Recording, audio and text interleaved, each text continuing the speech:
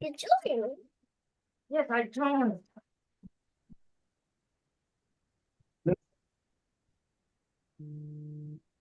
How are we going to do it? That's what mommy asked me.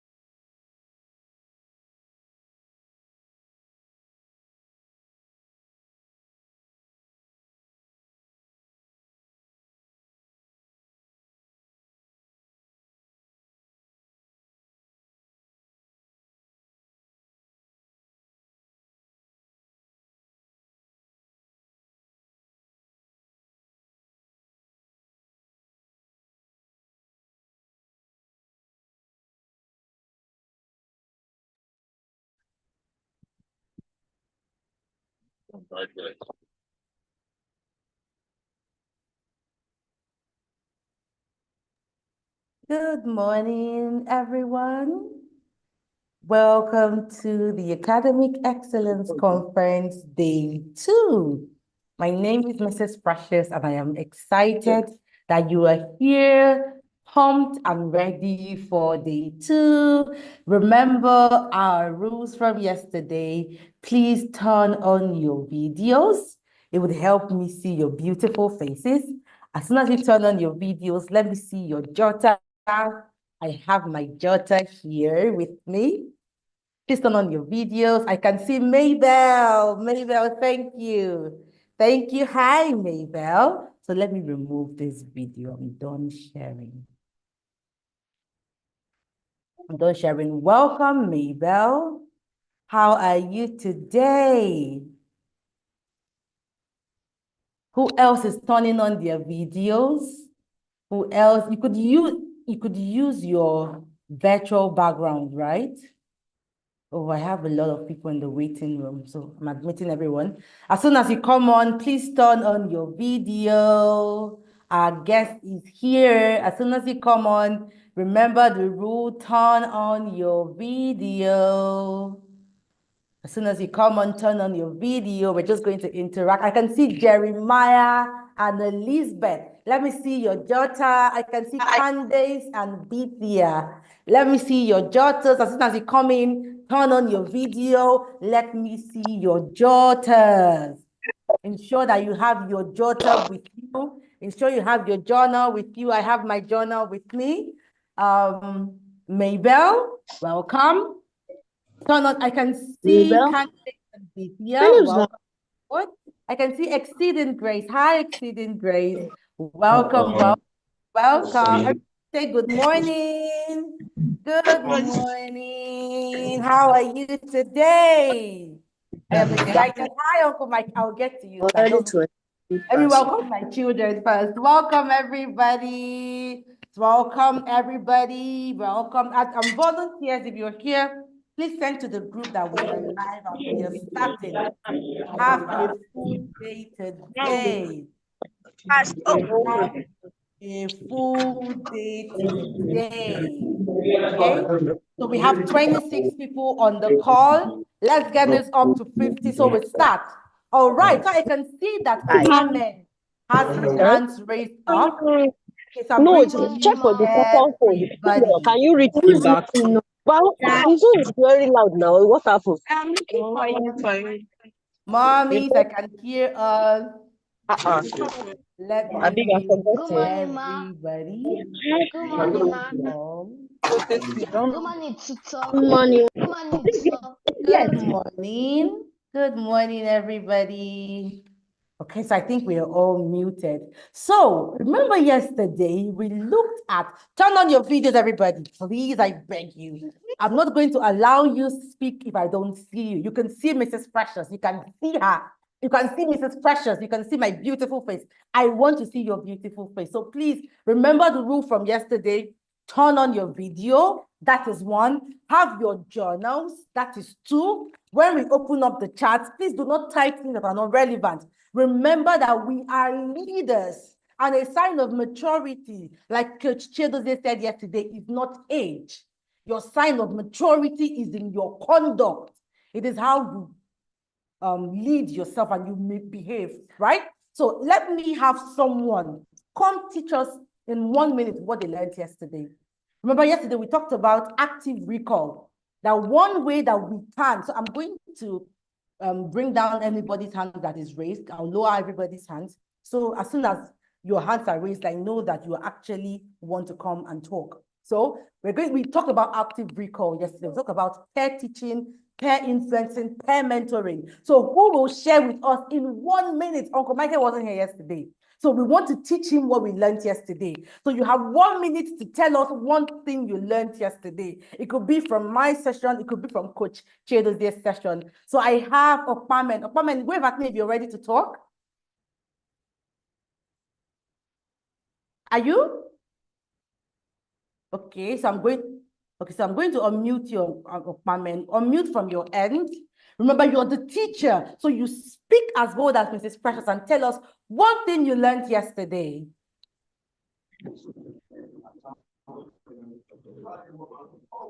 Akpamen, over to you, sir. Let us be swift. Okay. Good morning, ma. Yesterday, Uncle Eze taught us mindset. And he said Okay. mindset is the way we see ourselves and our abilities. And he taught us re-engineering the academic mindset. He said, Mhm. 1, identify mental barrier. 2, challenge negative thought. And 3, develop a growth mindset. Thank you, ma. Wow. Everyone, can we give a big, big clap to Akpamen? That's a good one. Thank you. Jeremiah and Elizabeth, are you ready? So what I learned yesterday is that when you Okay. you're doing something, you to break it down and have a actual timer in the front of you. That when if you are doing something for 30 minutes, for the first 10 minutes, you have a break and do something you like. Okay. That was the Pomodoro principle, right? That was the Pomodoro principle. Good job, Jeremiah. Candace and Brithia, are you ready? Let us have your response.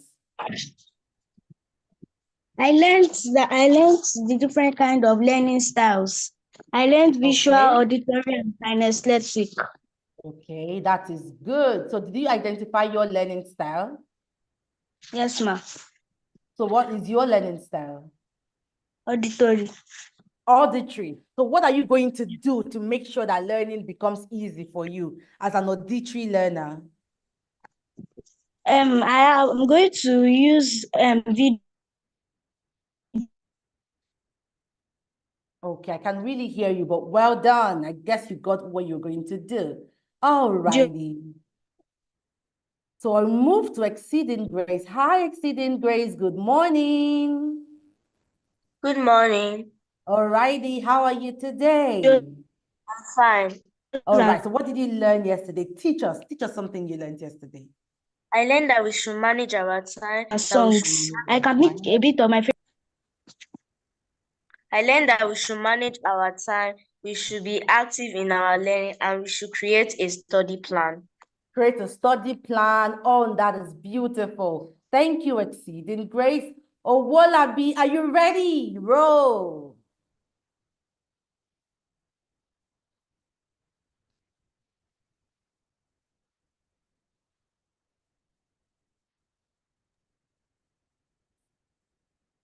Owolabi, are you ready? Unmute yourself from your end. I learned that our brains have billions of neurons in our head, and our brains are stretchy, that they can absorb a lot of things. Oh, that is good. Our brain is elastic. Our brain can stretch. Our brains are flexible. That means that they can absorb and learn things. Good job, Owolabi. I need 3 more people. We have 33 people on this call. You can tell me you can say something. That's not true.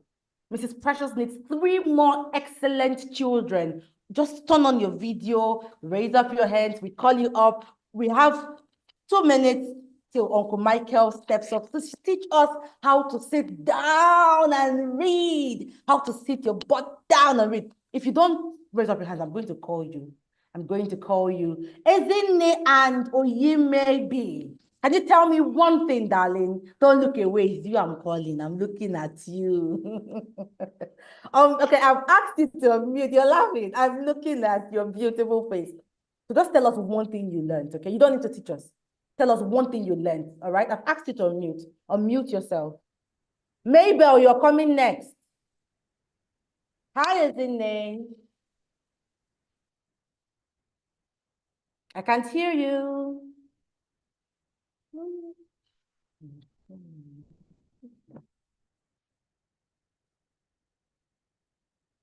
Okay, Ezinne, we can't hear you. Are you sure your audio is connected? So Mabel, I'm going to call you next. Mabel, are you ready? Now unmute from your end and tell us. Good morning. Good morning, Mabel. I actually wasn't in the class yesterday. Oh, you weren't in the class yesterday. Oh, that's fine. But at the end of the class, I've taken note of your name. You're going to tell me what you learned. So mute yourself from your end. Gabrielle. Gabrielle, are you ready? I can see two of your faces. I have one person's name on the screen. So just tell me one thing you learned. Okay? Just one thing. So I'm asking you to unmute. What? Good. One thing I learned was that the neurons go through the brain. Okay, the neurons are in the brain. Okay, that's a good one. So mute yourself. King Jaden, King Jaden. King Jaden, can you give me what you learned? Okay, so I'm muting you. Let us have what you learned. I Good learned morning, that Jaden. I learned that when you set your mindset, you also have to make an environment good for your mindset so that you'll be able to follow your mindset. Okay. No. You learned about your mindset. That is great. Last person. I'm looking at the names. Remember, I can only call you if your video is turned on. If your video is not turned on, I'm not going to call you. Remember we agreed yesterday. I can see Noel and Samuel. They are waving at me. Hi, Noel. Good morning, ma. Good morning, ma. Good morning, Noel. So what I learned that our neurons in our brains become stronger when we face these challenges. That is true.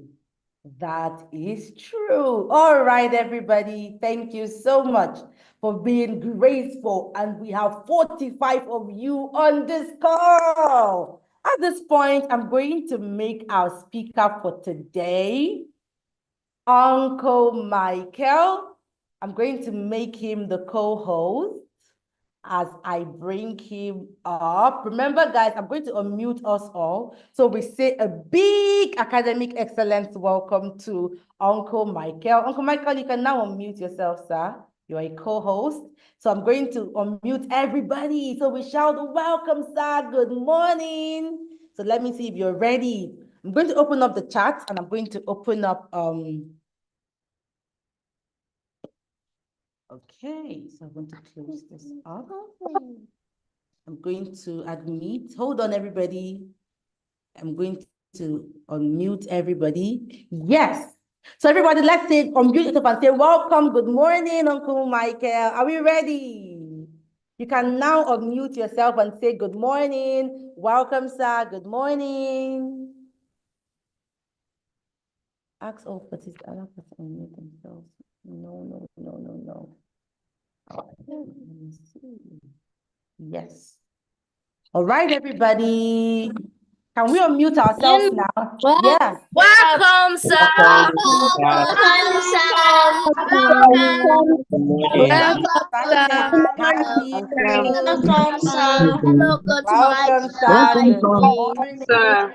Welcome, All righty. Welcome, sir. Welcome, sir. Okay. Uncle Michael, over to you. Good morning. Please unmute yourself, sir.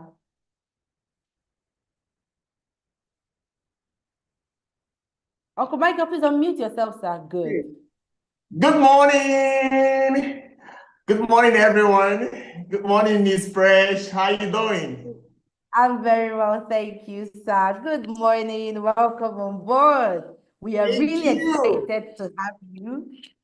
Same here. I'm so much excited to be here. I'm so much happy and grateful. I can see Mabel. I can see Jeremiah and Elizabeth. I can see Chijoke.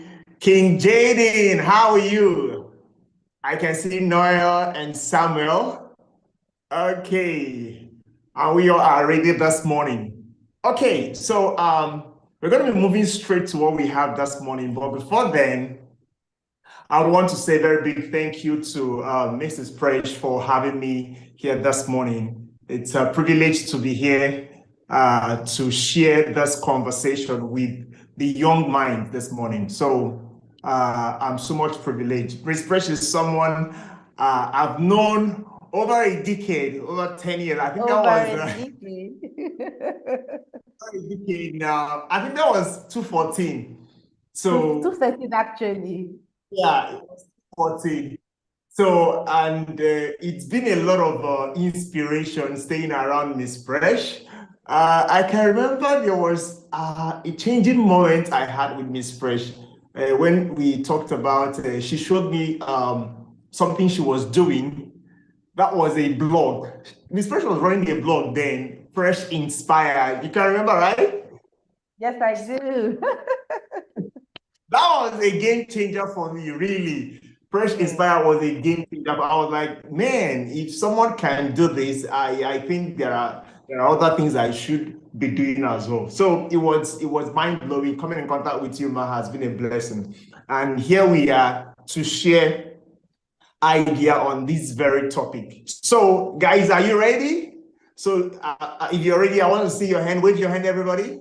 Wave your hand if you're ready. That's right. That's right. Okay, today we're going to be talking about how to sit down and read. How to sit down and read. Okay, so if you got what I said, you have your pen, you have your jotter. Let me see you wave your jotter and your pen. Wave it, wave it. You have your writing materials. You can wave it, just wave it. Good, good, nice one, nice one. Then good. So let's proceed.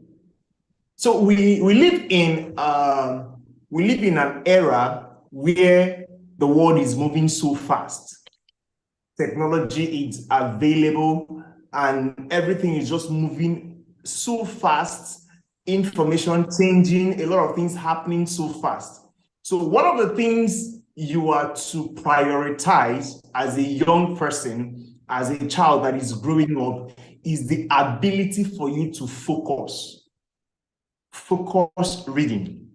In our fast-paced world where distractions are endless, mastering the act of focus in reading, it's very, very crucial. It's very, very important. So, because over the time, probably you are reading and probably you're very close to your device, maybe your phone or your laptop. Before you know what is happening, you get a notification. And from there, you just move from what you are doing to replying messages on your social media. And from there, you lose focus and you can't concentrate. So one of the most valued and treasured virtue every young person needs to imbibe in this age is the act of focus. Focus. When you get your mind channeled to what you are doing and you get it done. And we're going to be channeling that to what we have today when it comes to reading. So we're going to be talking about the importance of reading. Why do we need to read? Is it even necessary to read? Is it even important to read? Why do we say, why are we interested in knowing how to read? Is reading necessary? So number one, are you ready? Number one reason why we should read is because it is a gateway to knowledge, creativity, and personal growth. Reading is a gateway to knowledge, creativity, and personal growth. So when you know better, you do better. When you know better, you do better. And when you read, you know, you get more information, you get more knowledge, then you become creative. Now, when you are reading a particular material, you are actually getting the knowledge of the person that wrote that particular book. Guys, are you hearing me? Can you hear me? If you can hear me, wave your hand. Nice one, nice one. Good, good, good, good. So when you are reading a particular material, a particular book, you are gaining the idea of the person that wrote the book. That is the author. So you are in a kind of conversation with that person that wrote the book. So like I said, reading is a gateway to knowledge. So when you read, you know. The more you read, the more you know. The more you read, the more you know. Now, it's also served as a way you get creative.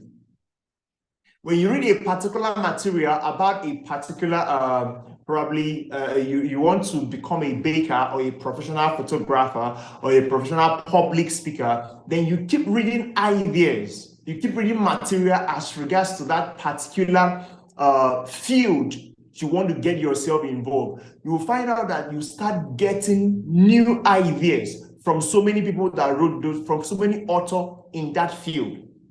For instance, you want to be a professional lawn tennis player, and you are studying someone like Serena Williams. You go online, download all her probably written documents, read it, read her biography, autobiography, read up, watch all her videos. You are gaining knowledge, you're gaining ideas, and you become more creative. Then also reading helps us in our personal development. Very important, personal development. Do everything as a young person, as a child growing up, to develop yourself. Do everything possible as a young person growing up to develop yourself. You have to take your personal development seriously. So I want you to turn to your friend, turn to your neighbor, tell your neighbor, develop yourself. Okay, the other person, speak to the other person, develop yourself. Good. Your personal development is very important. Now, your parents have done so much for you to give birth to you and give you a lot of leverage, put you in a very good school. In fact, for you to even have the opportunity to be in this training today on Zoom, it's a lot of privilege. So you've already received a certain level of leverage. Now, the rest of what your life becomes is solely dependent on you as a young person. So you need to take your personal development serious by reading. Then number two importance of reading is it's through reading that we explore new words. Through reading, we explore new words.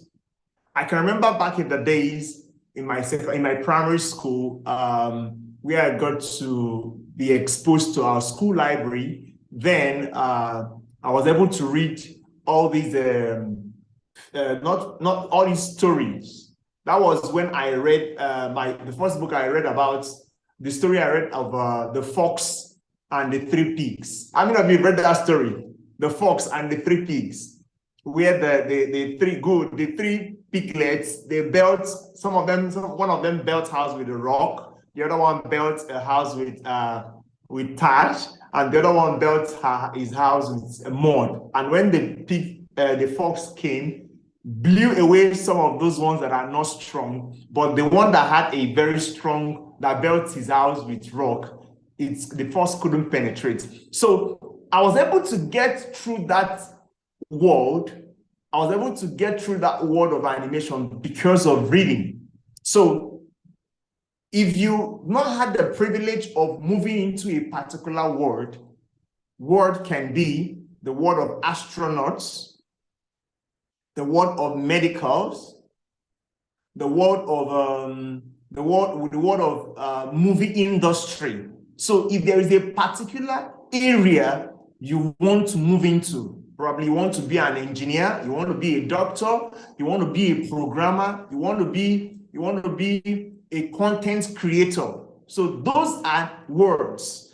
If you want to get into those words, for the fact that you are still a young person, you might not have the time to go there because you are going to school. One of the easiest way to get to those words is by reading the materials of those words. So you can go online, get materials about the astronauts, you can buy books around them, around astronauts, about content creation, read it. When you read it, you are stepping into those words. It's also reading also helps you to understand complex ideas, and develop the ability to think critically. So when you read, your ability to think critically is being enhanced, because you start thinking fast, you start thinking ahead of your mates. Can I tell you something? One of the ways to stay ahead of your peers is by reading. Now, when you read, you are gaining the ideas, especially when you read some books that will develop you personally. You are gaining ideas of people that are 10 years ahead of you, 20 years ahead of you, 50 years ahead of you. Now, some of these books, people that wrote them, they are dead. So you are gaining an age-long ideas while you are still young. So you find out that when you have conversation with your peers, when you have conversation with your mates, you are thinking very fast. Your ability to solve problems is heightened. So reading helps you to explore new words, helps you to understand complex ideas, and helps you to develop your ability to think critically. I want you to turn to your neighbor, tell your neighbor, read. Reading helps you think critical. Reading helps you think fast. Reading helps you explore new words. Reading helps you solve complex ideas. That's very good. So, but for many of us, we find this difficult because of the world we find ourselves. We find it difficult to concentrate. We find it difficult to concentrate and even finish one book. If I ask some of us that, how many of you have read any book this year? I won't be surprised if we've not actually finished one book this year. So it is not actually our problem, but we're going to be treating what's the cause of that problem, and we're going to know how to move away from that. Remember, our topic is the conversation is around how to sit down and read. So when we live in a time of distraction from social media, video games, so one of the things that causes distractions on especially young people, we have the social media, we have the video games. Some of you, they are your just friends, they are your friends. Probably the time you want to settle down and read, someone will just barge in. Imelda, there is this chocolate my dad bought for me. And from there, your attention is gone. You just wanted to sit down and just read probably 5 minutes. But from the distraction of your friend, your attention is gone. There are some of us, it's video game. PS4, PS5. You just have this game, Call of Duty. You want to complete this particular distraction. Some of us is social media. You want to read. And let me tell you this, I would advise, if you want to read, go for a hard copy. Go for a hard copy. Now, there are benefits going for a hard copy. One, a hard copy will allow you mark. You know what a hard copy is? So when I mean a hard copy, get a book. When you want to read a particular book, get the hard copy of the book. Now we have the hard copy, we have the soft copy. The soft copy is the one you read from your phone or from your device. Then the hard copy is the paper book. Something like this is a hard copy book. So something like this is a hard copy book. So if you want to read, I would advise you get a hard copy book because it's going to allow you mark. You mark the book, write ideas. Now it will allow you focus. When you read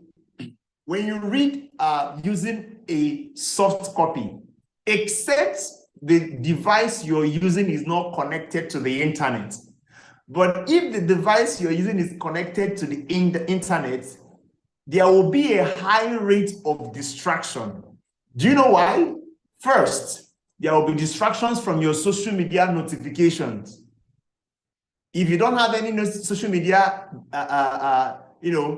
on that particular device, you will have distraction from notification from your search engines. They will pop up, and when they pop up, so some of those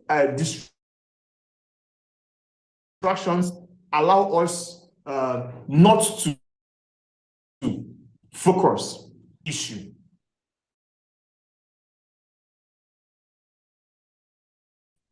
The power of focus, how to deal. Are we together? Oh. Can you all hear me? Oh, We can. Okay, can you hear me? We can hear you, sir. Okay. So let's look at this concept, the power of discipline and focus. So as a successful young person, you don't need motivation. What you need is discipline. You don't need motivation. What you need is discipline. Now, let me explain it. Some of you after this session, you'll be motivated. I want to read. That's beautiful. But then to sustain the reading, what you need is discipline. You can be motivated or stay focused. You won't achieve that. So the first step of overcoming not knowing how to read or not knowing how to sit down to read, the first step is to be focused and to be disciplined. To be focused and to be disciplined. I want you to write it down. Focus and be disciplined. Focus and be disciplined. So simply, what is discipline? Discipline is the ability to stick to a particular task. Keep doing it. Keep doing that part. You are disciplined to keep doing it. If you are committed to read a particular page of a book before you go to bed, stick to it. Even when you feel like not reading, read. If you are committed to, if you at the end of today, you made up your mind to read at least 2 minutes a day, stick to it. Even when it feels probably you are so tired, you don't even want to read, or you came back late, probably from the chores or something happened. But make sure you stick to it. So that's discipline. Then focus is the ability to channel your energy. Channel your energy. Someone can be in a particular probably location or discipline to do a particular thing, but they are bodily present, but their mind is not there. So focus talks about your mind and your energy being there. So let me tell us practical steps on how we can sit down and read. Practical steps on how we can sit down and read. So number one is to create a reading schedule. Create a reading schedule. That's number one. You have to create a reading schedule. So just like every other activities that goes on in your school you have a timetable. You have a timetable that you follow. So the same way you should create your reading schedule at home. So if you come to your room, you can draw out your reading schedule that today I'm going to be reading 1 page of a book or 1 leaf of a book every day. So that's a schedule. You create it. And my reading should come from this time to this time. Put it as a timetable, paste it in your room, paste it in front of your wardrobe, paste it where you can always see it. At 8:05 p.m., I am to read 1 leaf of a book, or I am to read 1 page, or I am to read 1 chapter. So create that schedule. That schedule will help you whenever you come into your room or whenever you are walking past, put it in a place where you can always see it. Put it in a place where you can always see it. Paste it there. Paste your schedule in a place where you will always see it, because it helps you to it serves as a reminder. Probably you are trying to get distracted. When you just walk past, probably this is your passage or your room, you are getting distracted. Immediately you walk past the passage, you are seeing your schedule on the wall. Just be like, okay, let me do this. So pasting it in a place that you always move around, or a place that you will always see it, helps you to remember. Then number 2, choose the right environment. So like I said, number 1 is to create a reading schedule. Then number 2, choose the right environment. Not every environment is conducive for you to read and assimilate. So if it is a corner of your room, or if it is just a place that is conducive, a place where you'll be comfortable. You can't tell me that you want to read and you take your book to the sitting room where everybody is watching movie and you'll find that you're reading. It can't work because the environment is not conducive. People are distracted. People are watching the movie and you are reading. You can't concentrate. You will even be distracted by the movie. So it's very important that you choose a right environment. Find a quiet place, free from distraction. Your environment plays a crucial role in how you can concentrate. So if you stay in a very rowdy environment, some persons might not concentrate in a rowdy environment. For someone like me, I concentrate more when the environment is calm. So when the environment is calm, I have calmness in my spirit and I can focus. So choose a good environment that works for you. If it is close to a corner of your room, you can just stay there. Or in some persons, there is a place in your room or your house that is labeled silent zone. So if you can create a corner of your room and label it silent zone, maybe a corner of your room, you can have your book stacked there. Then you have a mat on the floor there or a fluffy foam, keep it there, label it silent zone. Keep books around it, keep flowers around, just the corner of your room. So that whenever you step into that environment, your whole body will tell you, or your whole system, your whole system will tell you, okay, right now, I'm about to read.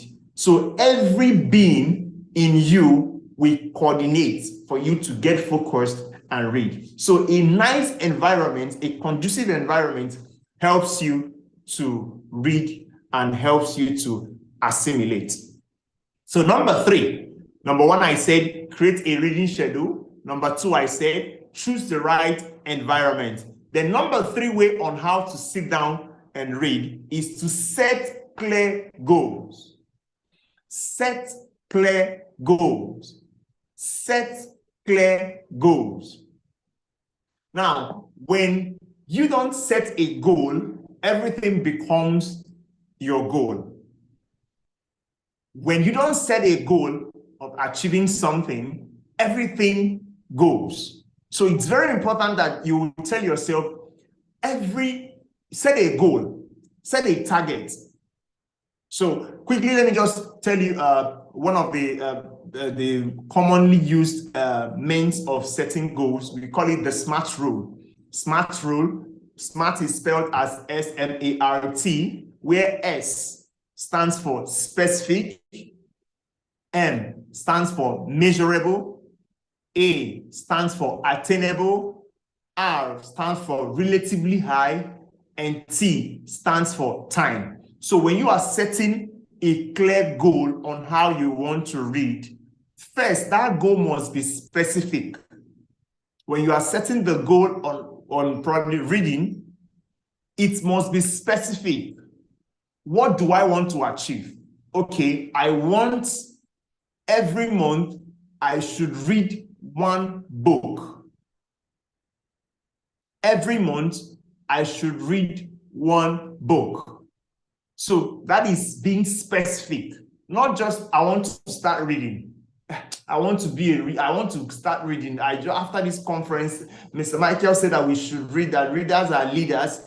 by so doing, I want to start reading. No, you have to set a clear goal, specific. Your goal should be specific. Then the M there, measurable. You should be able to measure your goal. So any goal that is not measured, that's not a goal. You should measure your goal because it will help you know if you are progressing or you're declining. So, for instance, at the end of the month, you should be able to know, okay, was I able to finish one book? Are you getting what I'm saying?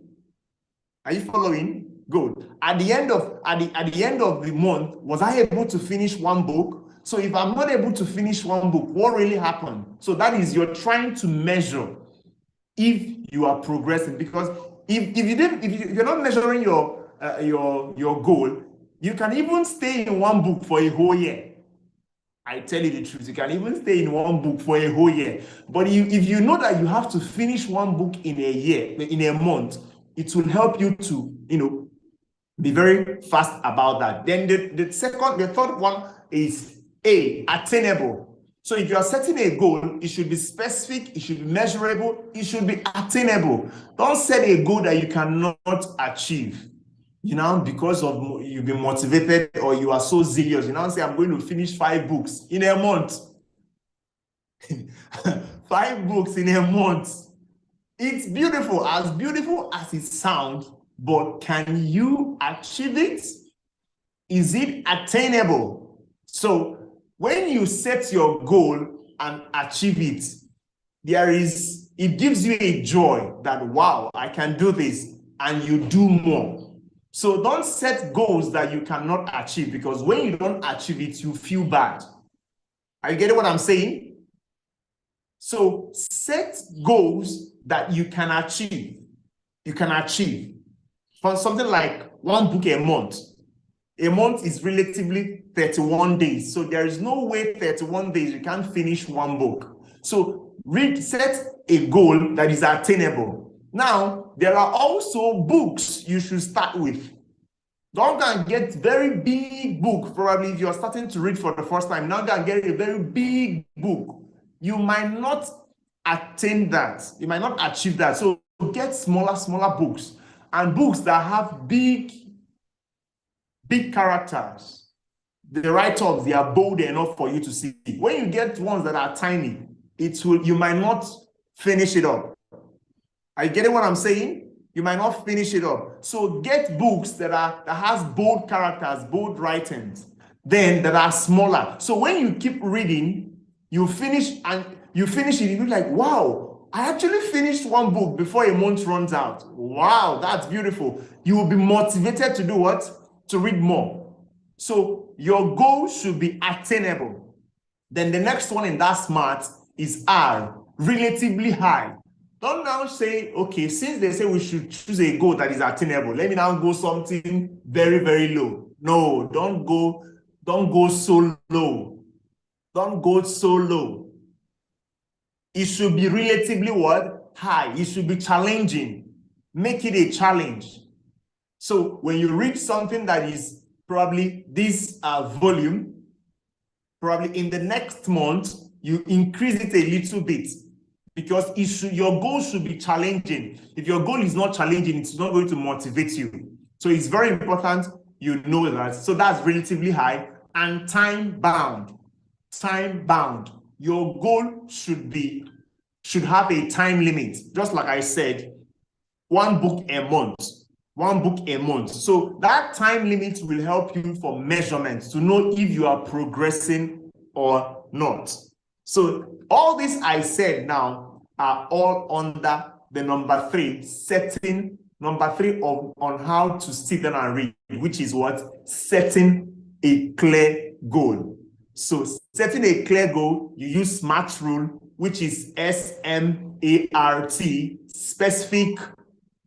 specific, measurable, attainable, relatively high, and time bound. Then the number 4 way on how to sit down and read is what I call start small. Start small.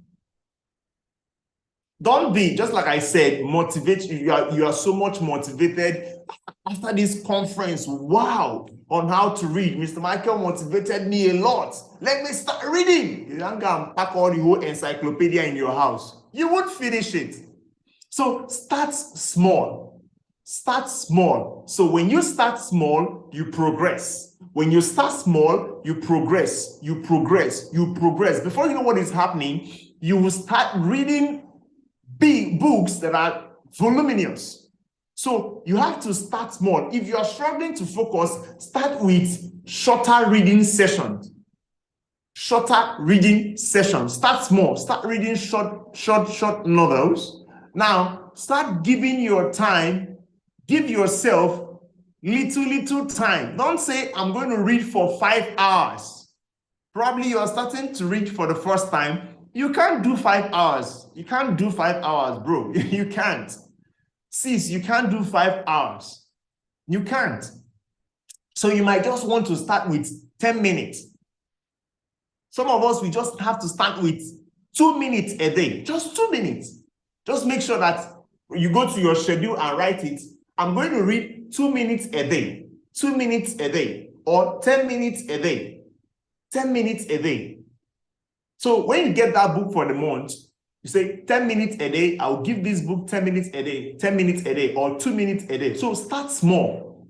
Don't get hard on yourself. I'm going to read for 5 hours. At the end of the day, you might not have that. You'll be bored. Are you getting what I'm saying? So take it small. Take it little by little. The number 5 on how to sit down and read is take break. Take breaks. Take breaks. Take breaks. Just take a break. So when you read, you take a break. When you read, you take a break. The brain can only focus for so long. It needs rest. There's what we call law of diminishing return. When you do something over and over and over without taking a break, you will feel saturated and you will no longer learn. The ones you've learned will start moving out. So when you read, you take a break. Are you getting what I'm saying? So don't do 1 hour stretch. Don't do 3 hour stretch. So when you read, you take a break. Taking a break helps you to recall. Taking a break helps you to assimilate, because it's not all about reading. You also need to assimilate and put that you read into practice. You also need to assimilate and find a way you can apply what you've read in the real life situation. Probably you read a book on how to smile, good personal relationship, on how to smile, and you're just reading. No, you have to pause, take a break, apply that smile with your friends. You've decided that today I read a book and the book is talking about how to smile, but I'm always meant to keep a smiling face. You don't just read it and close it. You read it, pause, apply it in your day-to-day activities. You're going to make a decision. Okay, today I'm going to be smiling. I'm not going to be angry at anybody. I'm going to keep a smiling face. But you don't do that. You don't achieve that if you just read without taking a break. So taking a break helps you to assimilate. Taking a break helps you to apply what you've read into real life situation. Then number 6 is reflect and review. Reflect and review. So number 6 way on how to sit down and read is reflect and review. After reading, take a few minutes to reflect on what you've read. After reading, take a few minutes to reflect on what you've read. I call this digest. Digest what you've read. After reading, just take a few minutes, digest what you've read, summarize the main points. Then you can even choose to discuss with someone, just like Noel and Samuel. Probably after you guys are done, probably if you are reading the same book in a month, you can just finish reading the book and you just not finish reading the book, probably finish reading for that particular day. You can say, Noel, what's up? So can we discuss what we've read? So that point of discussion, you are reflecting, you are reviewing. Do you get? You are reviewing. Maybe Gabriel and Gabriela can review as well. We can even have a Zoom. Do you know we can even have a Zoom conversation on book review? For instance, the way we all are here, we can pick a particular book that we are going to read for a week, and we read a particular chapter. And when we are done, probably we schedule a time, we all come on Zoom and have a review. So what it does is that it boosts your morale and also boosts your interest in reading. Then it helps your assimilation. It helps you to assimilate, what you've read. You internalize it. Then it helps you to apply what you've read. Then also it helps you to get more ideas from other people. It helps you to get idea from Jason, helps you to get idea from Gabriela, helps you to get idea from Gabriel, helps you to get idea from Jaden, helps you to get idea from Chijioke, even Noel and Samuel. So when you read, reflect, and review, it helps you to digest what you've read.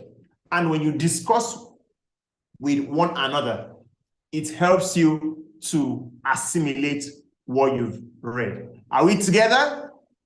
So if you're with me, can I see wave your hand?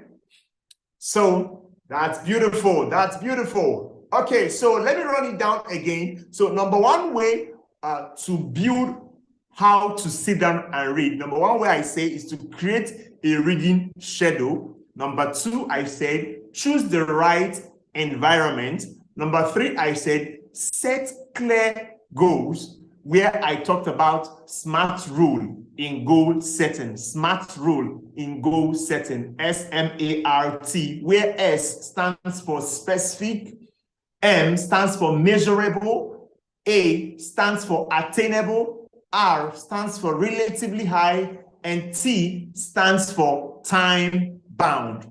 Then number four, I said on how to sit down and read, I said start small. Don't be motivated, overly motivated that you can stockpile yourself with a large number of time in reading and also big books to read. You will get tired and bored. So start small, then you progress. Then number five, take breaks. Take breaks. Take breaks. When you read, you pause to assimilate, to internalize. Don't just read. You're going to get tired.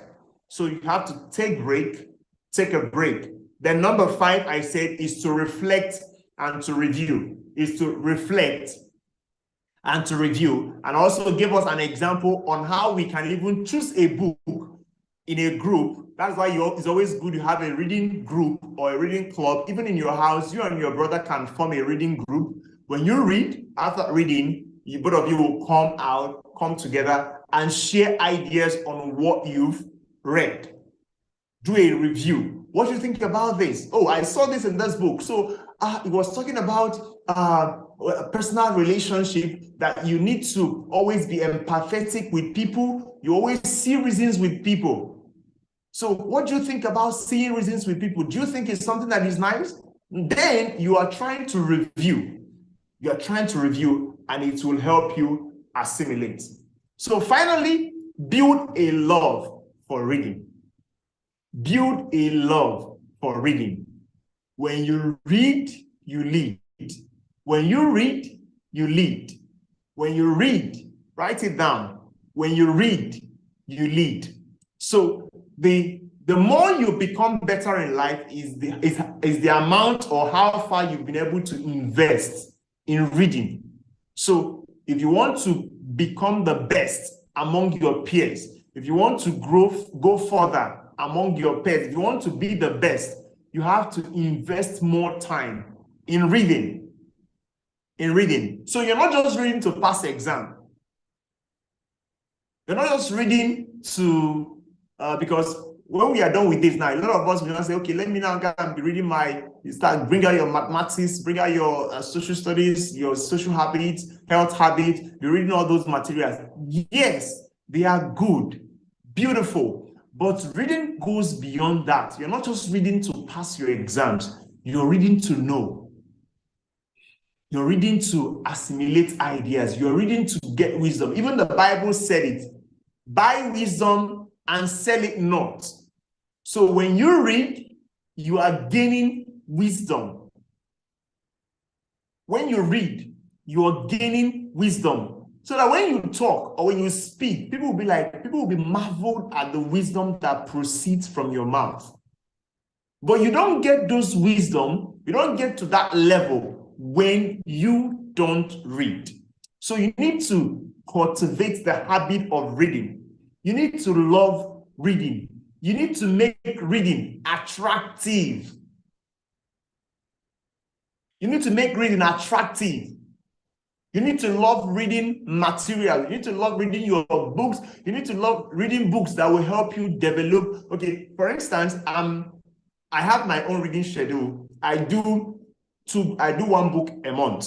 I do one book a month. Candidly, this month of August in my church, we have what we call our monthly declaration. And this month of August was declared by my man of God as our month of personal growth. And I took out time to invest in myself. So I started doing one book a month. And this month, I'm going to show you the book I read. I read this book. This is Atomic Habits by James Clear. I read this book this month of August, and I'm on this one too. This one is How to Win Friends and Influence People. Very nice book. I'm already reading this one this same month, and I've learned a lot from these two books. Remember, I told you from the beginning, I told you that when you are reading, you are developing yourself, you are taking your personal development seriously. So you have to love reading. You have to make reading attractive. As a matter of fact, one of the ways to make reading attractive is join a group or stay around people that reading is normal for them. That is why they always say that you are the average of 5 persons around you. If the 5 persons around you, if all your friends, they steal, you will start stealing. If all your friends tell lies, you will start telling lies because you are the average of 5 persons around you. So any habit you want to build, you need to go closer to people that habit is their normal routine. For instance, some of us, you don't drink water. Hello, can you hear me? Can you hear me? If you can hear me, let me see with your hand. Good. So some of us, we lack the habit of drinking water. So, but when you come in contact with people that love drinking water, you find out that you start drinking water. Water is very good for your health. So the idea is get close to people that love reading. When you get close to people that love reading, you will find yourself loving to read. Now, can I shock you? This thing I just explained now, I got the idea from this book, Atomic Habits. So, and I couldn't even have this idea to even share with you if I have not read this book. So it's very important. Reading is very important. It makes you spill out profound wisdom.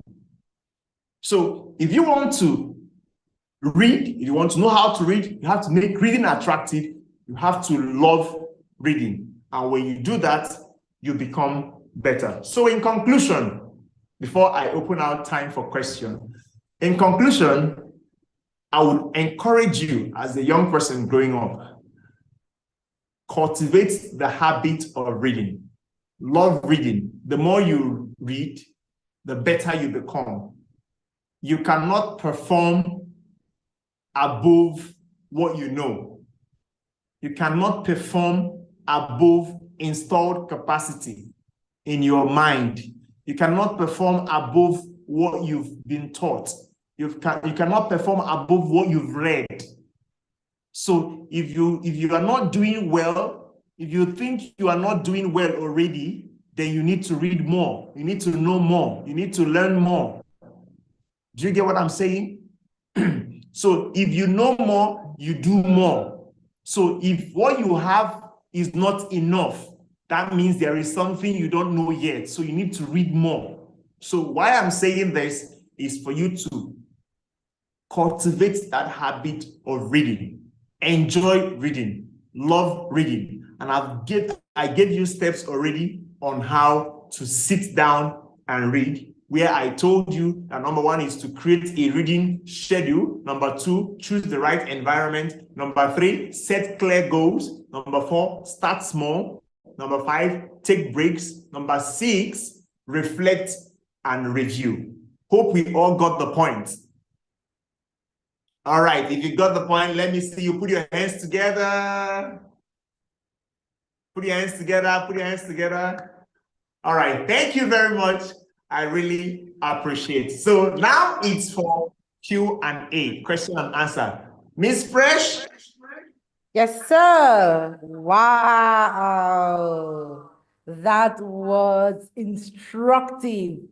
That was instructive. Thank you so much, sir, for a good job. You did justice to the topic. So everyone, I know you have a barrage of questions. Sir, how do I love reading? They're already raising up their hands. Sir, how do I set my SMART goals? I know we have questions. I already see it. Thank you.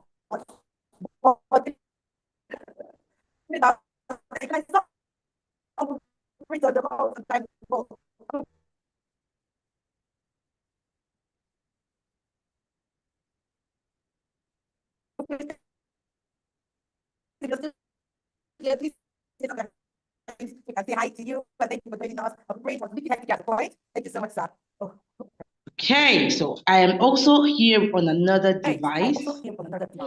Yes, the other one I can be heard. Uncle Michael, can you hear me here? Yeah, I can hear you here. The other one is breaking, but I can hear you now. Okay, fantastic. Let's work with this. Until that one comes back. Okay, so I have 6 people who have their hands raised, Treasure.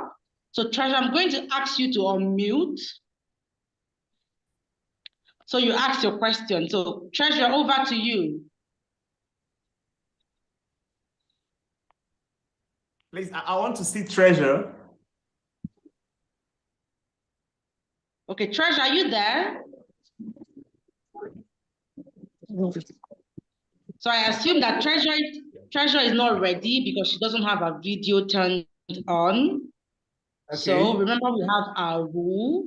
So I'm going to mute you, Treasure. I'll go over to Gabriel and Gabriel. Are you ready? Yeah. How do we build a love for reading? Okay, you said question number 1, how do we build a love for reading? I believe that. So Uncle Michael, let's take all the questions so they are not repetitive. Okay. So I'm taking it down now. A love for reading. Okay. Gabriel and Gabriela is asking, I love your name. He's asking, how do we build a love for reading? Thank you, my darlings.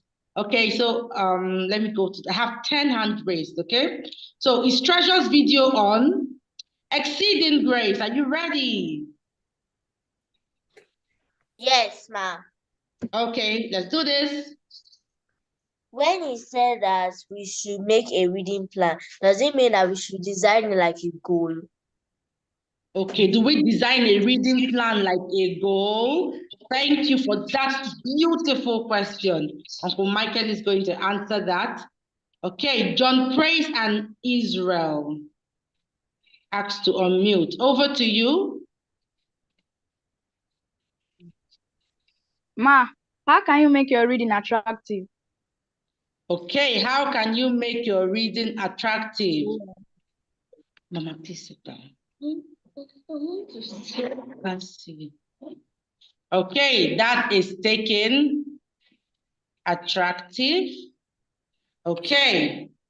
Let me go back. Once I take your question, please bring down your hand, okay? So let me lower the hands of Sajato IG. I know that is probably your parents' name, but I'll ask you to unmute. Ask your question, please. First of all, tell us your names. My name is Jato Iyama. Okay, Jato Iyama. What's your question?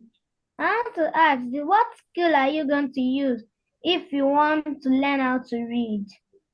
What skill are you going to use if you want to learn how to read?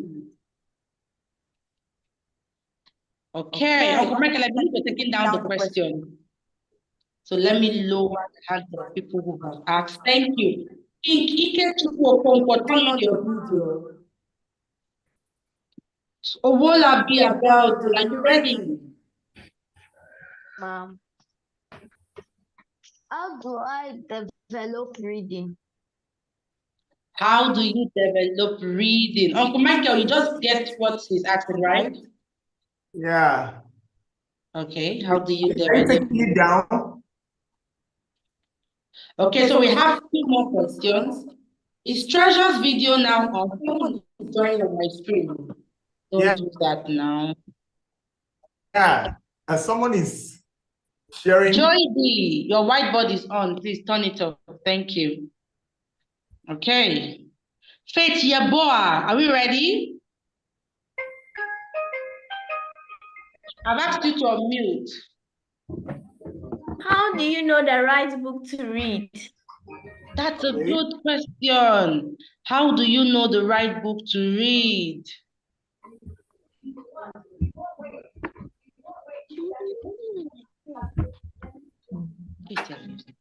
I think Gabriel and Gabriela they have a question. Okay, they've asked already. They were the one they asked first. Okay, or how quick Christabel. So I've asked to unmute you.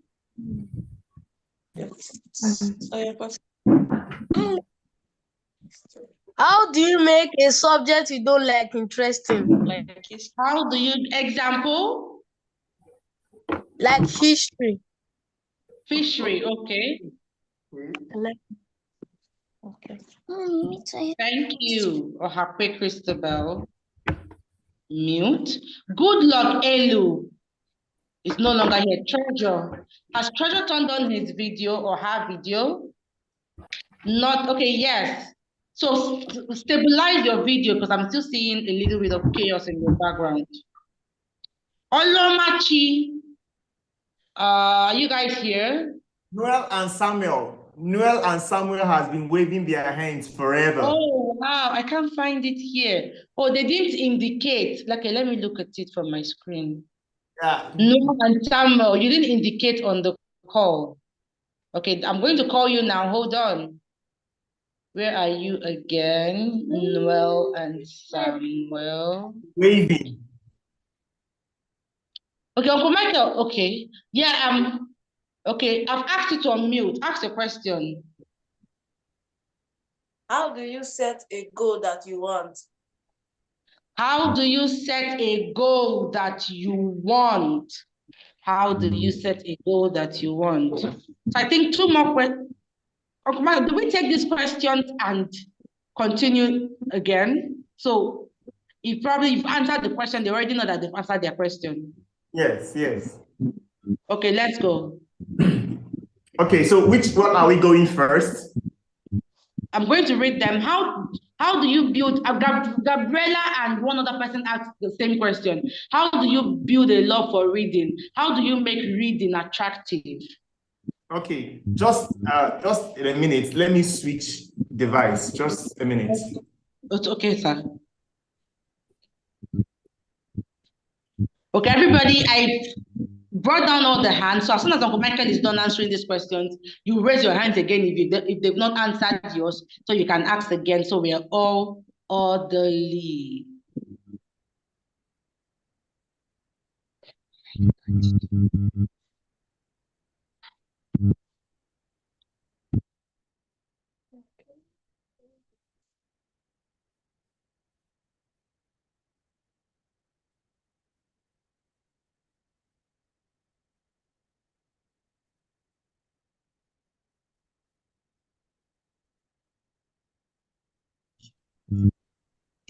Okay. Can you all hear me here? Yes. Okay, beautiful. Yes, on.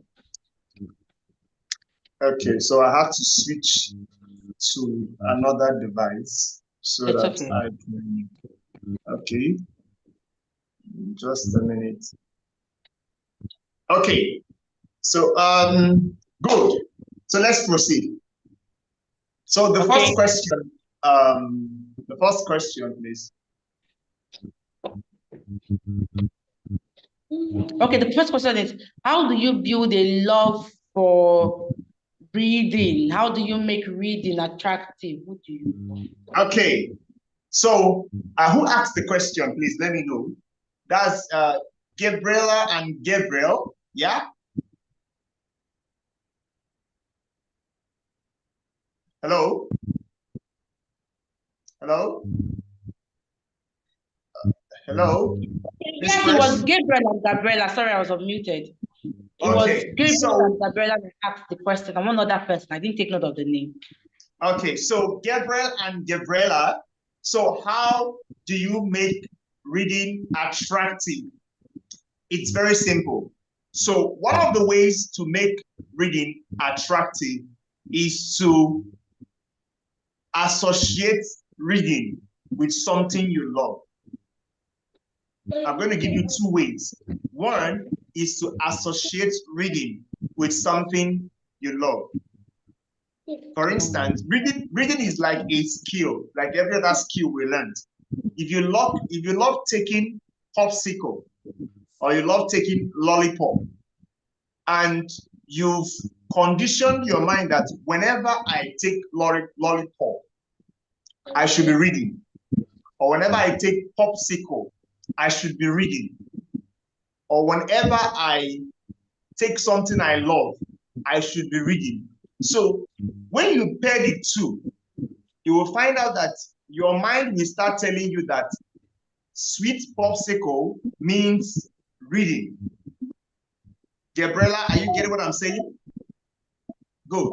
So it tells you that whenever you say popsicle, you say reading. So by you loving popsicle and merging what you love with reading, reading becomes attractive for you. That is number one way. Pairing what you love or what you're really attracted to with reading. Then the number two way is by reading what interests you. For instance, at your level now, what you should be reading is probably cartoon, or read a book that has so much of cartoons in it, good colors and all. Am I right? That you read about PJ Masks and all. That is what you love reading now. So one of the ways to make reading fun and attractive for you is start reading those things you love. You love PJ Masks, get materials on PJ Masks, you get books on PJ Masks. You love Spider-Man, you love Batman, you love a lot of it. Read the books, read those books. When you read it, because they have the movie part of it, they also have the book part of it. So when you go get the book and read, you love it, you are attracted to it naturally. So when you see the book, you have that passion. Oh, let me go and read. Oh, that's Batman. Let me go and read it. So by so doing, you start loving to read. So if you just go and get, for instance, at your age, if you go and get this book now, I want to read this book, you will not understand it. You will not understand it. Even if you do, at some point you start getting tired and bored. But when you start from the things you love cooking. How many of you here, you love cooking? Good. You love cooking. Okay, Gabriel, who is Gabriel? Gabriel, raise your hand, let me see. Gabriel, good. Gabriela, let me see your hand. Okay. So if you love cooking, you can start reading books on how to cook. That thing you love will always attract you to read. So one of the ways to make your reading attractive is read what you love. Read what you love. Reading becomes attractive for you. Now, pair your reading time with what you love, reading becomes attractive for you. So when I say read what you love, reading becomes attractive. Pair your reading with what you love, reading becomes attractive. The pairing, I give an instance. If you like popsicle, you like lollipop, whenever you take those things you love, if you like ice cream, whenever you are taking it, make sure you have a book so that your brain will record it that ice cream means reading, popsicle means reading, lollipop means reading. Then the second part of it is read what you love. If you love cooking, read materials on cooking. If you love photography, read books on photography. Naturally, your body will start giving in to reading those materials and you will see yourself reading. So that is how you can build love and make reading attractive. Gabriel and Gabriela, did you get that? Okay. So next question, please. Next question, how do we set goals for reading? How do we set goal for reading? For reading. How do we set goals for reading? Then another one was that how do we develop a love for reading? Talk about that. How do you know the right book to read? Okay. How do we set goal for reading? Then how do we know the right book to read? Yes, sir. Did I get that? Yes, you did. Okay. Okay. So first I will take how do we set goal for reading, and the next one I will take is the right book you should pick. So like I told you, in setting of goal in reading, I talked about SMART rule in goal setting. So for instance, you want to read a book, probably Batman series, and probably Batman series has 5 episodes in it. So you can take that 5 episodes and split it into 5 days of the week. I'm telling you how you can build goal on reading. So you've already told yourself that my goal is to read these 5 series, is to read the Batman series. That is your goal, is to read Batman series. My goal is to read this particular book. Now you break the series. If it is 5 episodes in that series, you break probably the 5 series into 5 days of the week. Day 1 is for episode 1. Day 2 is for episode 2. Day 3 for episode 3. Day 4 it's for. So in setting of that goal, there was when I was teaching you on how to set goals, I taught you about SMART rule in goal setting. SMART rule. Let me write it bold. SMART. SMART rule in goal. I don't know if this is bright enough, but okay, just let me use marker. Let me make it SMART.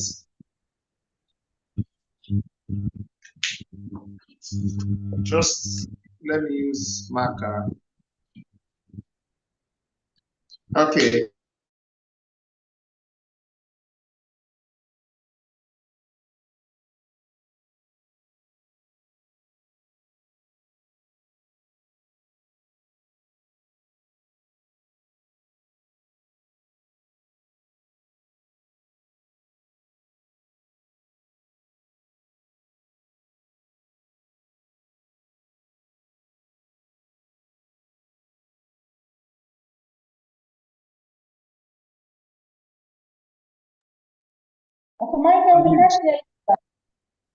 Can you hear me now?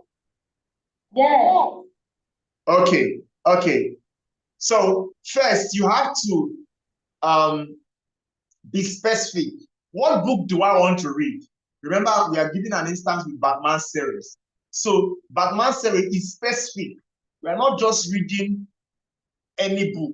Okay, let's read. You just go and pick a book. Some of us, whenever for instance, after this session now, you just go to your house and pick any book and start reading. No, it's beyond that. You need to find a book and stick to it and finish it. So you have to be specific. So we are reading Batman series. Then you break that Batman series. Second part of it is the M, measurable. So we break that Batman series that is 5 episodes into 5 days of the week. 5 days of the week. Day 1 is for episode 1. Day 2 is for. So we are trying to measure it. Then the third one is attainable. Those episodes, hope you are able to finish it in 1 day. Are you getting what I'm saying? That is setting goals. If you set out to finish 1 chapter a day, can you finish 1 chapter a day? If you can't finish 1 chapter a day, why not do 1 page a day? Okay, so I get that, Miss Fresh. I got that. Thank you. So relatively high, it should be high. Don't make it so low. Then time bound. You should also make sure that there is a time allocated to what you are doing. You should not just be reading. There should be a time frame. That is how you set goals in reading. Then someone else asks, how do I know the right book to pick? How do I know the right book to pick? Simply, what do you love? What do you like?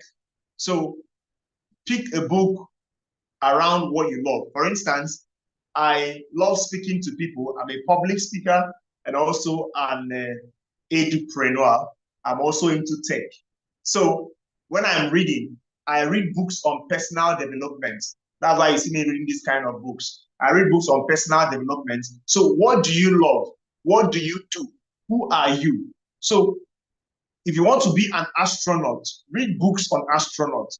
If you want to be a makeup artist, read books on makeup artists and artistry and the rest of it. If you want to be a photographer, read books associated with that. So what you want to be and what you want to do determines the kind of materials you read. If you want to be a leader, every one of us here should be a leader or is expected to be a leader. So you read, but first, start with what you love. Start with what you want to do.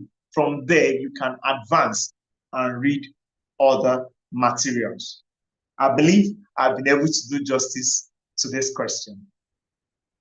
Okay, Ms. Fresh. Hello, Ms. Fresh. You have, sir. Yes, you have. Okay. Thank you so much, sir, for empowering us. Let me turn off. I have to. I appreciate. So thank you so much, sir, for empowering us with so much knowledge that we can run a lot of questions. Hopefully, we could make our time to take more of the questions. But now I want us a quick water break. I want you to stretch your body. Room. I want you to use the convenience. We'll be back in 5 minutes with Counselor Udemobong. So don't log out, just be on your screen. We'll just take a water break, go and stretch your body. Stretch your body, take a sip of water, get your snacks. Counselor Udemobong is going to come to counsel us, to mentor us, and tell us how to choose a career of the future.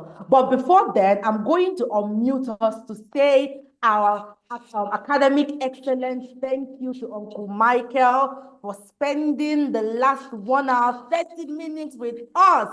So everybody, you're muted, unmute yourself and say, thank you, sir. Thank you, sir. Thank you, sir. You're welcome. Everybody, let's get Thank you, sir. Thank you, sir. Thank you. Thank you, sir. Thank you. Thank you, sir. Thank you, sir. Thank you, sir. Thank you, sir. Thank you, sir. Thank you, sir. Thank you, sir. Thank you, sir. Thank you, sir. Thank you, sir. Thank you, sir. Thank you, sir. Thank you, sir. All right, thank you very much, sir. So, guys, you have 5 minutes to go stretch your body. Our next speaker will be with us in the next 5 minutes. Uncle Michael will see on the other side. Thank you very much, sir. Any last words, sir?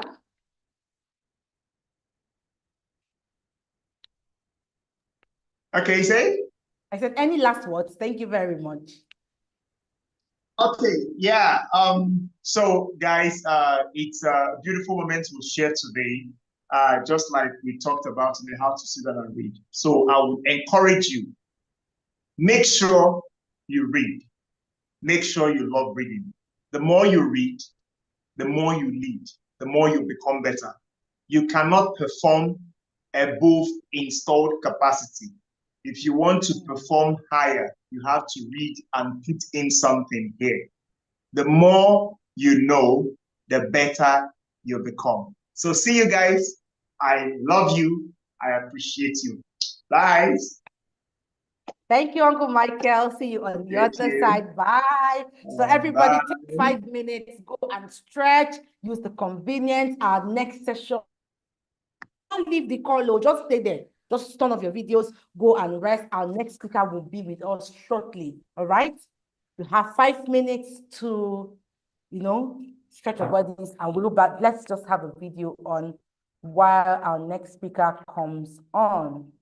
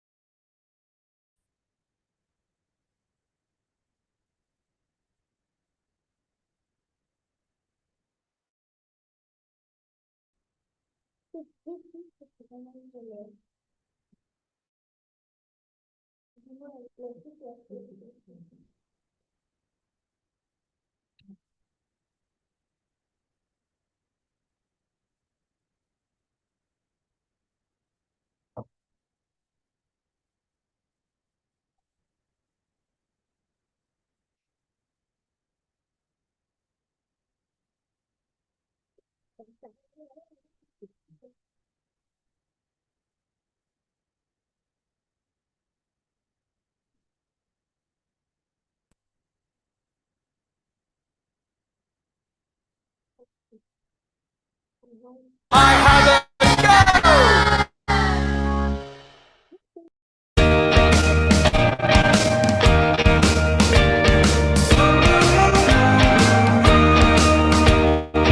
neuron is a cell of scientific fascination.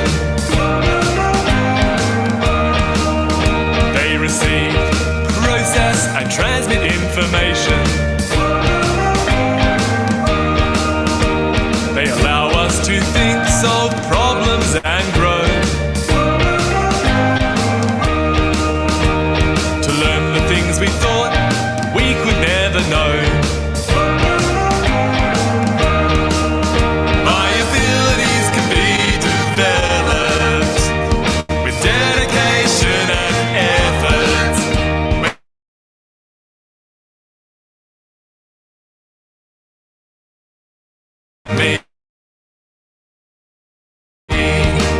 Our brains have billions of neurons in a busy constellation,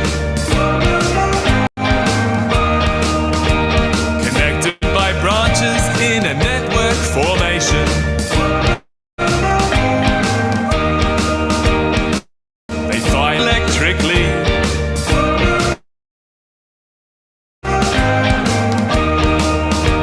creating every feeling, thought and memory.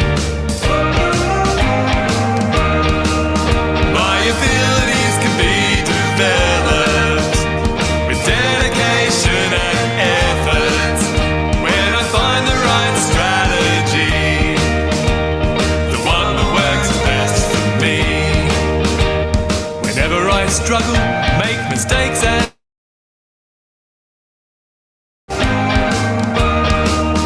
I'm creating and strengthening my neuron connections, stimulating my brain and making it grow.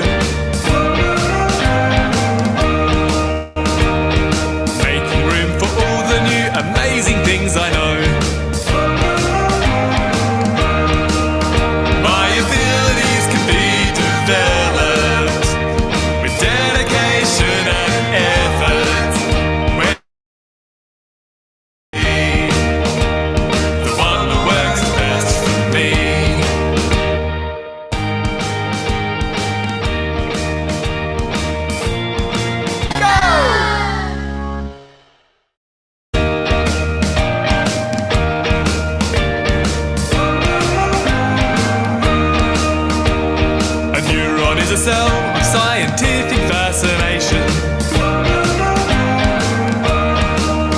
They receive, process, and transmit information. They allow us to think, solve problems, and grow.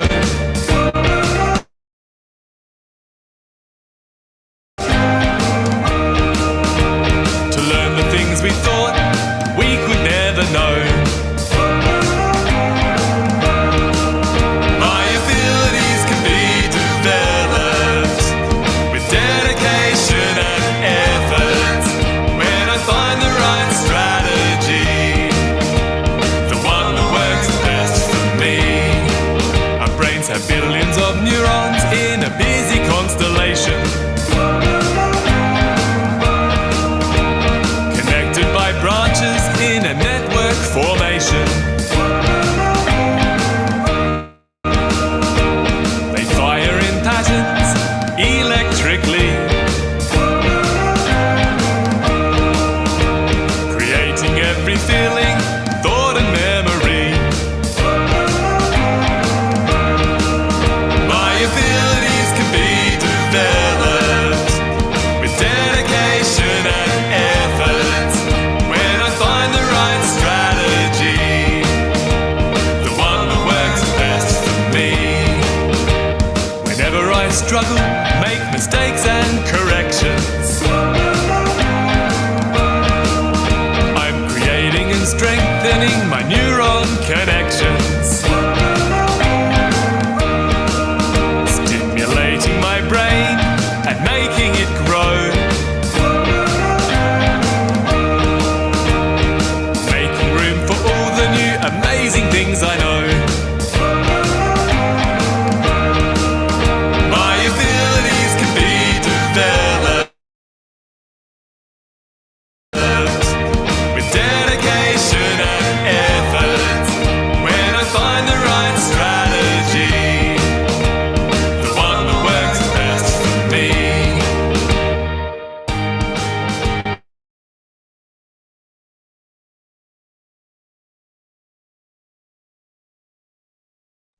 All right, Exceeding Grace was dancing. I caught you. You're such a beautiful dancer. All right, everybody, come back, come back, come back, come back. Turn on your videos. I hope you had a beautiful time in the last class that just ended. I hope you had an exciting time. Like we did at the beginning of this session, I want 2 people, right, to teach us. I want 2 people to teach us. Before we move to Ms. Udemobong's session, I want just 2 people to, I already see my people. King Ikechukwu, turn on your video. Remember the rule? The rule is that we need our video on. Okay, so I can see Jody. Everybody turn on your videos. Show me your, in case you've gone for a water break and I can't see your jotters. Show me your jotters. Show us your journals, your pen. Thank you, Exceeding Grace. Who else? Thank you, Jody. Who else? Thank you, Noel. Thank you, Faith and Esther. Thank you, King. Thank you, Olomati. Thank you, Good Luck. Everybody turn on your videos. Thank you, David. Thank you to the Jatos. Champ Montessori, can you change your name so we know who we were talking to? Alrighty, welcome everyone. Volunteers, please let's get to the group. Tell them that we are live. Please tell everybody that we are live and we're ready to roll. So we have the 50 of us on the call at the moment. Let's get the room filled up. Okay, so let me unmute. King Ikechukwu, are you ready? Are you ready to tell us one thing? So let's keep it very short so we don't eat into our counselor's time. So please unmute, tell us what you learned. Teach us, I want to learn.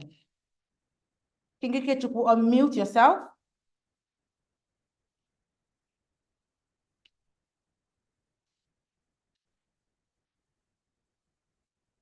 Okay. While we wait, Exceeding Grace, are you ready? Let's go.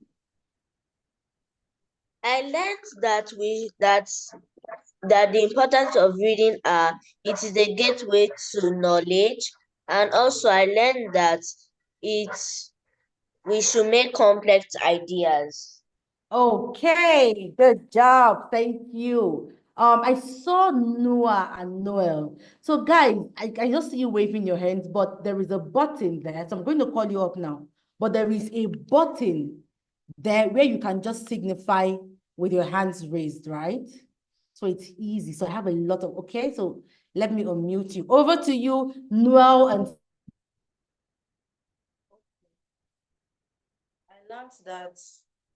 I learned that the reason why we should use hard copy is to allow us mark and to allow us focus, and that we shouldn't be distracted about social media and video games and all. Okay, so what did you learn? Sorry, we didn't hear you initially. I said that I learned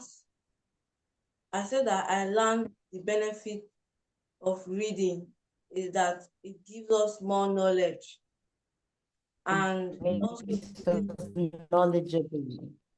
Also the reason to use hard copy is that it makes us focus and not be distracted. And disciplined. It makes us focus and ensure we're not distracted. That's a good one. Thank you. Please mute yourself. Jody, are you ready? Yes, ma. Good morning, ma. Wow. Okay, let's roll. Did you learn? I learned about the power of discipline and focus. And I also learned about the reason you should cultivate the habit of reading. Okay. Yeah, boy. Are you ready?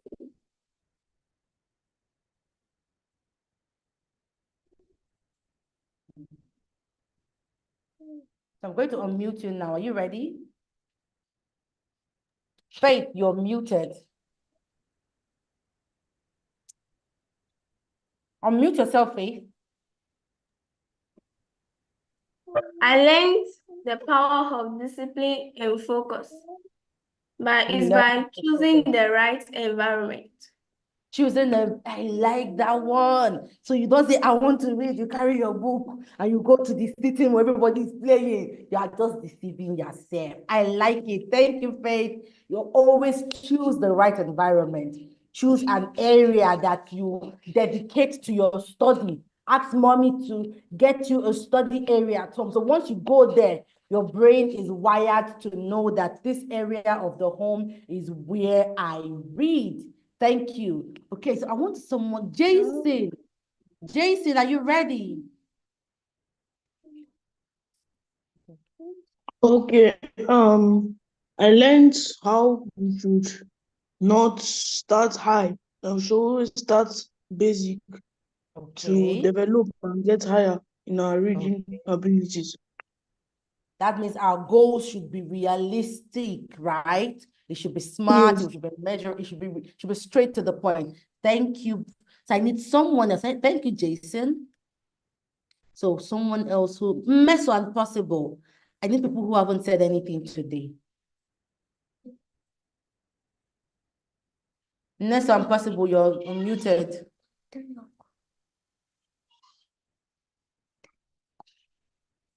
All right, you Meso and Possible.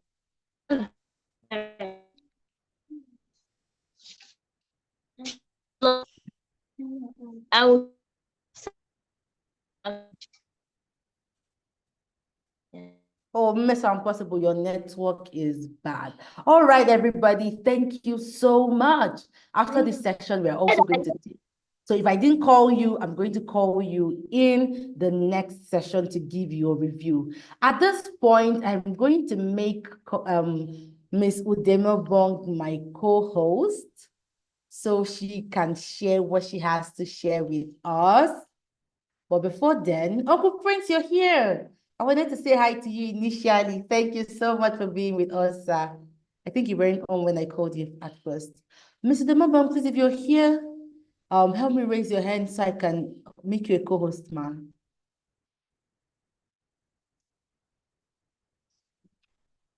Oh, wow. Is she out of the call? And search. Okay, she's still here. Okay, Ma, I've seen you. Don't worry. Make co-host. Make co-host, yes. So you now have a co-host, right? Good morning, Ma. Thank you so much. And I have muted you. Good morning. Thank you so much for being here.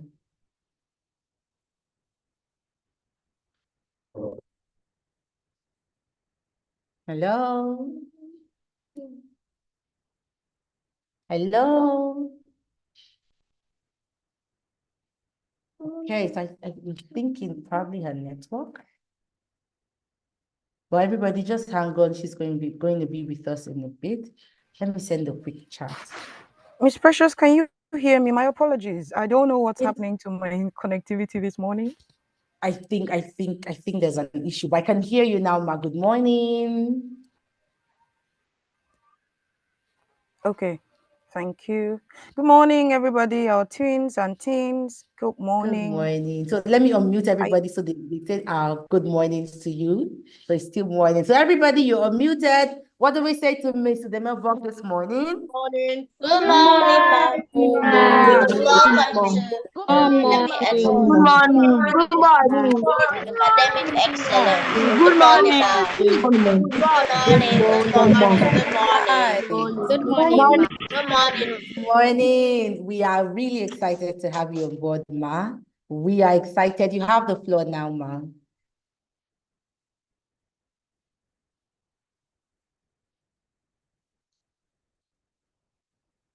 I'm going to put it on so you can hear me. Please unmute from your end because we can't hear you. I'm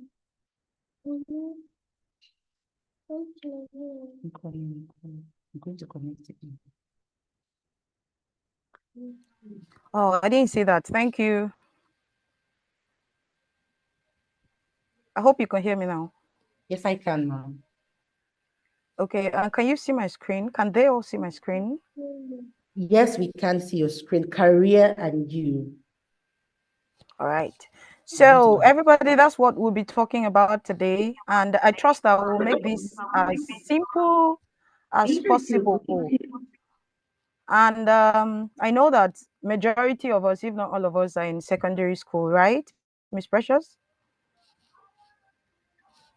We have senior primary as well. Okay, we have senior primary. Great. At least the senior primary will get to see how we can structure our lives on or before we get to secondary school. So today we are talking about career and you. How can you find your path? We hear so many people talk about careers. Oh, my career is in this, or I know the career path I want to pursue, or I don't know the career path I want to pursue, or there are some people who don't even understand how to go about it. So I'm going to make this as comprehensive as possible so that particularly as we are in secondary school, right, we already know, I want us to know even our subject combinations. I want us to know how we arrive at choosing the careers that we think appeal to us. And then again, I want us to know what a career is to start with. And later on, I would love us, I've drawn up a list of possible careers that we can look through, just in case we do not even know of the many careers that exist. So those are the things that we'll be looking at. And write down your questions, right, so that you will not forget them. Whatever question you've had about career, even if it's not particularly about what we are going to share right now, but you've been having these questions about your career, about the subjects that you're supposed to do in school that will help you, map out your career. We'll take all of those questions today. Hopefully we'll have the time to do that. So what's a career? What's a career? I brought out two definitions. And the first one is from Oxford Languages Dictionary. It defines career as an occupation undertaken for a significant period of a person's life and with opportunities for progress. Whatever occupation that a person has taken up that will run for a long time. Maybe that person does that occupation for 5 years, for 10 years, for 15 years. Some of us have parents who have worked over the years, and some of them have retired after working for a number of years, and they were working on something specific, right? If you have a mom who is an engineer, for instance, you can say their path has been that of engineering. She has worked on it for some years. If you have a mom who is a nurse, you can say that, oh, my mom's career is nursing. So whatever occupation somebody has undertaken for a good number of your life, for a number of years, and then you have opportunities for progress. You hear people come to say, oh, I've been promoted at work. That person went from level 4 to level 5 to level 10. There's progress. That's what we mean by opportunities for progress. Or you have a mom who is a teacher.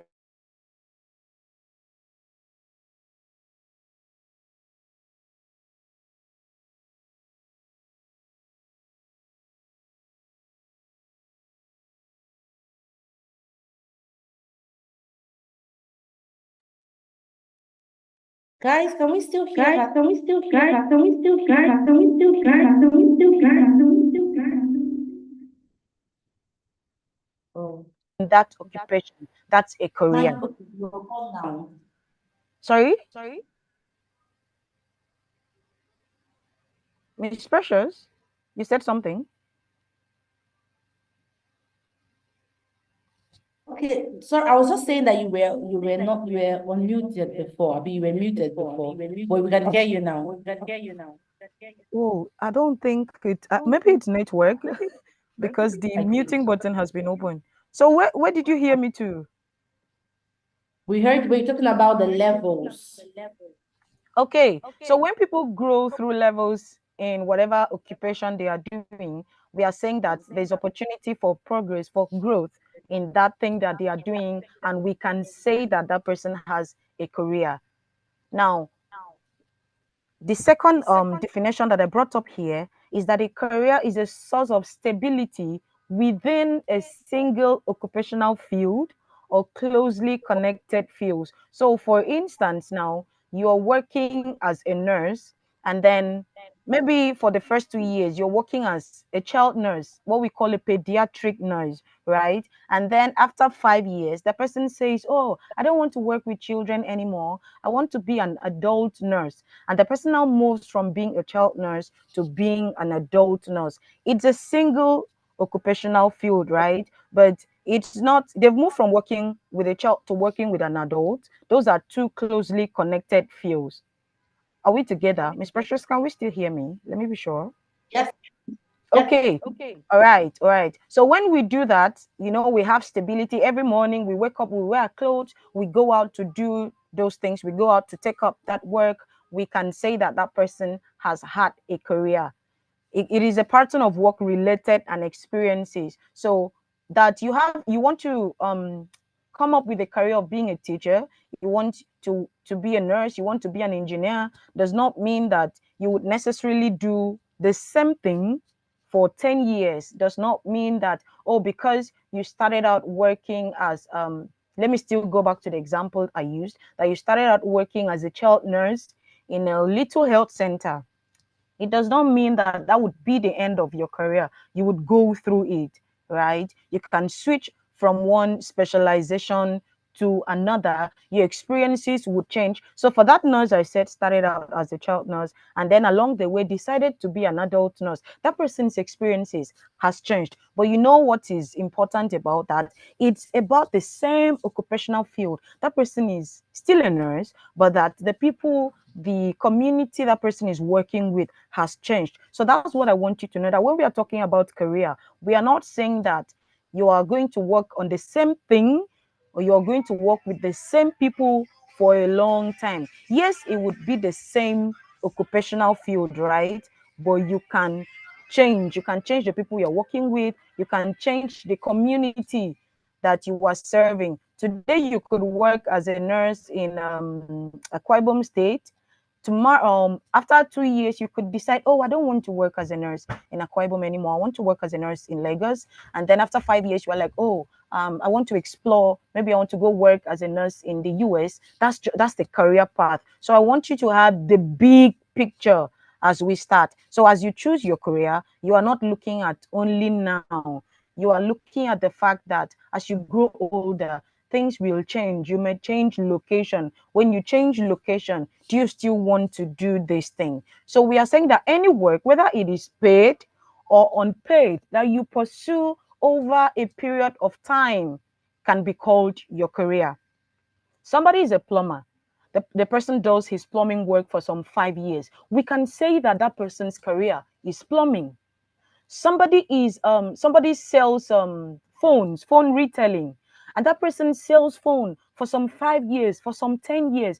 We can say that that person is a phone entrepreneur, a phone retailer. That's that person's career. So whatever it is that you do, whether you do it as paid labor or as unpaid labor that you are volunteering, that's when we say something is unpaid. You are doing it because you love to do it, not because you are really paid to do it. Or you do it with the money that comes from it. You do it for a long time. We can say that that is your career. So I want to believe that we understand what a career is before we move. All right. So you might be wondering, is it important that we choose a career path? Why do we need to choose a career path? I need us to understand so that as we are growing, as we get into senior secondary, if we are not already there, or for those of us in senior secondary, we can know that, okay, as we leave secondary school, high school, whichever one, that, okay, this is the essence of choosing where I want to go with my life. So what's the first importance of having a career path? A career path forms a major part of your identity. So look at it this way. You are a video animator, you make animations. I know that some of us love cartoons, if not all of us, we love to watch cartoons.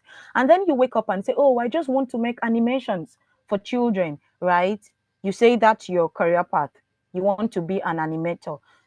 By the time somebody who doesn't know you like that, or you go, okay, let me take this example. You go to visit somebody, right? And the person knows, oh, this uncle loves to make cartoons, but the child does not remember your name. By the time his or her parent comes back to say, who came to look for me? What will be the response? Oh, that uncle, that auntie that makes videos, that makes cartoons. That's your identity. It was used to describe you. Or take, for instance, Mrs. Precious. She's an educator. It has become a part of her identity. So if she comes to your church and your pastor wants to introduce her, in addition to calling her name, oh, we have Mrs. Precious Obona, the next thing your pastor will say is she is an educator. She has a school. She teaches children. She hosts conferences. So that gives her an identity. So it's not just your name. It's another thing that makes people identify you. So if you want to have an identity apart from your name, you should have a career path that you will intend to pursue sometime as you grow older. There are even children that start in their teenage years to pursue their career path. You see children who work after school hours. They're already starting to identify the career path that they want to do. So if the child has been doing that thing for a while, we might be saying, oh, Benjamin loves to make videos. Benjamin is an animator. He makes cartoons. He's an animator. So it doesn't matter that Benjamin is 13 years old. The fact that Benjamin is doing something, right? We identify Benjamin with that thing. So if you want to have an identity, if you want people to say any other thing positive about you, apart from mentioning your name, then you should have a career as you grow older. That's the first importance of considering a career path in your life, that it gives you identity. Now, what's the second part? It gives a sense of purpose in life and the direction to fulfill that purpose. You will not just wake up every day wondering what you should do with your life. So people that sleep from morning till night, they wake up, they sleep, they watch TV, they eat. It's just because they don't have a sense of purpose. There's nothing waking them up. There's nothing that they want to wake up to. But if you know that there's something you should be doing at 9, you should go do this. At 1, you'd be doing this. It will give you a sense of purpose. Every morning when you wake up, there's something you are looking forward to. And in addition to looking forward to doing that thing, you have a direction. So for instance, I'm still using animation. I might use this for the entire duration that we are talking, right? Except it's not necessary. So we are still going back to our video animator, somebody who makes cartoons. because this person makes cartoons, this person will not just wake up. We are talking about direction to fulfill your purpose, right? So because this person makes cartoons, this person will not just wake up and then start making Nollywood videos. That's not that person's career. The person knows that this is my direction. I make videos, yes, but what kind of videos? I make cartoons. So it gives that person direction. So the person does not just make random videos. So we are saying that apart from having an identity, having a career gives you a sense of purpose. There's always something you are looking forward to doing. You feel that you are giving value to other people. That's a sense of purpose. And then it gives you direction. So I like to do this thing. Who am I doing this thing for? When should I be doing this thing? Oh, I produce cartoons weekly. That's a sense of direction, right? That you know that, okay, you produce one video this week, next week you will do another video, third week you will do another video. You already know how your life should plan out. So that direction helps you fulfill whatever purpose that your career is fulfilling. Number 3, why is it important again to have a career? It is a tool for gaining mastery. When I say gaining mastery, I'm saying that your career helps you be an expert at something. Your career helps you be an expert at something. Mrs. Precious is an educator, so she's an expert in teaching. She's an expert in tutoring students, pupils, learners, whoever is in school. She's an expert in doing that. I'm a counselor, so you can say I have expertise in counseling people. So if you want to be an expert at something, you should choose a career path, because by the time you do that thing again and again and again, it makes you an expert in that thing. So if we are looking for a video animator, we can say, oh, Benjamin is an expert in it. Any kind of video animation you want, look for Benjamin. Benjamin will give it to you. Another importance, it's a means of making money. That's why your parents have money, because they have career path. They are doing something that brings in money. But if you just sit down and expect money to fall from a tree, I'm sorry, you'll be hungry. You'll not have money to buy clothes, shoes, cars, whatever you want to do, because you do not have a career. So a career provides a means of livelihood for you to make money and survive. I know maybe we were not expecting Bible passages, but because I'm a Christian, I love to live my life by the Bible. And so when I have the chance to talk to people, I like to connect the Bible also, so that we know that when our parents take us to church on Sundays, we are not just going as a formality. We are going because that is supposed to help us live every aspect of our lives. So I'm hoping that a majority of us on the call are Christians. And if you share any other faith, I'm sorry. I hope this doesn't come out offensive. I'm just sharing the Bible because I'm a Christian, right?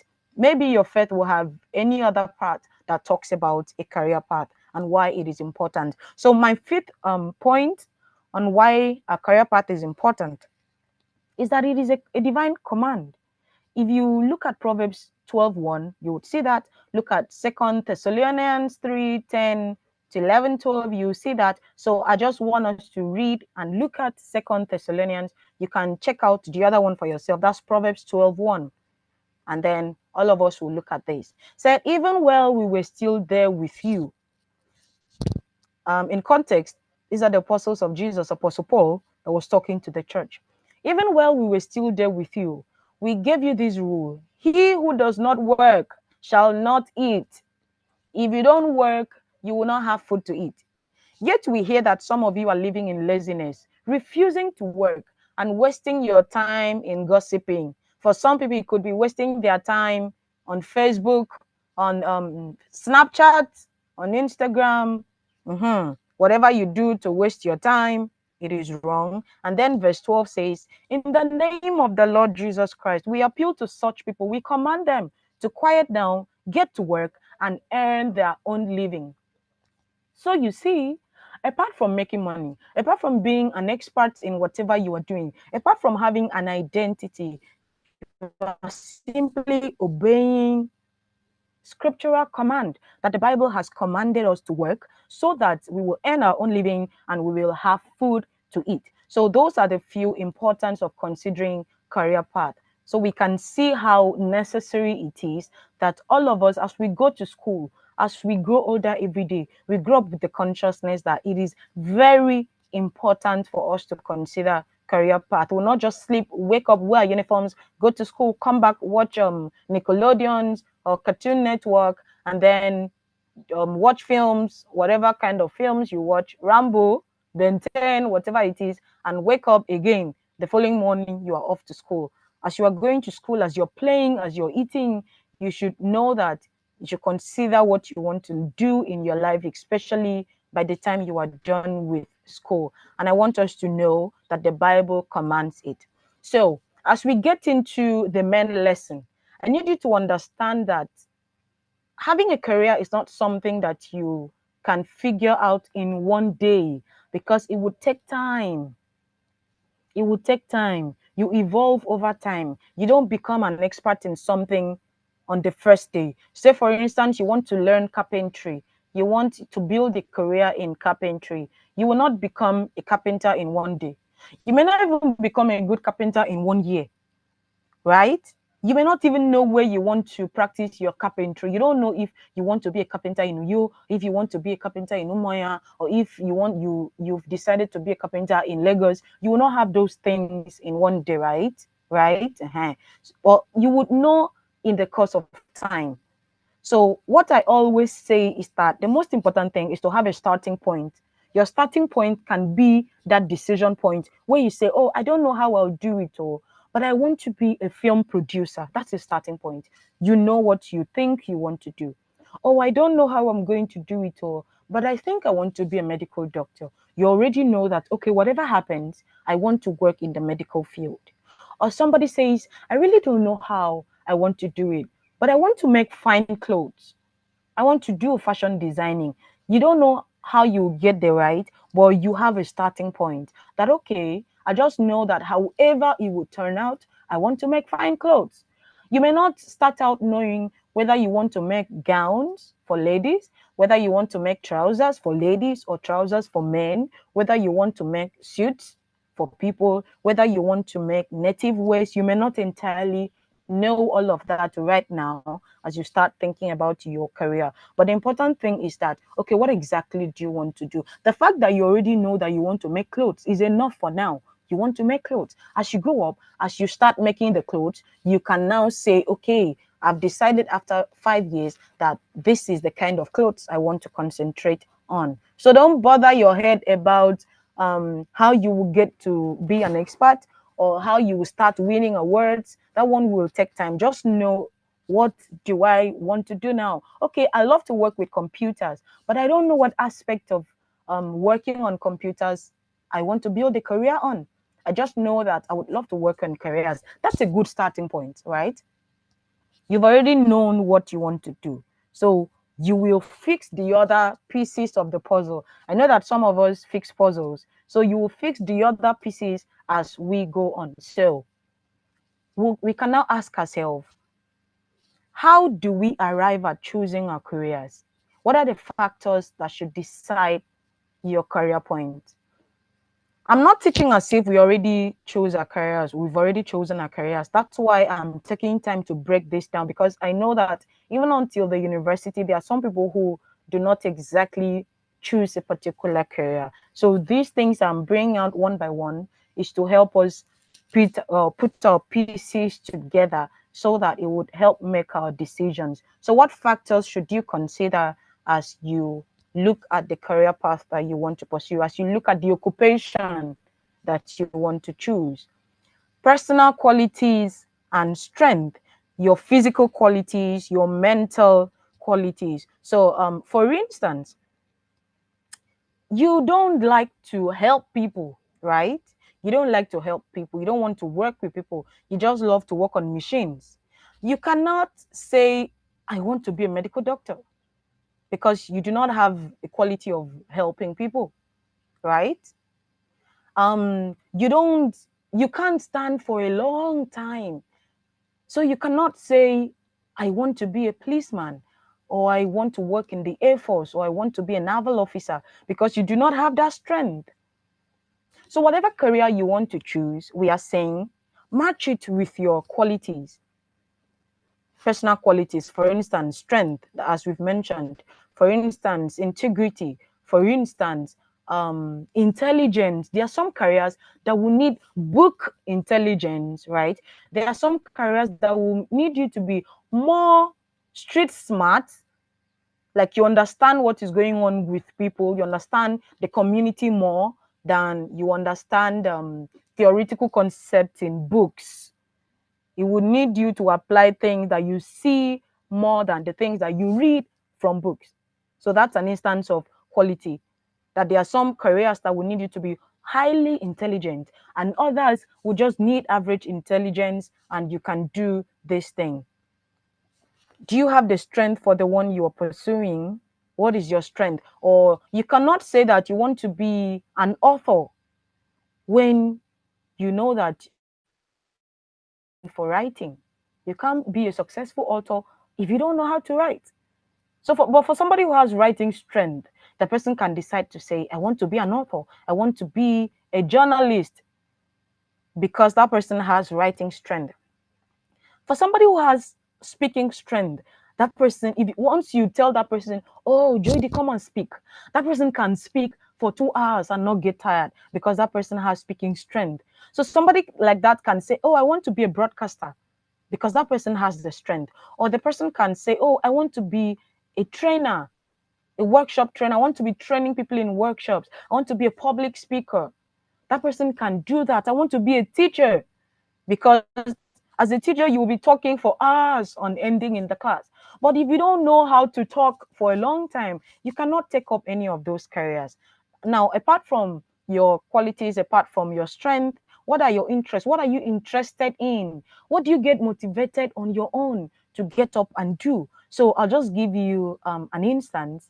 When my brother was much younger, he used to look for wires, he would connect things, he will bring out light from anything. So one time he looked for a bottle, filled in the bottle with water, and I don't know how he did it, but before we came back, he had put in a bulb into the water, did some connections like that there was light inside the bottle. There was light in a bulb, and put it inside the water, and the light was still coming on. So we just knew that, okay, he has so much interest in fixing things.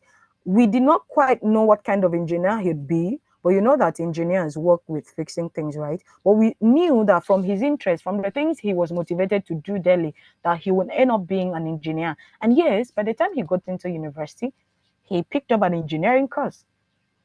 So whatever you are interested in, there are some people who are just interested in how people mix up colors, how people wear their clothes. They'll say, oh, mommy, don't put on these shoes. You should put on this shoe. This other shoe looks better with this cloth. And every day that person is always interested in how people appear. It just gives you an inclination that, okay, this person has an interest in fashion. So this person might likely pick up a career in fashion. There are other people who are always interested in how people feel. Oh, I don't know. My classmate came to school today and she was looking sick. I don't know if she took drugs. And then the person goes to the classmate and says, are you feeling well? What is it? Is it fever? Is it headache? Did you take drugs? And oh, sorry, make sure you see a doctor. And by the time the classmate comes back the following day, the person will follow up. So did you take the drugs? How are you feeling now? Are you feeling better? If you do that for a while, it simply means that you have interest in people's well-being, in people's health. So you can know already that this person might work in the health sector. So you may not know exactly whether you want to be a doctor, a pharmacist, a counselor like I am, like a health counselor, whatever it is, but where your interest lies, the things that you are motivated to do, mommy does not need to pursue you to do those things. You just sit down on your own and start doing them. It should tell you where you are tilting towards, right? So it's good, or it's better, let me use better, that you pick a career that you'd be interested in, that you have interest in. Working and learning styles is another factor you consider when you are choosing careers. So for instance, anybody who wants to be a pharmacist, a nurse, a doctor, you would know that, oh, you need to read wide, that you'd be given books upon books upon books to read. Now, if you're not somebody that can read, your learning style is not sitting to open a book and read. You know that you would struggle to build a career in that. For somebody who loves to work on mathematics, who loves to solve things, solve mathematics, if the person says, oh, I want to be an engineer, oh, I want to be a pilot, oh, I want to be a scientist, we would say, okay, your learning style permits that. Because, I mean, as an engineer, all through your engineering school, for instance, 5 years, 6 years in the university, you'll be solving maths, right? You want to be a maths teacher. Of course, if you don't have interest in mathematics, you will not be a good maths teacher. If there's any of us in senior school here, you notice that you just cannot understand physics and chemistry, no matter how much you study it. Whether you watch a video on it, or somebody teaches you orally, or you read the book, you just struggle to understand math, physics, chemistry, right? For those of us in upper primary, you are still doing math, you are doing basic science. So you discover that any area of basic science that requires calculation, it stresses you. You know that you should not entirely be looking at any career path that would be involving this calculation. Example, engineering, architecture. Except you put in the work and do it, you would struggle. So this is another factor that you should consider. Available training resources. So somebody says, I want to be a pilot, but I can't, my parents don't have money to send me to aviation school in Kaduna. I'm in Uyo. So how do you want to be a pilot if your parents will not have the money to send you to aviation school? Available resources.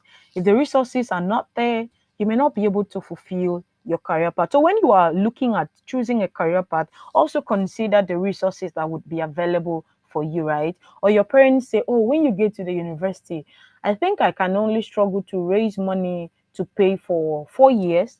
I can't do beyond 4 years. But this person says, I want to be a doctor, right? You can't do 4 years to become a doctor. It would take at least 7 years for you to be a graduate doctor. Do you have the money that will take you all through that time? Or somebody says, I want to be a software engineer. I want to be a data analyst. I want to be a cyber security officer. You would need a computer to be working on. You would need internet connectivity. You need to be buying data to do those things. So as you are training yourself, will you have the resources to do that? All of those things count. Available work opportunities. You cannot stay in Nigeria, for instance, in Uyo, for instance, and say you want to be an astrologer or you want to be an astronomist.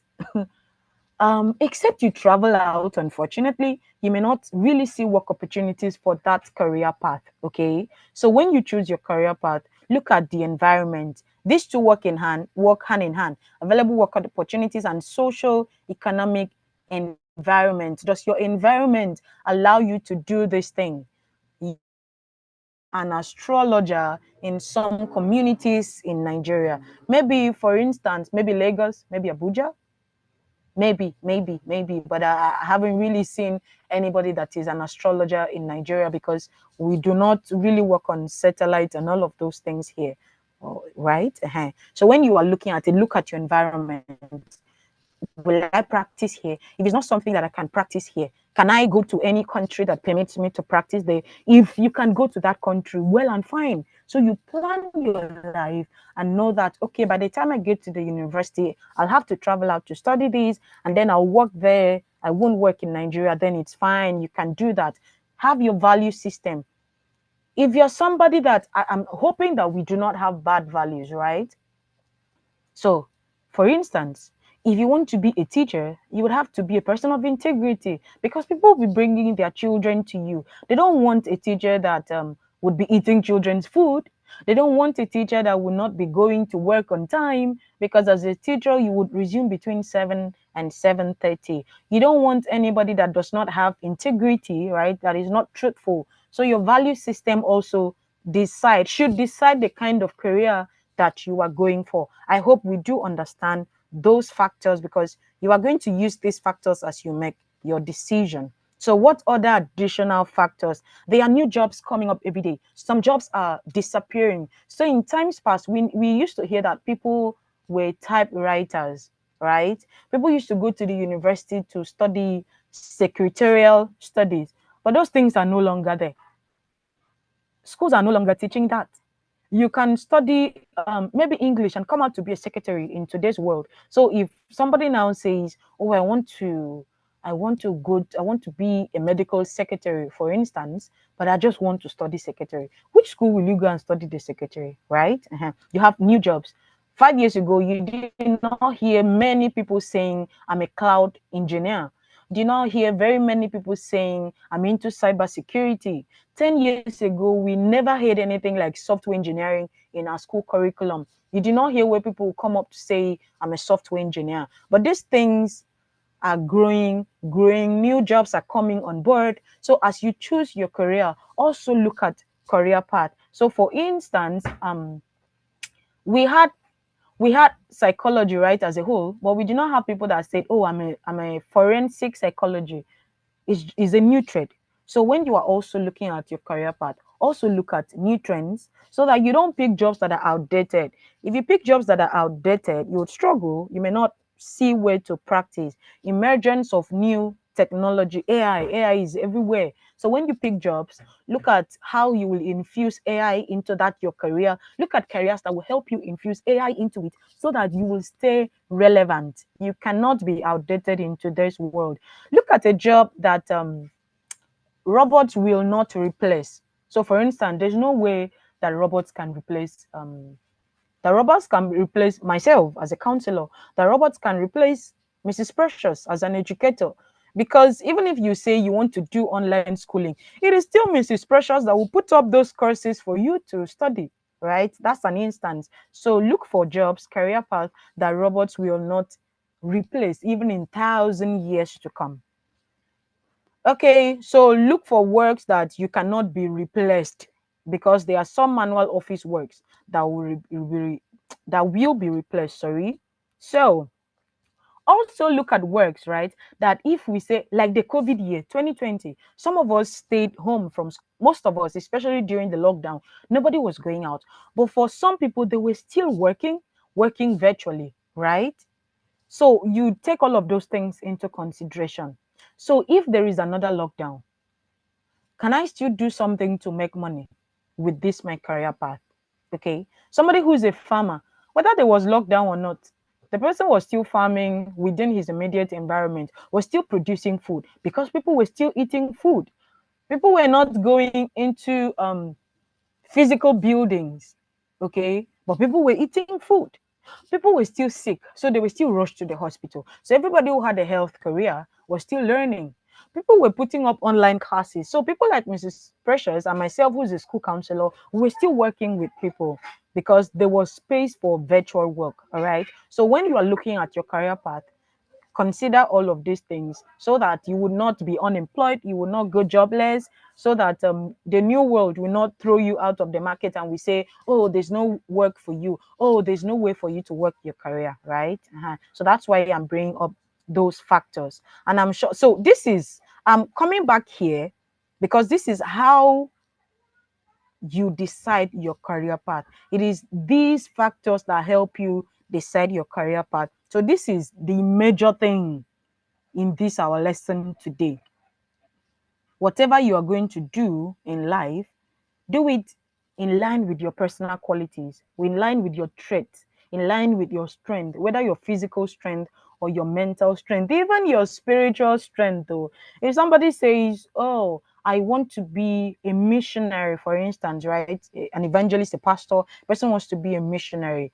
The person has to have spiritual strength. The person would know that, okay, I have to be praying. But for somebody who does not have that kind of stamina, you can't be a successful missionary, right? Look at your interests. What are you interested in? What are the things that motivate you? What are the things that you can do without somebody forcing you to do? The career path now, can I stay in school? If it needs me to stay in school for 10, 20 years, will I have that stamina to stay in school? Will my parents have the money to put me through these trainings? For somebody who wants to be a lecturer, for instance, somebody can just say, I want to be a teacher, but I don't want to be a primary school teacher. I don't want to be a secondary school teacher. I want to be a university teacher. You know that you would have to be in school from primary to secondary, do your first degree, depending on your course in the first degree, 4 years, 5 years, 6 years, 7 years even. Now, after that, you'd still have to go back to school to do a master's degree. After that, you go back to school to do a doctorate degree before you can be a professional university lecturer. So those are still parts of the resources. So those are things you consider as, because these things I'm repeating, these things are how you choose your career path. Now, for those of us in the secondary, I need to bring this out so that if you're in SS3 or you get into SS3, you already know what you would do after SS3. I don't like students in secondary school to wait until they've written their work before they can now ask themselves, so what do I do now? So how do you get into the university for further studies? There are 4 ways, basic ways that I've brought out here. The first pathway, I call them pathways. The first pathway is your O levels. SSC is secondary school certification exams, your WAEC, your NECO. For those people who write WAEC and NECO not inside the school, we call them private candidates, right? You can write it November, December, not inside, because for some of us who may be homeschooling, chances are that you may not write your school WAEC NECO. You would be required to put in for GCE because you've been homeschooling, you were not enrolled in any physical school, so you can write GCE. There are those of us who school in technical colleges. You don't write WAEC in technical colleges, you write NAPTEP. Then for those of us who are in British schools, you write IGCSE, International General Certificate Secondary Examinations. So it's equivalent of WAEC. For us in West Africa, we write WAEC. For us in Nigeria, we also write NECO as a national exams. But for people in the UK, they write IG or GCSE, right? So depending on where you are schooling, these are the basic exams that you would write to leave secondary school to prepare you for the university. Now, after secondary school, after writing these ones, there are some universities that people would want to go to, but the university would say, you know what, you've written WAEC and NECO, but it is not enough. You would have to do advanced levels. That's what A level stands for, advanced level. We call it 6th form. So you would go do advanced level again for a year or 2 before you get into the university proper. Some institutions just do a foundation course. So for instance, if somebody wants to study medicine, nursing, anatomy, engineering, sometimes architecture outside Nigeria, they're required to do foundation courses. Pre-degree can just do 1 year or 2 years before they start their real medicine or nursing or architecture, whatever it is. There are some that do, even in Nigeria, right? We do foundation. So for instance, somebody took JAM. We know that people write JAM to enter university in Nigeria. Somebody wrote JAM and then took aptitude test, but the person was not given direct admission. The university would do, there are some university that does foundation program. For instance, UNIU has a foundation program, pre-degree program. So you can start there in that foundation program, do 1 year or 2 years, depending on your choice, on which of those programs you registered for.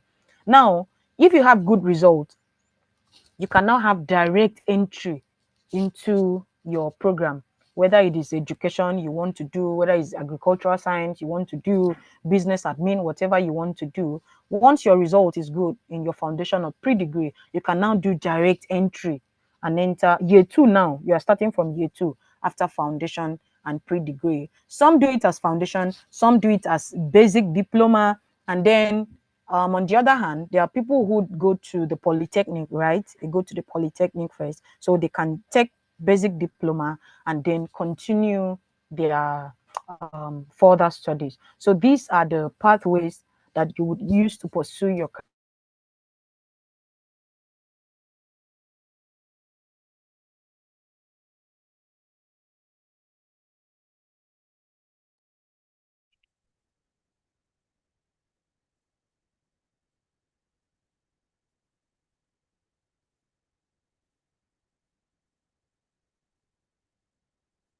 Hello, Ma, are you still with us?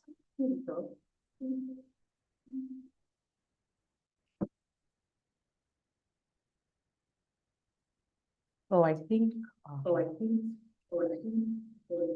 probably her network, but she'll be back shortly because she's still on the call. Probably her network has booted her out. But I hope you're grabbing something, because if she holds out for a bit, I'm going to call us to share what we have learned already.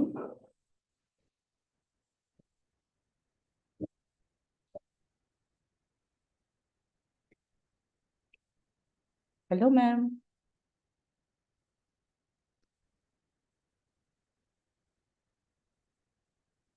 Hello.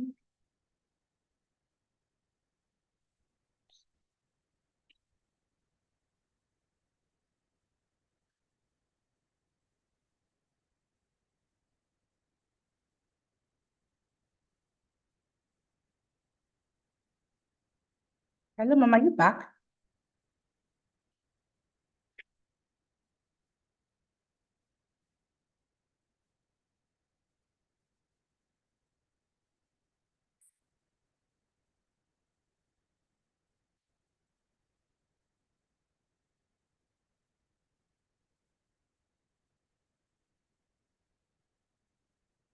Okay.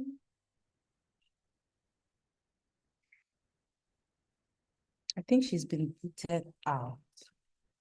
But while we wait for her to come back, I'm going to bring down our hands. So I want us to discuss, what have you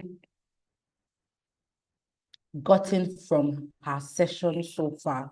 So I believe that she's going to be back very soon. Let me start with Pearl. Pearl, turn on your video and unmute yourself. Okay, Pearl is no longer here. Okay, Pearl, what have you gotten so far? First of all, tell us your name and your class and what you've learned so far. My name is Pearl and I'm in primary 5. Okay, so what did you learn? What have you learned so far from all Miss Udeme has shared with us? I've learned that you can get a career from someone you know. Okay, that was what you heard? Yes. What do you mean by you can get a career from someone you know? Like if you don't know the person's name, you can describe the person as the career. Okay, that oftentimes we are synonymous with our career. When you built a brand, I get it now. That's a beautiful one, Pearl. Thank you. I have the same set of people and I want to get from new people. So Jeremiah and Elizabeth, I'm going to ask you to unmute. What have you heard? What did you learn? Pearl, please mute yourself back. Thank you. Jeremiah and Elizabeth, over to you.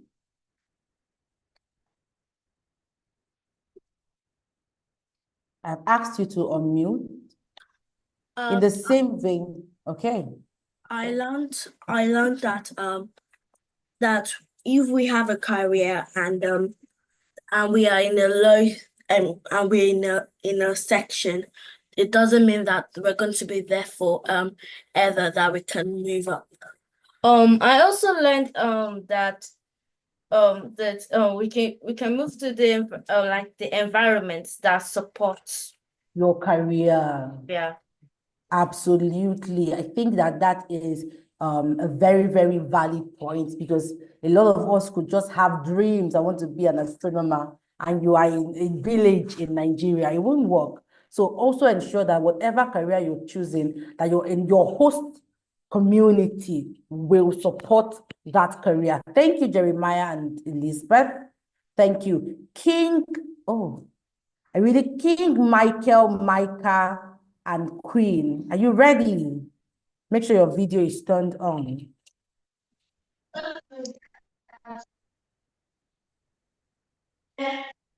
We learned that you can start a Hold on. We learned that you can Hold start. on. Tell us your name. Tell us your My name is Michael. and what you have My to say. name Okay. is Michael, and I'm in JS2. And I learned that you can start a career from a young age. Yes, I love it. So how will you personalize that? For example, if someone wants to become a footballer, they can start learning it while they are young. Very young, true. So, but what of you? What career do you think you can start from this young that you are? What's your interest? My interest is football. Okay, so you see, you could actually start your football career. You could start practicing very early. Thank you, King Michael. Does someone else want to talk? Does a sister want to say something? Hi, Queen. Say something. No, ma'am. Sorry. I learned that we can our career has to match our environment. I have learned that our career has to match our environment.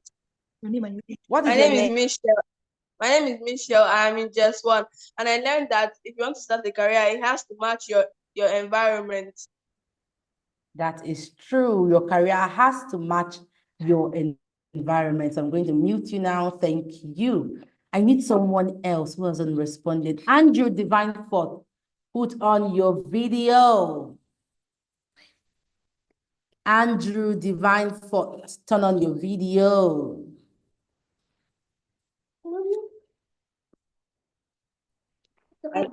My name is Andrew Divine Fortune. Andrew, I I'm haven't in seen SS2. you. I learned that Okay, I can see you now. All my right. videos. So, yeah, I've just seen you. What did you learn? Okay, I learned that you should pick a career that will still be in use in the next 5 to 10 years. Yes, that is very true. Pick up a career that will still be in use in the next 5 to 10 years. That is a very good take home for you. So thank you, Andrew. Okay, John Praise and Israel. Look, I'm only going to take feedback from this, okay? I'm only going to take feedback from people who haven't said something before. So please, I want you to, you can't be in this call for 2 days and we didn't hear your voice. That's not nice. Remember, we're raising leaders. That's not nice. Meso and Possible, I've heard from you. Ifoma Achu, I'm going to call you. Who's saying hello? Mr. Domabong, is that you? Yes, I'm back. I did not even observe that I was booted out. Oh, wow. I didn't realize. I just said, let me ask to be sure that you can still hear me, and then I realized. No, for 5 minutes. I even had to send you a chat. But the team is sharing and they've been learning a lot. Thank you so much. So over to you, Ma. So where did we stop? Let me know. I think you were talking about, let me open up the chat. So we use it as an evaluation point for the teams. So we're sure that they read. Because we were talking about subjects. Okay. Just hold on, Ma. Let's use it as a call for the team. So we're sure that they've been with us. So I'm going to open up the chats now so they can respond. Okay. Everybody, I'm going to allow you all to, or rather than the chat, what do we do? Do we do the chat or do we unmute them? Okay, just unmute one person to be sure. Okay. So let me do, who's going to answer? Raise up your hand right now. Who's going to tell us the last place that Mr. Demembo, where was the last place you heard her? So let me do Ifoma Achu. Ifoma Achu, are you ready? Axel on mute. Ifoma Achu, where did we stop? We stopped at. Oh, Ifoma looks like she was. Okay, we stopped at. Where did we stop? Are you chewing? Were you eating soup and fufu in the class? We stopped at the careers that you want to do. The careers that you want to do. Like if you want to be a doctor. Thank you. Thank you. So let me ask Owolabi. Owolabi, where did we stop? Is it? It's okay again. No, you're still on We now. stopped at we stopped at the examinations, Yes, like that this, was where we stopped. like the GC, like the Yes, yes. IG, the IGSE. WIEC, the Yes, JAM. NAPTEP. Very true, very true. Oh, Yes, You were listening. That was where we stopped, man. yes. Thank you. Okay, over to you, ma. You're still on.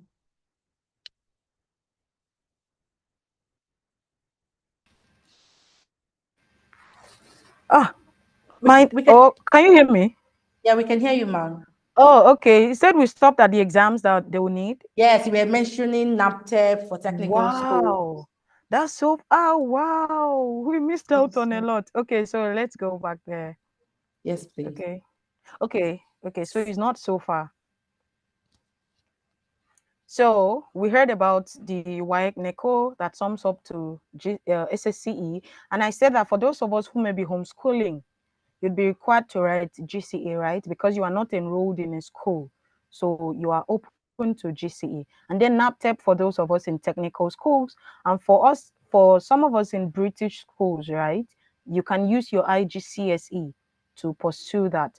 And then there are some courses that you would do, especially if you're schooling outside Nigeria, after secondary school, after high school, that you will need to do an A levels. They are not okay with just your WIEC or your NECO or GCE or NAPTEP. They will ask you to do A levels. So you will now go to a sixth form school and do the A levels. That's another exam you can do.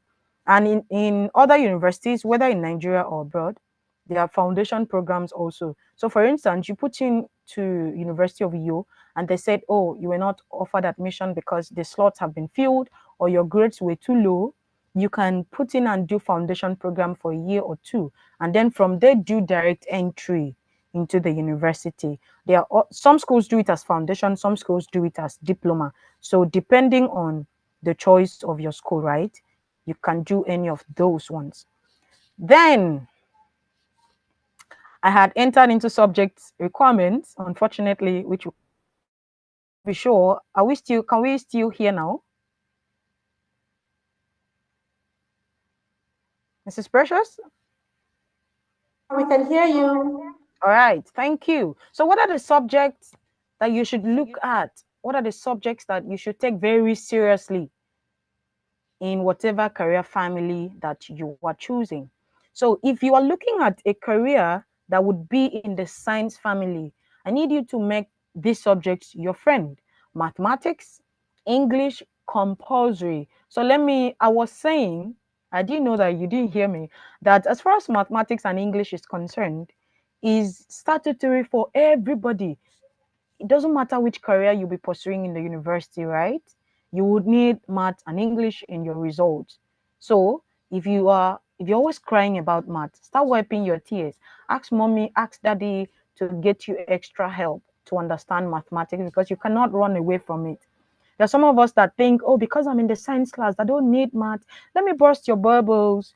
You will need it in your result. So do well in it. So if you're in the science family, there's math for you, there's English for you. Now, if you are doing anything that concerns human health, you want to be a dietitian, you want to be a nutrition officer, you want to be a health educator, you want to be a nurse, you want to be a doctor, a pharmacist,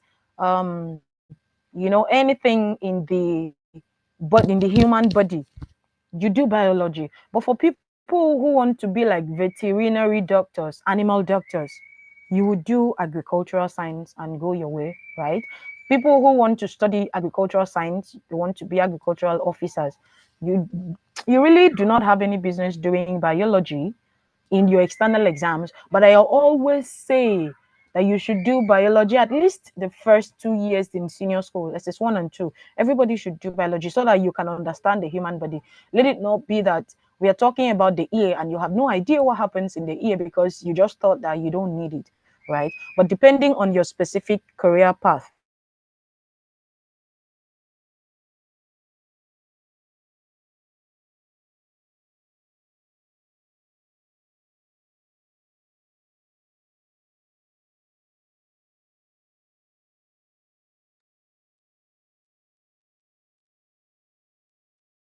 Hello, Ma, we can't hear you.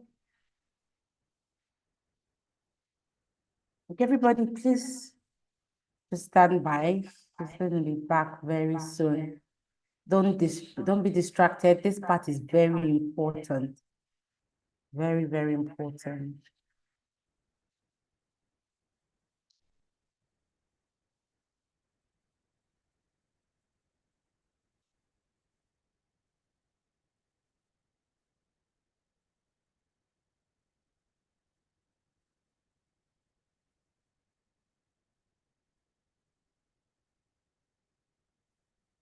If you can hear me, Ma, you're muted.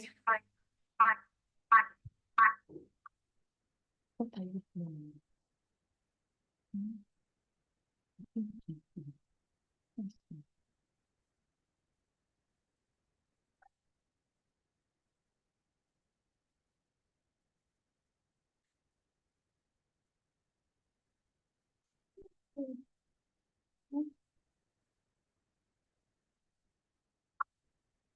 Hello, Ma, you're muted.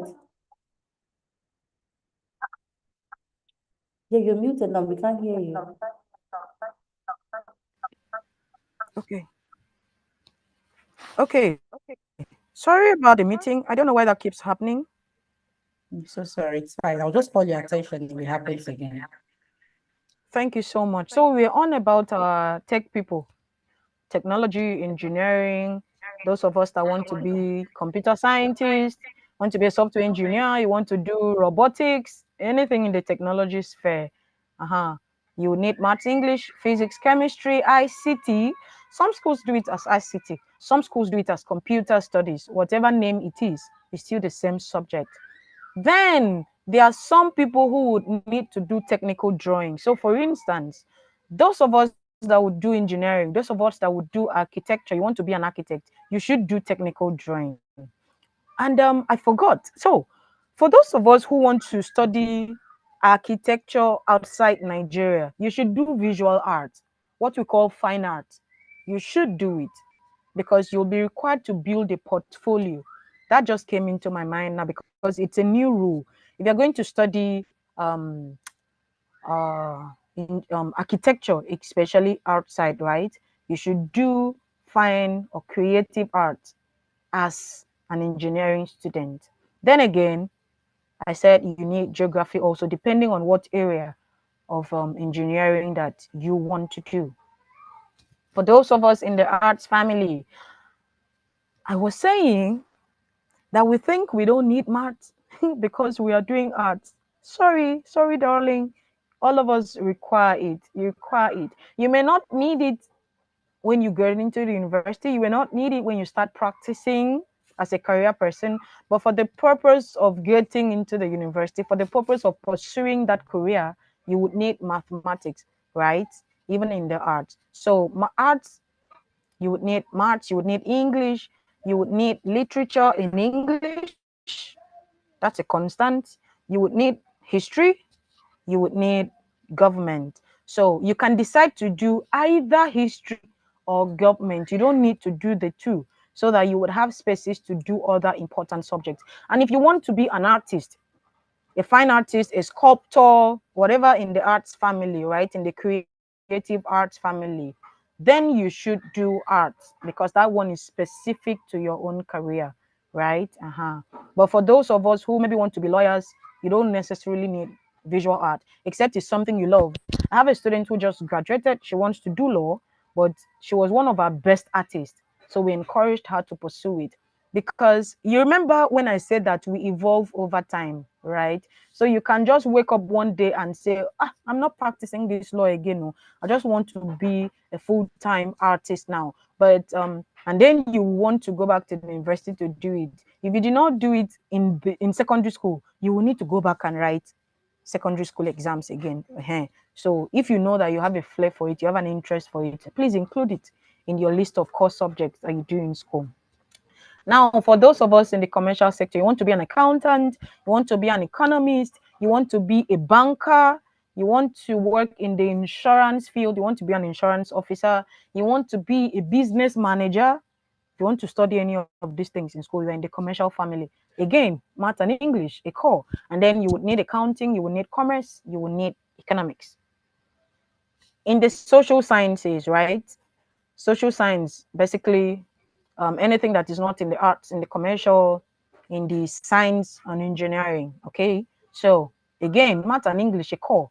You do literature, economics, if your school allows for sociology, you can do it. Geography, social science, right? Geography, and then any other courses to supplement this. So I hope that we've taken note of the subjects that we should do so well in. These subjects are brought out. If you cannot do an A in these subjects, at least do a B. If you cannot do a B in these subjects, do a C, but don't go below a C. I would even encourage that we do only A's and B's, so that as we go to the university, we'll have high chances of getting admitted, right? It doesn't mean that if you don't do an A or a B, you cannot be a successful professional, or that you will not be successful in your career. It doesn't mean that, okay? But I'm just saying that if you do an A or a B, it gives you better chances. Mrs. Precious, are we still together? Let me be sure.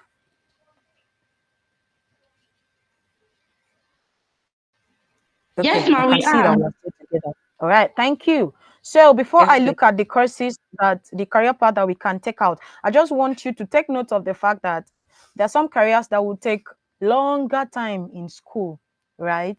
People doing architecture, people doing engineering, you will take longer time. People doing medicine, law, because you would do internships. Some of us will do internships. Others, you will do certifications. You have to be registered with boards for you to get your license. Many of us will need licenses, right? And I was saying that some jobs will require you to work for maybe 8 hours, 7, 5, 6, depending on your career. There are some other jobs that you may work around the clock. Oh, you go on the road and you find police officers on the road, right? So if you're looking at those kind of careers, know that you would work for longer hours. That's something you should put into consideration. Are you sure you want to work careers that can ask you to work at night? You're a medical doctor, yes, but you will not always work in the morning. You will not always work in the afternoon. Your shifts may come at night. Are you sure you want to do that? So when you are looking at your career path, please think about these things. I said for some of us, because I like to use astrology because I have a few students who want to be astrologers, right? But I remember I told you that you may not study it in Nigeria.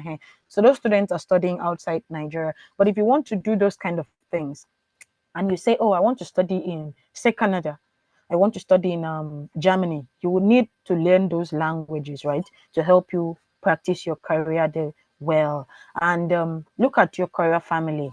Most of them would need licensing. So you know that after university, you still need to study again to get your license.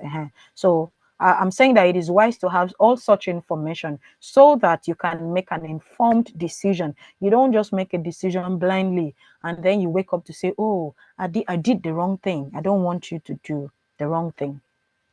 So how do you take an intentional career decision? Don't worry, I'll explain this grammar.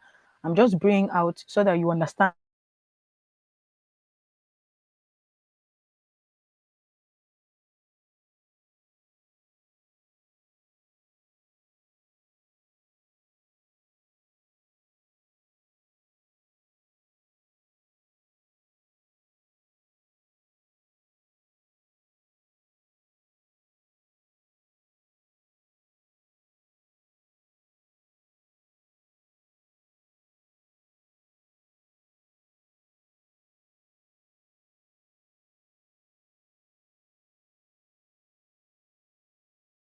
Good in. S means strength. What is going on?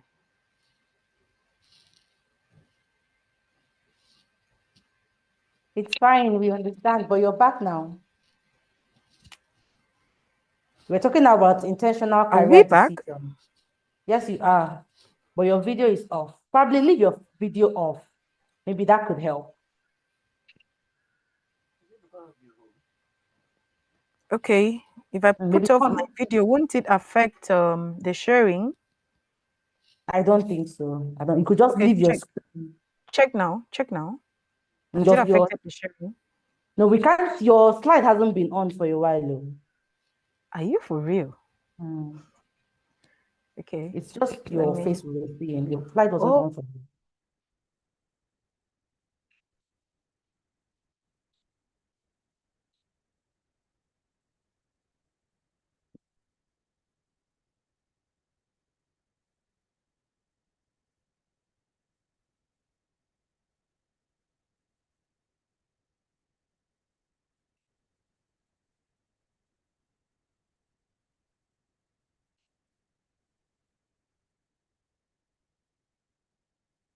So hang on, everyone. Mr. Deme is going to be back shortly. My people, I greatly apologize. It's a network we find ourselves in Nigeria. It's fine. It's fine. Thank you. So I will try sharing the screen again. So let me see if we can go without my video. How is it? Can you see it? Yes, we can. Okay. How do you So take I'll share the slides with you afterwards. So if they need, because there are some of this particular information they may need, so they can extract it. Yes, ma'am. Okay, so how do you take an intentional career decision? In addition to the factors I had listed, I was saying that you look at yourself, right? Look at your strength. This what I'm bringing it out so that we'll start now to know what it means. I know we think that it's too big for a level, but nothing is too big for you to learn. That's why this is a conference. You get to learn new things and even bigger things. So look at your interests, look at your personality, look at your values, your skills, your abilities. What are the things that you are good at? What are the things that you don't need mommy to push you to do? What are the things that you can wake up and do by yourself? So SWOT simply stands for strength. Strength.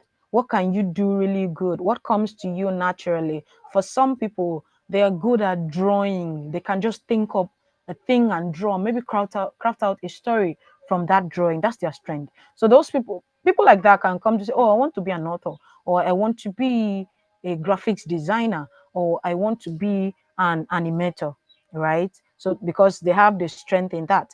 There are people who they really love to pay attention to people. They always know how people are doing. So those kind of people can decide, to work in the health sector generally, can decide to maybe be a counselor like I am, can decide to say, oh, I want to be a human resource specialist, just so that I can be taking care of people in the workplace because they have the strength in that. So whatever strength you have should guide your career decision.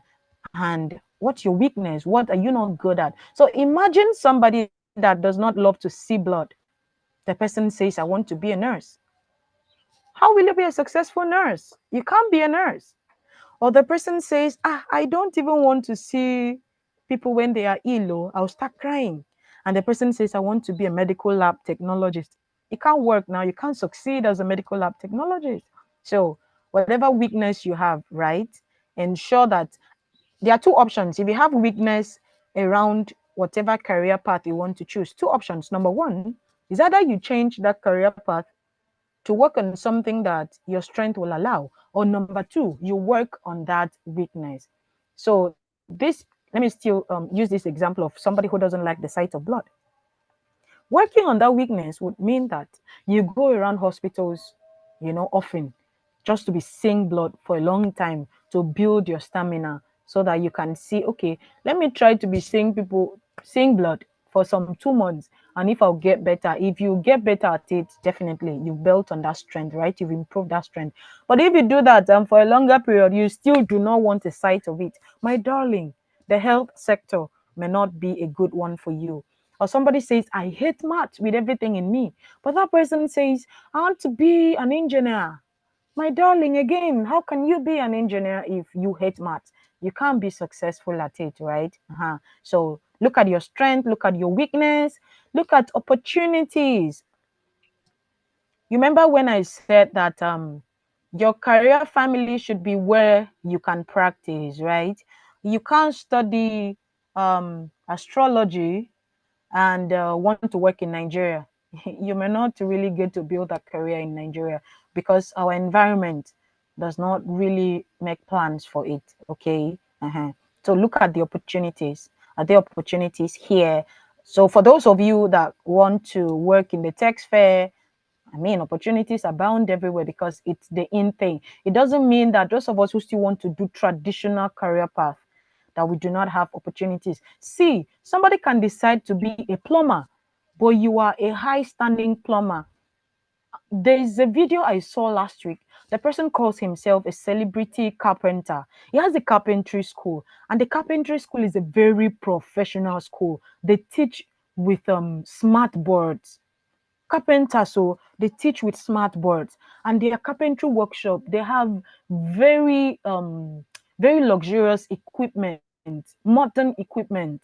They are not sewing with their hand and killing themselves, right? So somebody should not say, oh, God forbid, how can I be a carpenter? There's a big time carpenter in Uyo that I know, Mr. Nteyo Moses. If you see his carpentry workshop, he earns in millions. My God, it's a good one.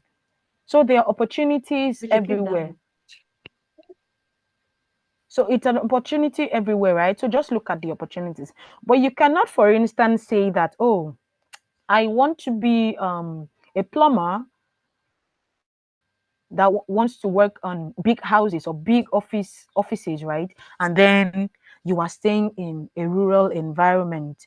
You may not have the big houses to do your plumbing work. You may not have office spaces there to do your plumbing work. So when you're looking at career path, also look at the opportunities. And then threat. What are the things that threaten this career choice of yours? So for instance, now, you know, when I had said that if you're looking at some career path, ensure that mommy and daddy has the money to put you through that training, right? Ensure that you have the facilities. So for instance, somebody that wants to be a tech person, you want to work in the ICT sphere, computer sphere, right? But you don't have a computer, you don't have a laptop. That's a threat. That's a threat. So if you're sure that you can get a laptop by the time you start working or start studying or doing that thing, fine. You just know that, okay, for me, I need a laptop and I'm good. Somebody whose parents do not have money to put them through trainings, that's a threat.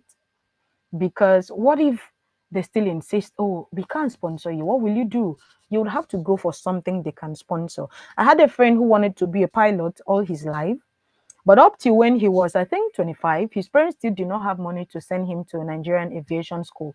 So he had to shift his perspective, pick up another career as a geoinformatic system specialist, GIS. So he's now a GIS officer. But initially he wanted to be a pilot too. But the threat there was that he didn't have money to train as a pilot. So he had to choose another thing. So that's why I'm bringing this out so that we see and know. Do your research. You are not too small to do your research, right? Do your research. Google is there as your friend. You have other search engines, but Google is the one that all of us know. You have computers in school. For those of us who are lucky to have computers in school, do your research. Make a list of your most interested career options. I always say that people make a list because sometimes you may not know one to pick out, right? So just make a list. You can, when students come to me, oh, I'm confused on what to do. I'm like, okay, so what are you interested in?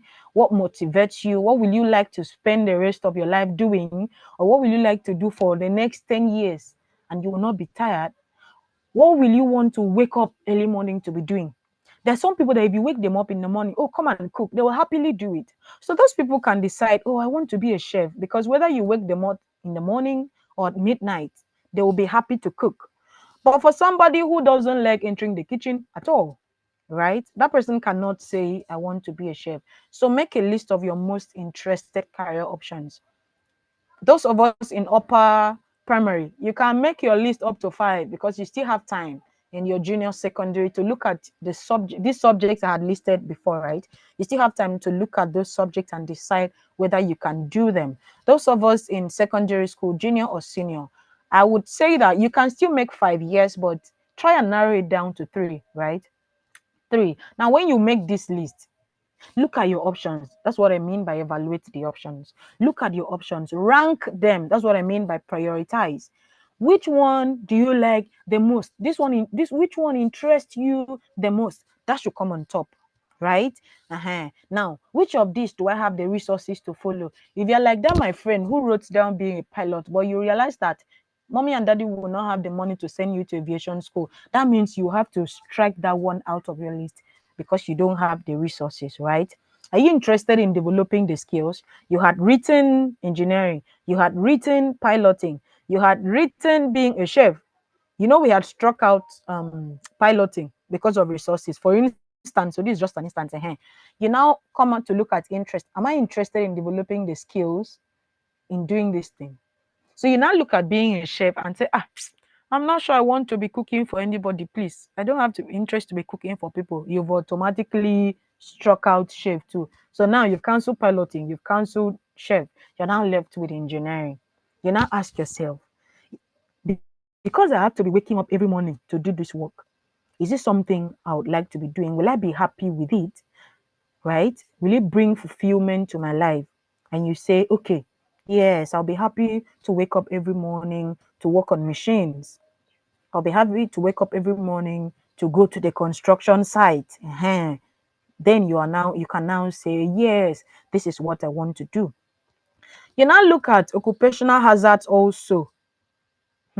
The hazards means the accidents, the incidents that you may incur as you work on this career path. For some, let me take the armed forces, for instance, right? You say you want to be a naval officer. By the time you are always posted to work in areas where you have bad gangs that are always looking for them, or you're a police officer and then you are posted to northern Nigeria where there is so much insecurity, that's occupational hazard. Do you still want to work on, like, you still want to do it in spite of those things? You see our soldiers, they are posted anywhere that people are running away from. You say, oh, Sambisa Forest, they are killing people there. But they are posting people in the armed forces there and they're working there. That's an occupational hazard. If you know that, okay, yes, this is one thing that I still want to go ahead and do it, fine. You go ahead and do it, right? You say you want to be a doctor. Remember when COVID-19 came, right? It killed so many people. Most of us were inside the house. We locked our door. We used our face mask. We ate. But do you know that our health personnel were still working? They were still working in the hospital. So imagine if the health personnel were in their homes, people would have died in thousands. But while the rest of us were inside our houses, they were working there. Some medical doctors died, some nurses died because they came in contact with those diseases and every other disease that is in the hospital, right? That's an occupational hazard. Is that something you are okay with? You take note of that too as you are making your list. So reflect on the questions, right? On these things we've talked about, analysis of yourself, your ranking, your list. Is this something that appeals to you? Do you have the resources? Go about that again. Now set goals for yourself. For you now at this level, your goals should be your subject in school. Remember when I listed the subject that you would need? So your goals should be for math and English. This is what I want to score. For health science or basic science, I should be doing from 70s to 100s.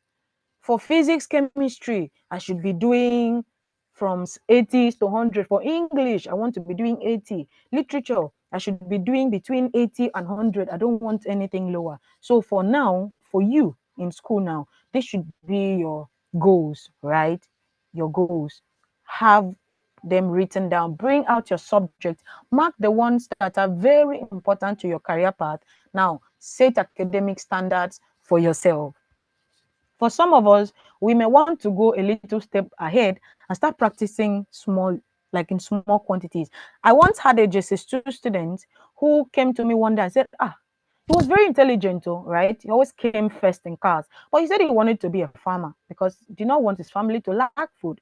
So what did he do? His mother had a small farmland in the house. So he turned it into his garden. I remember that he was keeping snails at the time, and his mother bought a few birds for him, chicken to rear, very few, right? And at the same time, the young man was interested in, he said he wanted to build cars. So the mother came one day to complain that her parlor is always littered because the boy will litter things. He's trying to construct something. The boy was setting goals for himself, right? So I had to encourage the mom, okay, just buy toys, equipment, tools, let him be fixing. So for that boy, it was his goal.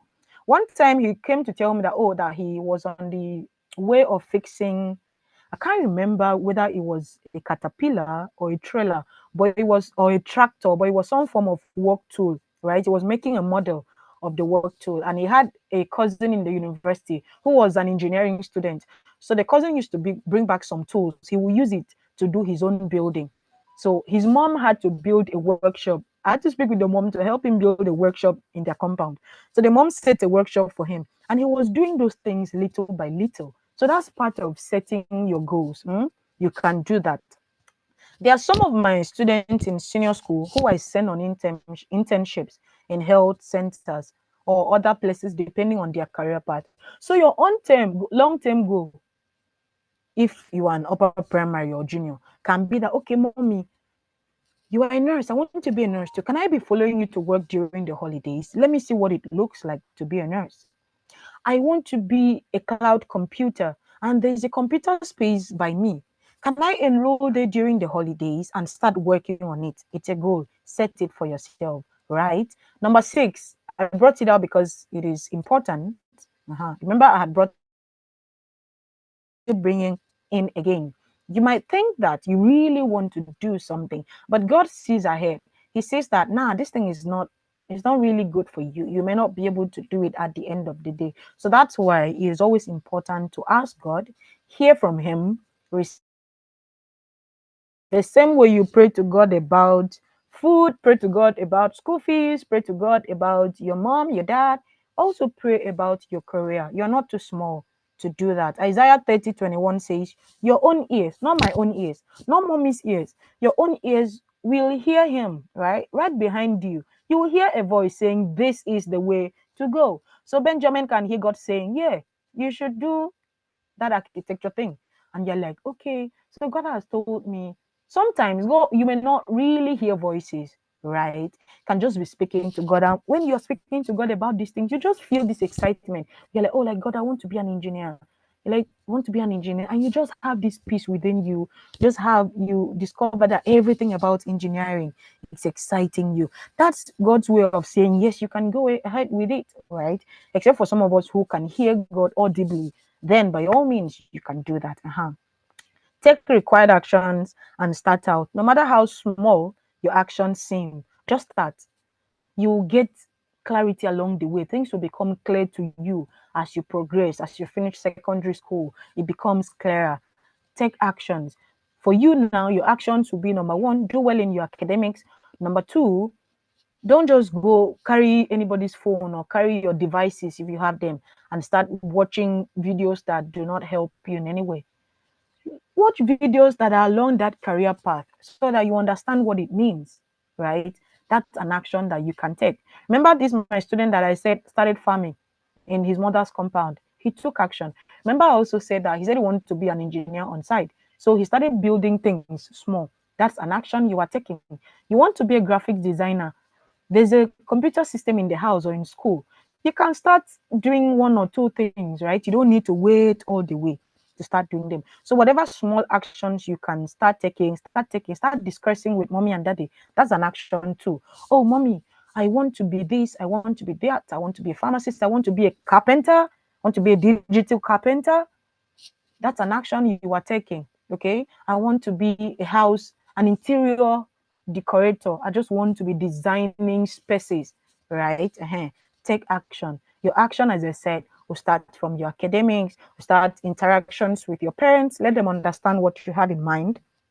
Actions also would be that if your mom is doing the same thing and you can follow her to work, you can also follow her to work and see how she works, right, daily. That's an action you are taking. So anything that helps you get more understanding on the career you want to pursue, that's an action you are taking.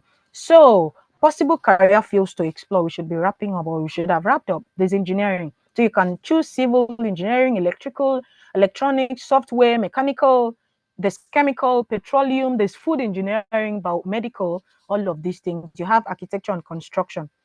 They're in the same family, but somebody can be an architect, another person can be a surveyor, another person can just be doing construction, estate management. They're in the same family. Arts, culture, and entertainment. People are into music production. You can be a songwriter, you can be a singer, you can be an arts curator. I have a colleague's friend who just wants to be an arts curator. She has just finished secondary school.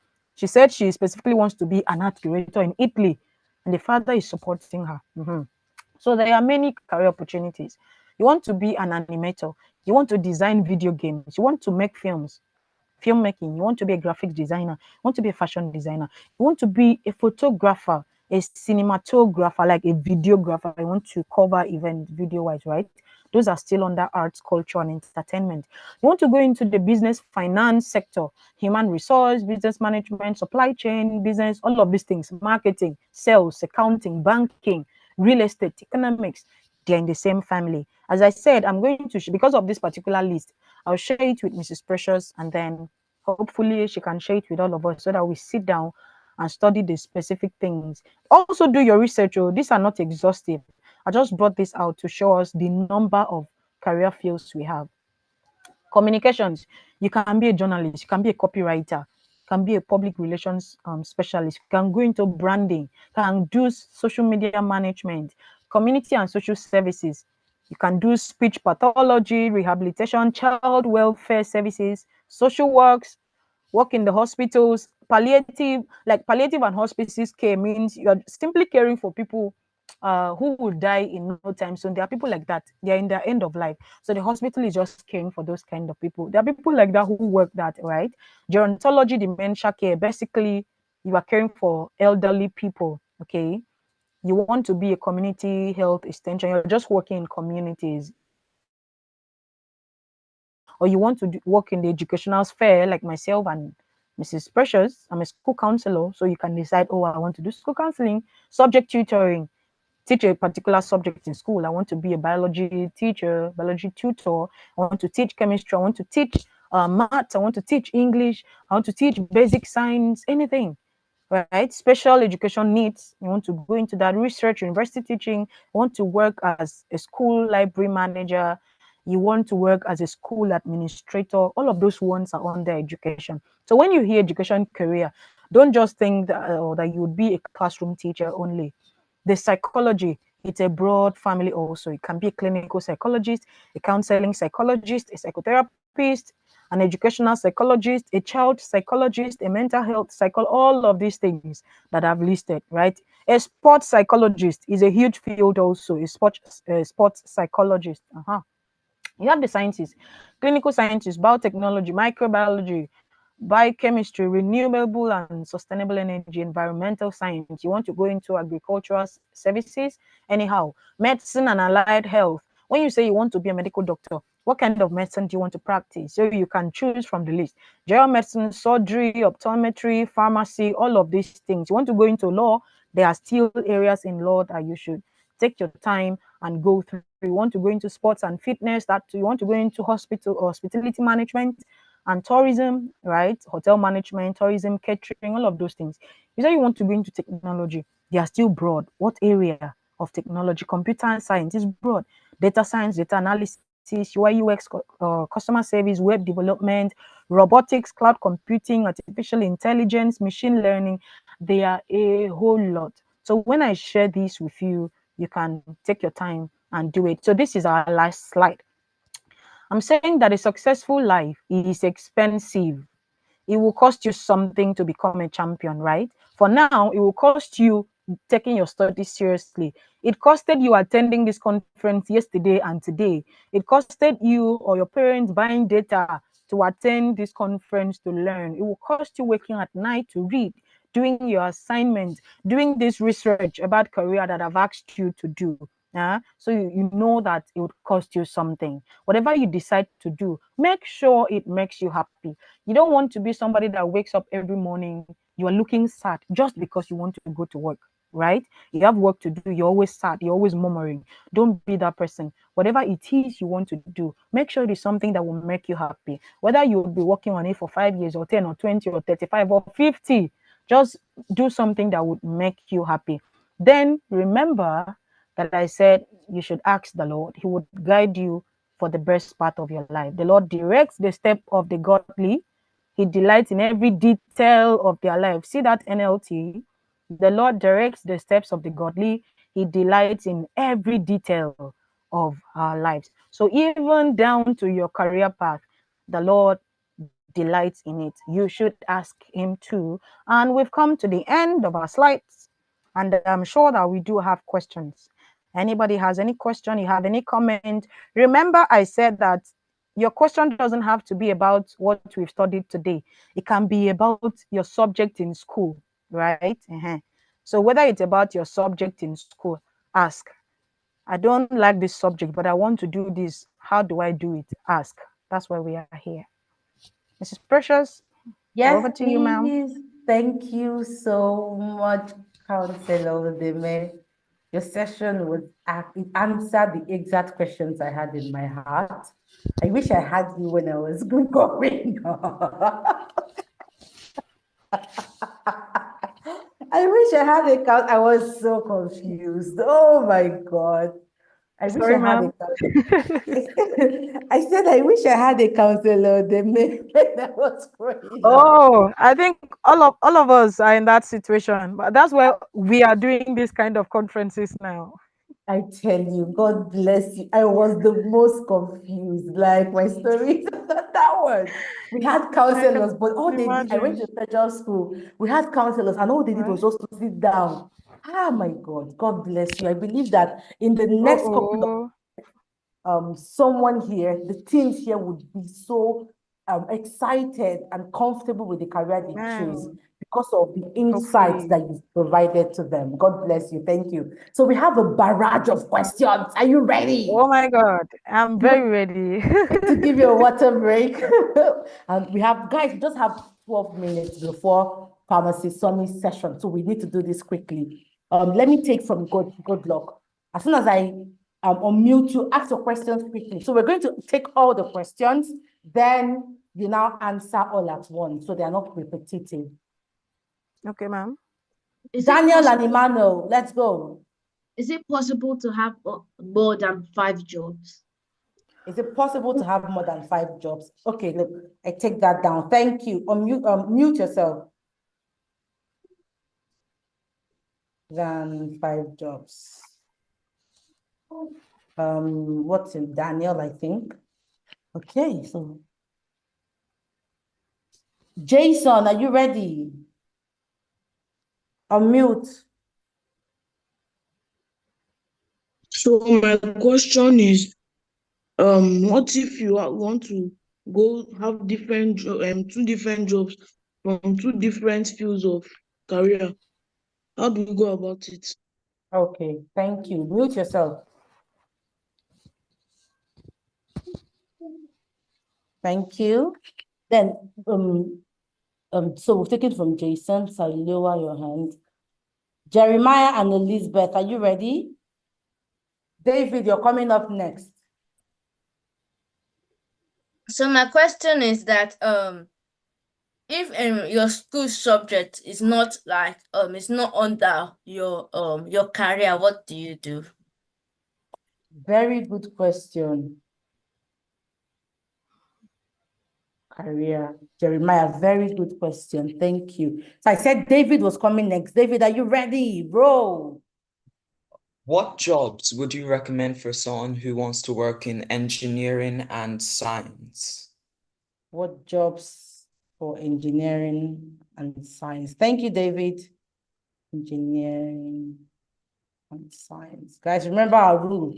I mute you. Your video is not on. I kick you out. Gato, are you ready? I've unmuted you. Let's go. Ma, I want to ask, what about if there's no other job that you want? The only job that you want, your mom said I should not do it. Do it, okay. What if there is no other job and mommy says no to the one you want? Thank you. That's a good question. Thank you. That's a beautiful question. Okay. Very beautiful. Gabrielle and Gabriel, are you ready? Let's go. If you have poor results and you want to enter federal school, how do you go about it? Okay, poor results, federal school. Thank you. Exceeding Grace, you are the last. Okay, my question is that I want to be a doctor, but sometimes I just like traveling. So how can I do it? Okay, so ma'am, you start with Exceeding Grace, then I roll out the rest of the questions while we take the remaining when we're done with this one. Okay, exceeding grace is the last question, right? Yes, she was, but I think I still have two more hands here. I feel like let's take this one, then we'll come back to them. Okay, exceeding grace. Traveling is not a career path, right? It can just be a hobby. So you can be a doctor who likes to travel. Traveling is not a career, it's a hobby. It's like somebody saying, oh, I just love to keep my house tidy. It doesn't necessarily mean that the person should pick a career as a commercial cleaner. The person can just do that as a hobby. So traveling can be a hobby for you.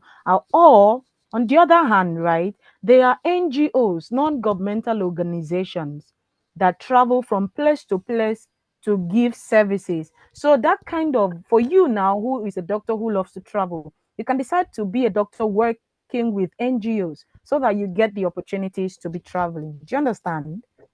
Yes, ma'am. All right. Thank you. Exceeding grace, please mute yourself. So we have Daniel. He asked, is it possible to have more than 5 jobs? Daniel, I will not say it is impossible, but I'm wondering, you have only 24 hours in a day, only 24 hours.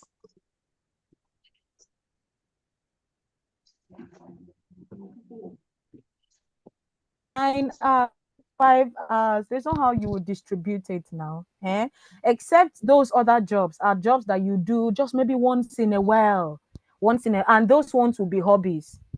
They will not necessarily be full-time jobs. It may just be hobbies, side jobs that you pick up. Okay, so if you are doing a full-time job, it should be 1 or 2 so that you can concentrate. But if you have spare time, you can pick up 1 or 2 other side hustle, right? Don't carry, when you climb a tree, do you carry things with both hands? You will not. Now you will fall down.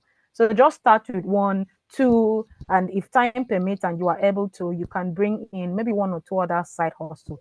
Please don't do 5 jobs. You will not be effective at it. When you do your job, consider that you want to give the best service. You're not just doing that thing for money. Give the best service. And if you want to give the best service, I'm telling you, you can't do 5 jobs. All right.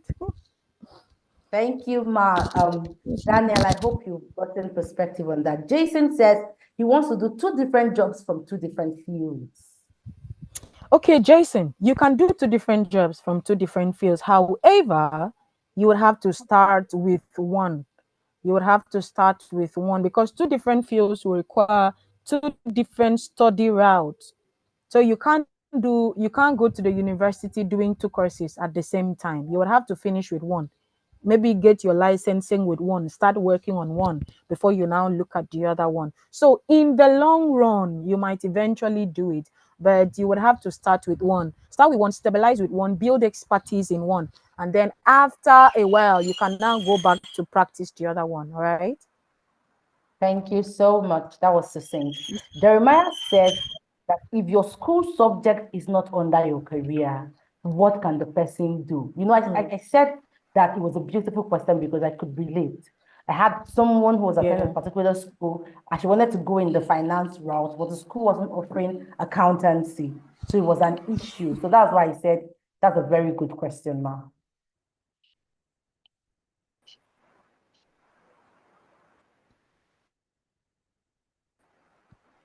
Okay, Jeremiah, so the thing is that all your school subjects, right, are shared amongst this career path. But the thing is, it would not necessarily be a direct subject. So for instance, somebody that wants to do construction, there's no school subject that will say, oh, we have construction as a school subject, okay? But before you go into do construction, you would need basic ideas of sciences, of physics, of chemistry, of mathematics, right? So in the school setting, any career path you will eventually go for, you would have these subject requirements. Just pick them. As you go on, you can do other smaller certification courses that are specific to your career path. Okay. So for those kind of career path, afterwards you would do short courses that are tailored to those career paths. Don't worry about your school subjects. Just pick the ones that the university will need you to have for you to have admissions. Subsequently, you pick trainings, go for workshops that are more directed towards your career path. Jeremiah, I hope you get that. Jeremiah, I hope that answered your question. Thank you. David, what job is for people who are interested in engineering and science? What's the career path for people interested in engineering and science now? Okay, for engineering, you can decide to do software engineering. You can decide to do civil engineering. You can decide to do computer engineering. There's food engineering. There's mechanical engineering. There's petroleum engineering. There's chemical engineering, right? Those are all under engineering. So any of those aspects under engineering. All right, David, I hope that answers your question. The JATOs. Oh, sorry, he asked for two. Sorry, he asked for two. There's a science part also. There's a science part. So the science part, it can be clinical sciences, right? Medical lab science, medical lab technologist, somebody that just wants to be a clinician, somebody that wants to be a science teacher, somebody that wants to be a biotechnologist, somebody that wants to be a microbiologist, all of those. I hope you get that, David. Yes, David, I hope that answers your question. There's a JATO asked, what if mommy says no to my career choice? Oh, this happens so very well. So first of all, have a discussion with mommy, especially if you are close to her. Explain to mommy why mommy appeals to you, right? And also listen to mommy's arguments, because sometimes mommy can see ahead, mommy can know better. It could be because of the resources we are talking about. It could be because of the opportunities that we've mentioned. Mommy has seen ahead, has seen that those opportunities are not abundant, or has seen that she doesn't have the resources to help you do that, right? So also listen to mommy's side. In the long run, if mommy insists, even after all of these interactions, mommy insists that it should be the one that she wants, provided you will not fail at it in school, right? I would suggest that you go ahead and do it. But the funny thing is that when you are done and you start doing this one that you want, when mommy sees that there is a measure of success in it, mommy will allow you do it in the long run, even if it means starting to do that one at 30. Time is not running away. I need you to understand that mommy wants the best for you. It's not that she's trying to frustrate your career choice or anything, right? She wants the best for you. You may not have many opportunities there. Maybe she has seen your own strength that you may not see. She has seen your weaknesses, mommy. And if she still insists, because you are not the one that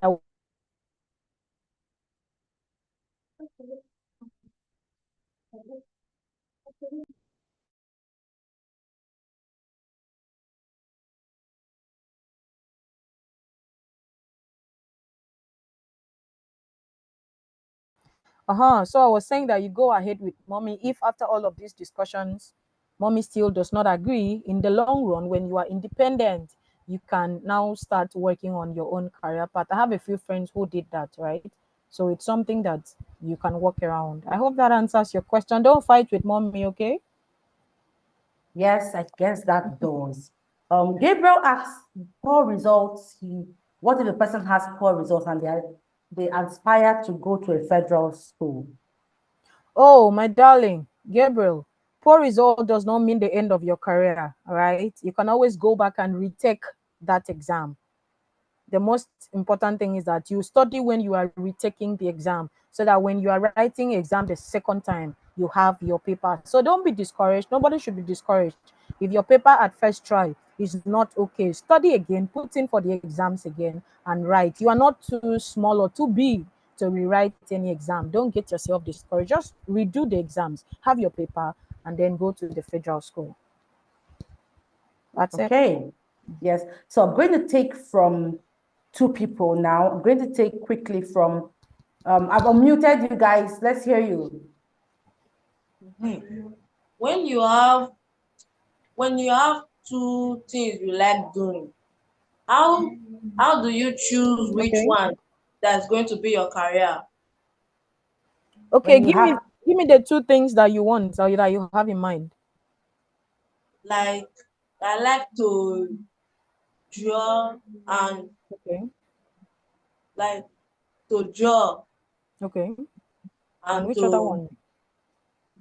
to dance Okay. with So other which activities. okay. So which one do you want to do for a very long time? I don't know anyone. Okay. Which one are you most effective at? Like even if they wake you at night, you don't need preparation. You can just do that one.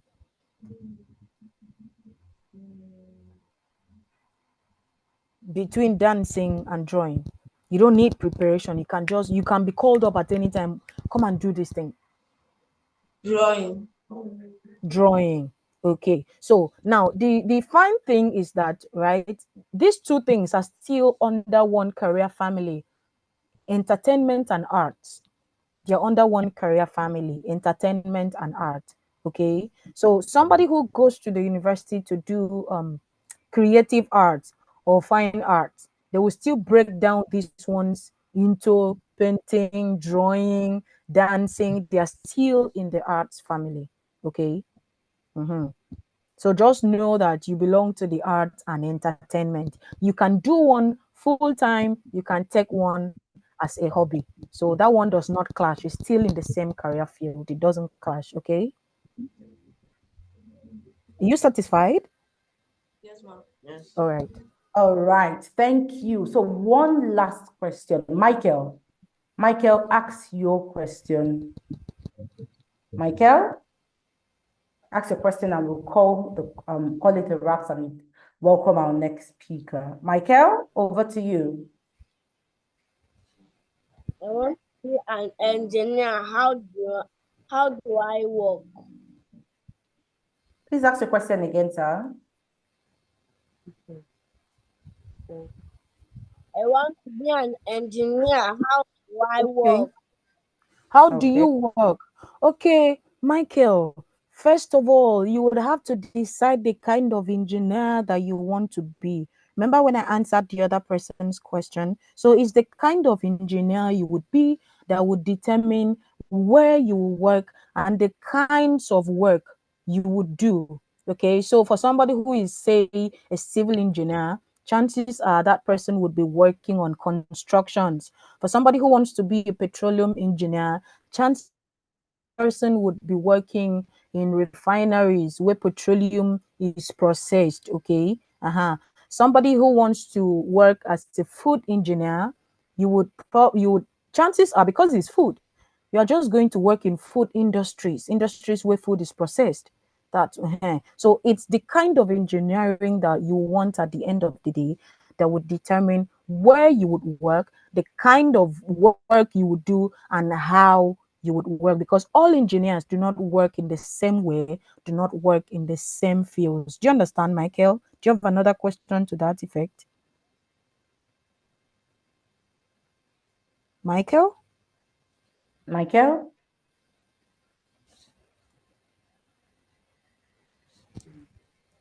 Okay, I believe that Michael is okay. The last question, Olomachi, and while we wait for our next speaker, Olomachi and someone else, I've asked you to unmute. You can unmute yourself now. My question is, turn on your video. Turn on your video. To become a gymnast, what do you need to do? We have a rule. Meso, is your video on? Yes.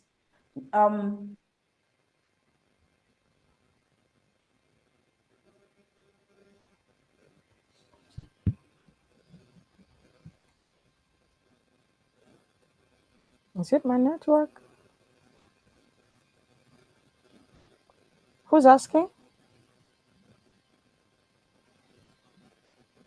Okay, I think we're done for today for this session. Thank you so much, Ms. Udemo. We didn't take Oloma's question, or she went there against house rules. Yes, her video is not on, so your video has to be on for us to take the questions. Yes, please. We're waiting for her to turn on her videos while we see. Okay, she's back. You see their pretty faces? You see? All right. So unmute yourself and ask your question. if you want to be a teacher and My question is, My if you body want is to become a sleeping. gymnast, what do you need to study?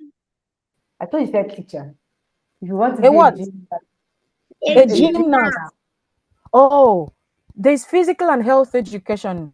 Physical and health education. That's the course that all other sports are on there. My second question is, if you want to become an animal doctor, what do you need to study? Veterinary medicine. Veterinary medicine. Vet medicine. Vet. V-E-T-E. I go again. VETERINARY.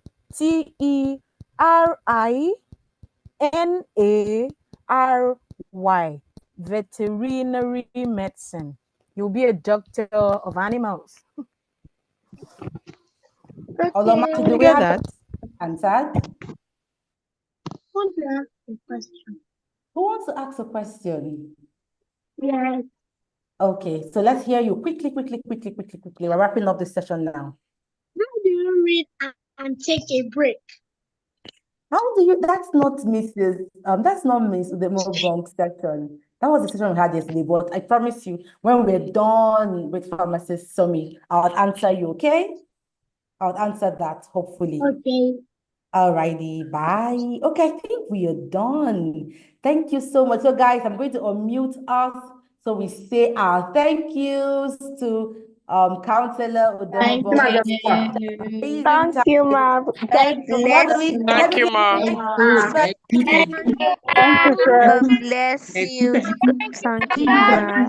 Thank you, ma. Thank you for teaching us today. Thank you you, for Ma. teaching us. Thank you, Ma. Do you have any last words for us, Ma?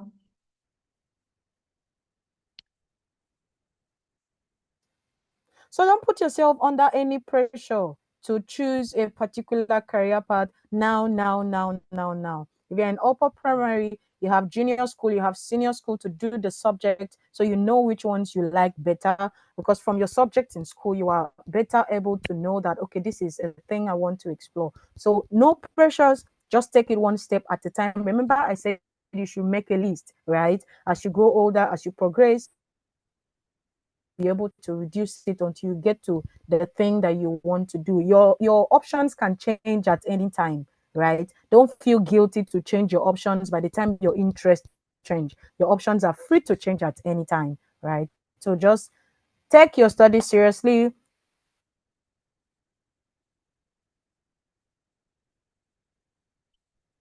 All right. Are you still with us, Ma? I can hear you again. Oh, all right. Thank you so much, ma'am. Thank you. Thank you so much for being with us. So guys, we are moving to the next session. But just before then, I want to give you 1 minute. Mel, so may please give us 1 minute so we stretch our bodies. So you have 1 minute to have your water break, okay? 1 minute to have your water break. So Jody, we're going to take your question now for the 1 minute, if Ms. Udemobong is still here. Jody, raise your hands again, so we'll take your questions. Everybody, go grab your water, stretch your body. We have the final session now, and you don't want to miss it. It's going to be impactful. I see Faith stretching her body like I'm stretching my body too. So everybody take a quick water break. You can use the convenience. Jody, okay, let's have your question. Good afternoon, Ma. Yes, good afternoon. Ma, please, what if your family can actually support your career path, but they think that it's not right?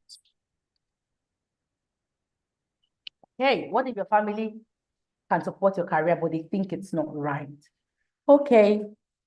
Mr. Demamog, are you on the call? All right. So you know what I'm going to do, Jody? I'm going to ask her, then I'll send it to you. Hopefully, if she comes back on, she could take that question as well. So everybody, I guess we are ready to have, Jody, did you hear me? So hopefully I could get her response before we're done with this session.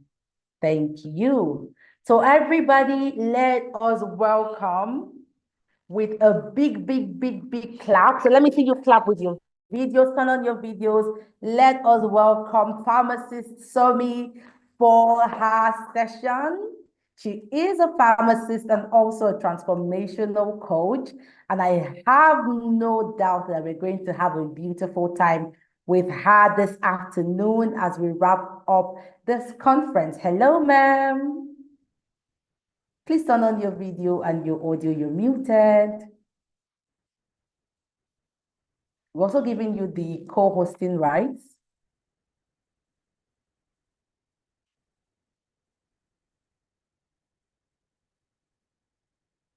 So she's going to be with us shortly.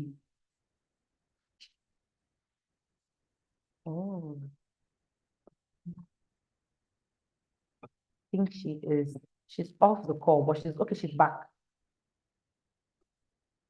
Back to unmute.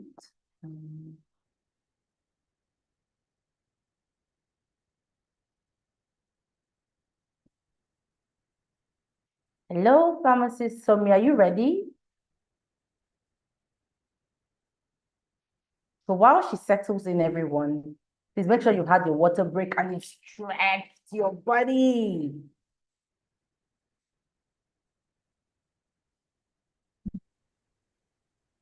Hi, everyone. Good afternoon. Please, can you hear me? We can't hear you, but we can see you. Yes, please. I'm coming to that ASAP. Okay, that's fine. Welcome on board, ma'am. So while you're settling in, let's do welcome. So everybody, I'm going to unmute you now. So welcome to Somi. Are you all ready? So everyone is going to be unmuted now. Say welcome, ma'am. Good afternoon. Let's do that, everybody. Welcome, ma'am. Welcome, ma'am. Welcome, ma. Hi, everyone. Thank you so much. Over Hi, to you, ma'am. everyone. Thank you so much for the warm welcome. Can you see me now? Not yet, ma'am. Okay, so I think that there is another app that is using my camera. So let me turn that off, and I guess you'll be able to see me then. Okay, that's fine. So everyone relax. She's going to be back.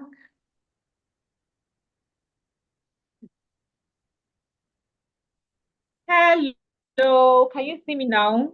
We can see you now. Good afternoon. Hi, good afternoon to everyone. Good afternoon, Lady Precious. I can see Faith and Esther. I can see Chinenye. I can see Gabriel and Gabriel Lee. I hope I pronounced that correctly. I can see King Manzi. I can see David. Good afternoon to everyone. How are you doing today? And how have you been enjoying your session so far? Who wants to tell me about how their day is going and how they've been enjoying the session so far? Who? Okay, so I can see Joseph. Joseph, can you unmute yourself and tell me how your day has been and how the session has been so far for you? Jody, you're muted. Yes. Good afternoon, ma'am. Hi. Good afternoon, ma'am. So the session has been very impactful. I actually learned a lot from the speakers and facilitators, like that of Career in You by Mrs. Udeme Obon. Wow, that's so good. Jody, thank you so much for, for being confident enough to tell me how your day has been going. Okay, so I'm just going to take one more person and that will be it for that. So I can see another hand raised up, but I can't see the name. So Lady Precious, please, can you unmute one more person to tell me about their day? All right, so Olomachi and Chimnefeka, I will unmute you now. So let's roll. My day has went fine. I woke up and we did a morning prayer. Okay. Then I started the session. Okay, that is so good. So how has the session been for you? You just told me you started, but you didn't tell me how it has been for you.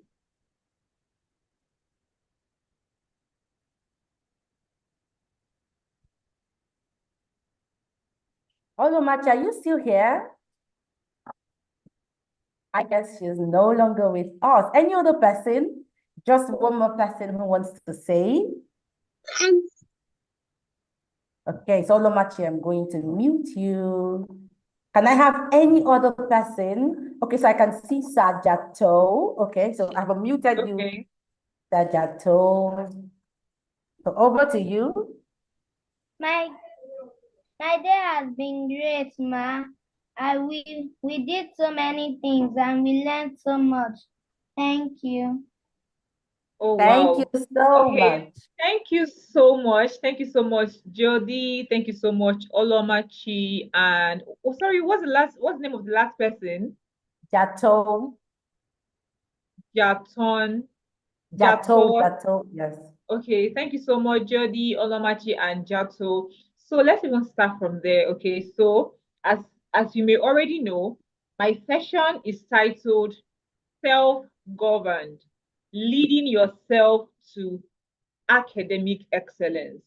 And what the three of you just exemplified now is one of the characteristics of people that are able to lead themselves to academic excellence. And what is that? Being confident enough to allow the world, to allow people in the same room with you to hear out your opinion. Okay, so I know that it could seem like just an ordinary thing, but the truth is that not everybody is able to air their views. Not everybody is confident enough to speak up in the classroom. Do you see? So what you just did now is actually one of the characteristics of a person or people that are able to lead themselves to excellence, even beyond academic excellence in life generally, in your career, like you have learned. Okay, so I salute the three of you, and to every other person who also wanted to also say something, but we can't go into that because of time. Thank you all so much. So, self-governed, leading yourself to academic excellence. Now, yes, of course, you've been hearing about academic excellence, how you can scale in school, how you can clear your papers, get all the A grades as much as possible, all right? But here's the thing, nobody is going to do that for you, all right? Nobody is going to, yeah, I know that your parents could be chasing you around to go and read your book. I know your teachers could be chasing you around to go and read your book. But the truth is that if beyond their own efforts, all right, to make you read your book, if you are not able to make that decision for yourself, okay, and to discipline and govern yourself enough, all right, to study your books, to do your assignments, okay, you are still going to find yourself not attaining academic excellence, okay, because our lives don't change, or a great change do not occur in our life because of decisions that other people impose upon us, okay, but the decisions that we take for ourselves, all right, and that we insist on implementing. So if you are going to attain the kind of excellence that you want, you've got to realize today that nobody owes you an A in school, all right? Nobody owes you a certain score in your exam. You owe it to yourself. And how are you supposed to attain that thing that you owe yourself? Is by what? Governing yourself, all right, so that you can attain that score. Now, self-government here simply means to lead yourself, all right, to be your own teacher, to be your own, to advise yourself, all right, to make decisions for yourself that are in alignment with the kind of results that you want to see, all right, and to be able to discipline yourself to follow through with the actions, okay, that can take you to that result as well. So talking about self-government in relation to academic excellence, it's about not waiting for somebody to chase you around to read your book. It's about not waiting for someone to chase you around to do your homework. It's about not waiting for someone to chase you around, all right, to be in class, to pay attention in class when a class is going on. Do you see? So if you are going to attain that academic excellence that you really want, okay, you have to know today, you have to approach your studies from today with the mindset of, I am the CEO of my own life. I am the leader of my life. Okay, now it doesn't mean that there aren't guardians and parents, okay, who also impute their own decisions. What it means is that what primarily can help you to attain the level that you have determined to attain, what? The self-leadership that you place around your life. Okay, so now let's go deeper into that. Now that we've understood the concept of self-government with regards to academic excellence, the concept of leading yourself to academic excellence, let's go further to look at the full picture of what leading yourself, of what governing yourself is really like. So I believe that it starts from having that mentality of, I am the CEO of my own life. I am the pilot of my own life. It starts from having that mindset of, nobody is going to change my life in the way that I really want, except for me. Okay, so like I mentioned earlier, people are definitely going to have their own input. People are definitely going to give you advice. People are definitely going to counsel you. But at the end of the day, at the core of the whole thing, it is your ability to sit in that position as the CEO, as the chief executive officer of your own life that can change your life in the way that you want with regards to your performance in school, right? That is number one.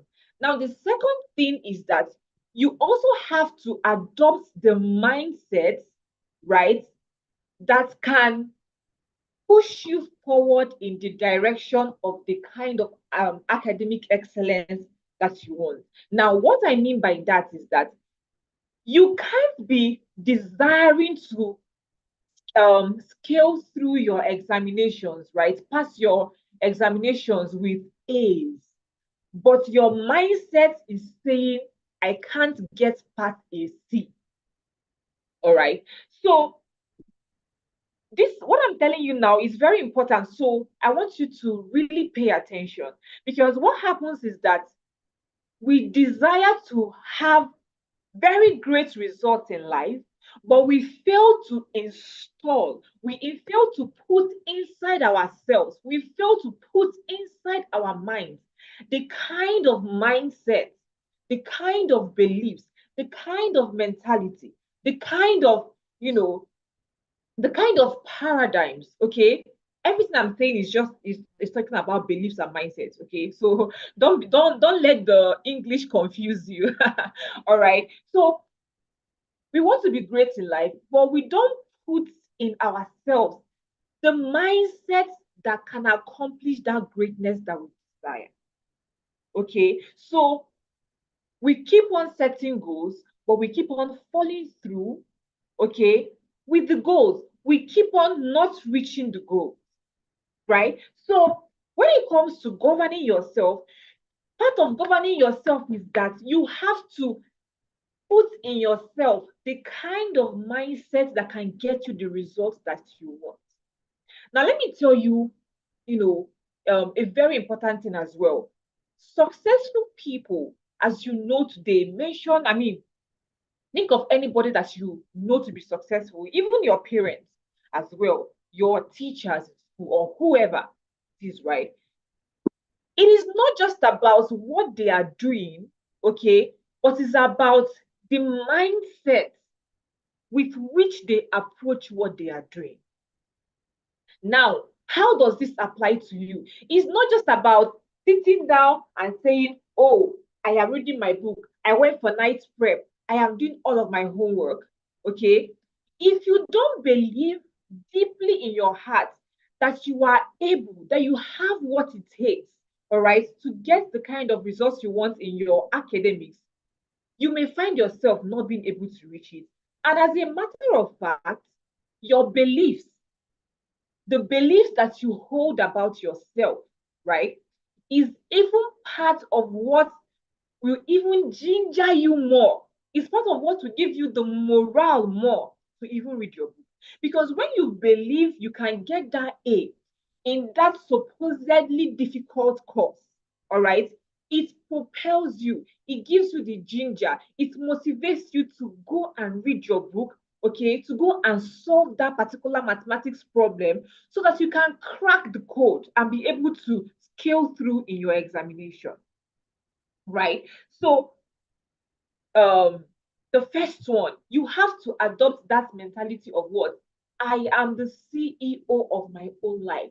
The results that I have in my academics, I am responsible for the results. Do you understand? Secondly, you have to adopt the belief of what? I can do it. All right. And still under this second point, okay, you cannot be that student who is believing that somebody else is smarter than you. Do you see? Now, what I mean by that is maybe in class you're not having the grade that you want, okay? There is somebody else that is having the kind of grades that you want. So instead of you standing up to the challenge, okay, and do the work that can get you that result, you start to sulk somewhere, you start to cry somewhere, lamenting that, oh, I can't even get that kind of result because I am not as intelligent as so and so person. The moment you start to believe that kind of thing, is something that starts to demotivate you already, such that you are not even able to now go and read your book so that you can get the grade that you want. Please, I want to hear from you. Are you following? Am I speaking, something that you don't understand? I want someone, one or two persons to unmute yourself and tell me you are following, okay? So that I am sure that I am not just saying things that you don't understand. Okay, we have Jody again. So Jody, tell me, are you following? Yes, ma. Okay, Ma, great. we are currently at number 2. To adopt a positive mindset. Grace, thank you so much. I can see you are writing. That is so encouraging. Okay, I think I saw Gabriel again. So unmute yourself and let me know.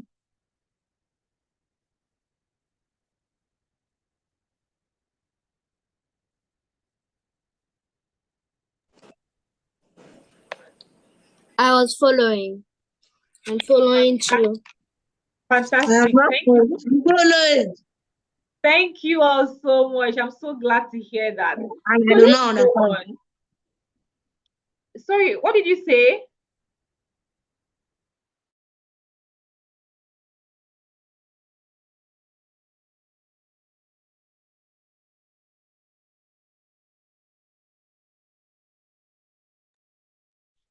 Okay, so let's go on. The third thing when it comes to leading yourself after developing a positive mindset. So we don't just stop at saying, yes, I believe I can do it. Oh yes, I can. And then you go and sleep and be waiting for God to come down from heaven and read your book for you. No. You now have to ask yourself, if I want to be a straight A student, if I want to be an exceptional student in my academics, what kind of actions can bring me close to that result? That is number 3. You have to ask yourself the question, what kind of actions? Because it's not just about having the beliefs.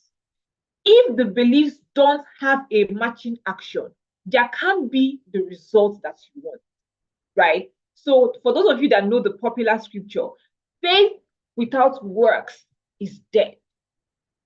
Okay, so you, adopting the positive mindset, that can be likened to faith, right? So the number 3 here is what? Is now the works that you are going to add to your faith.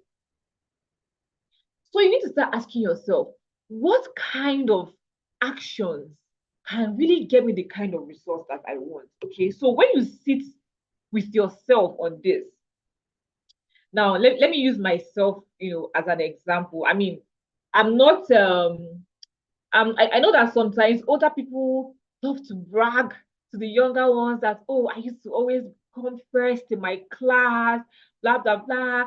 I never failed. They pose themselves as people that never failed. That's by the way, though. But concerning this particular point, let me use myself as an example. Okay, from when I was also in my team. All right. If thinking about it, I can, to a very good extent, remember my academic performance, let's say from SS1 to SS3. Okay, so let me also, even before I get to that, let me even share something that happened to me that changed my life in my JSS1. So when I came into secondary school, yeah, I was a boarder. Okay, I was a boarder throughout my secondary school education. So when I came into JSS1, I didn't really know what to expect. For my primary school, I really wasn't that serious, to be honest. Okay, I was passing my exams. Okay, but I did not really put the effort. Okay, to maybe be the best person, be the overall best student and stuff like that. I never really put that effort, right? So it was when I was in JSS1, and to be honest, with minimal effort, okay, because I know I didn't really work too much. With minimal effort, I came first position in my class. So when that thing happened, I said to ask myself, if you could do this without even intending to come out as the first in your class, how much more can you do when you now intentionally? Because even though I was the first in my class, I was probably like maybe 100 and something, or just I was far when it comes to like overall results, like amongst all the JSS1. Do you understand now? Okay. So I was like, okay, I could get first in my class, but then overall, I was not anywhere near the first. That how, I was thinking about it, that how much more can I go if I should make it a deliberate effort to actually perform excellently, okay, in my studies. So another thing that then I also used to look at is not just about having first position in your class. No, I looked through my scores, okay, for each subject. I see my average, like the average score. So if you are, for me, if I was having first position, but maybe my average out of 100% is like maybe 70 something, I feel like that was just I feel like people in my class did not even really work hard. That was even why I could come first at an average of 70 something percent. So for me, if I'm going to like really give myself a thumbs up, I should be expecting an average of maybe from between 95 to 100% out of 100%. Okay, that really tells me that, okay, yeah, I really worked hard. So when I had that experience in JSS1, and I was like, oh my goodness, imagine what could happen in your life, Somi, if you make a deliberate effort, right, to take the action that can stand you out. So I started to put more effort into studying my book, right? So I think my scores increased, okay, but then my first position and all of that wasn't really consistent. But when I entered SS1, there was this level of zeal for academic excellence, for academic pursuit that just overtook me. Okay, so I was studying. I studied so vigorously, and it's not like I was always studying. Okay, I would study, but I would also make a deliberate effort when I'm not actively reading to recall all the things I've read. Okay, I may not be talking. Maybe as I'm walking on the road, walking from maybe the refectory to the class or to the dry land to go and pick my clothes. As I'm working, I'll be regurgitating in my mind the things I have read. So my mind, like everything, if I read things, they would just be engraved in my memory, right?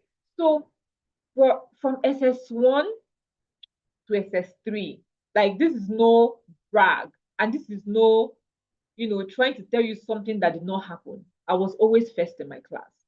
And this first in my class is not with an average or with a let my people go kind of average, okay? 90-something% out of 100, just like that, or at least 80-something%, okay?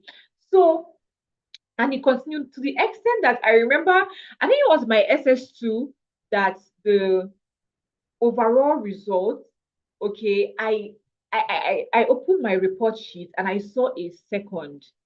And I just knew it was not possible. Okay, like there was that confidence because I knew I had worked so hard for this. I knew I was the overall best student. So I spoke up. I requested for a remark. I requested that the school should revisit the results aggregation and all of that. And when it was revisited, the mistake was seen, and I was actually the first position, right? So what led me to telling this part of the story, talking about the actions that can get you the kind of results that you want. So let's talk about them. Number one, there is no way you want to stand out academically without doing the hard work of reading your book. It's just not possible. Okay, so if you are part of the people that say, I don't use our strength to read, reading is hard, I don't used to remember anything, you might as well just forget about what being part of the top 5% of your class. That is just the way it is.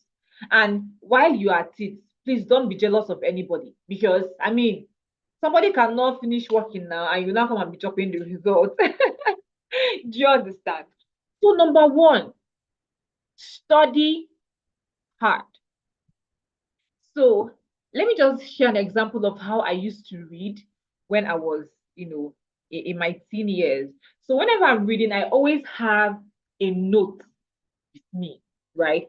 So let's say it was my essential physics or essential biology that I was reading, okay? I was like, oh, Charles Darwin's law states that this. I'll read it, I'll think about it, okay? And then I will write it, right? I will try to write it without looking at the book.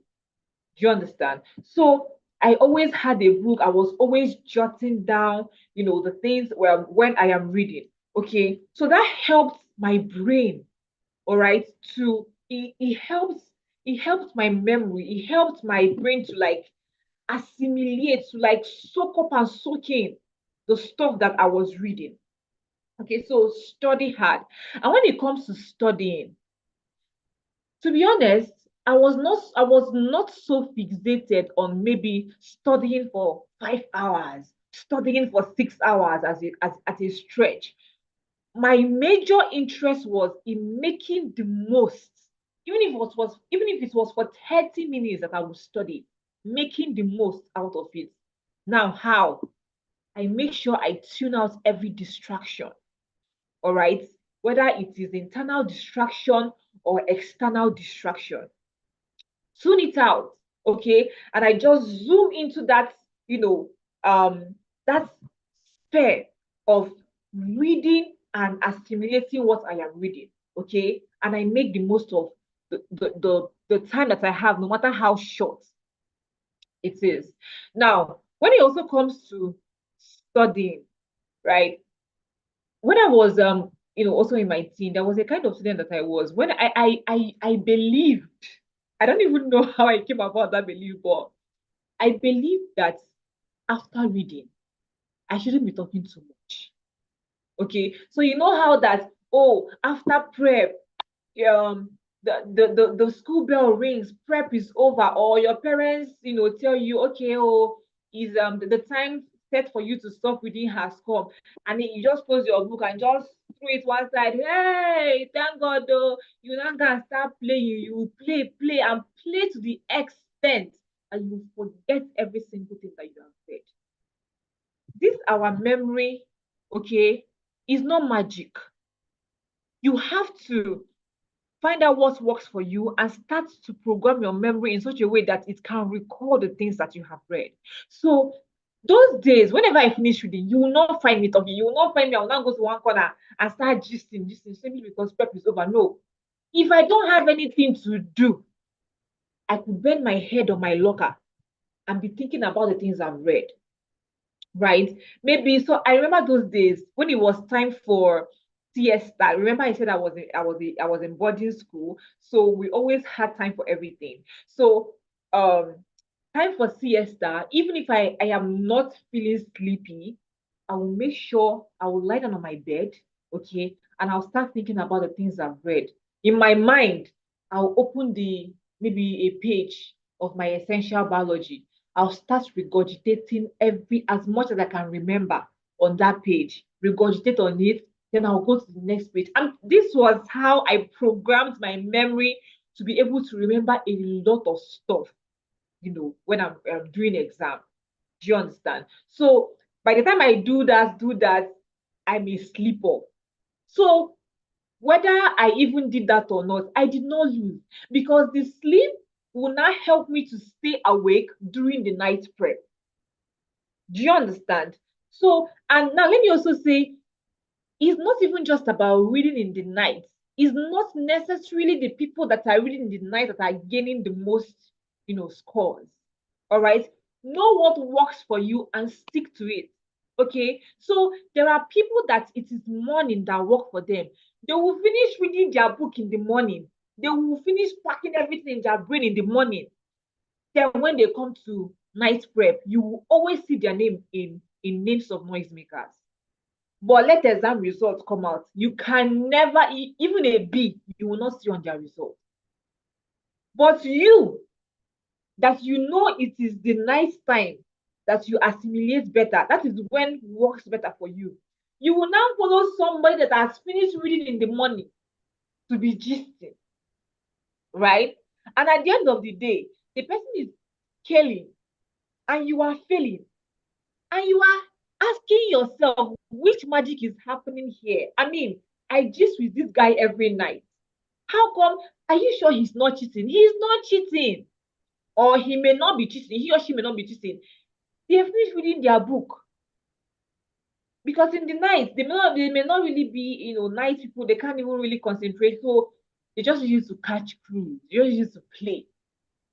And because you are naive, you are not informed.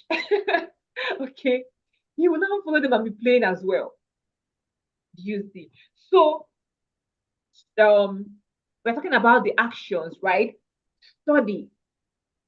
And under that, I've mentioned, avoiding distractions. Those days, I would even go as far as maybe I will find a quiet place. Maybe I will go out from my classroom, right? A quiet area. And I mean, personally, those days I was really friendly with my teachers, with the staff. So at a point, I was even using the office of one of my teachers. Yes, I was that, trusted student. I was a deputy senior prefect. Okay, I later became that. So I was that trusted student, right? So I would just go to a quiet place, gently read my book, and life was just so sweet. At the end of the session, I'll pack all my A's and my first position and be going home. Right?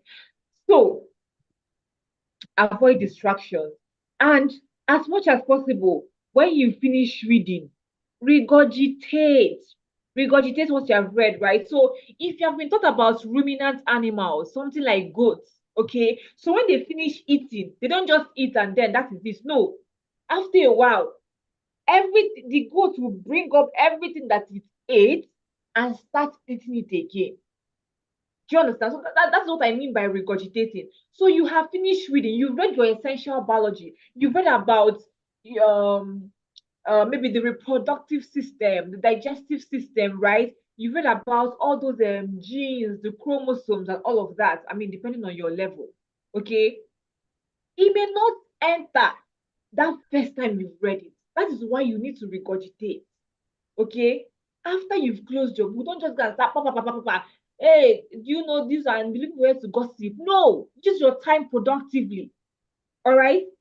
Those things you have read, try your best, close your eyes, try to remember it, try to see if you really understood it. Okay, I also remember those days. And another thing, still talking about actions, I talked about study. The second one is that be proactive with your studies. Now, what do I mean by that? Don't wait for your teacher to teach you something before you read it.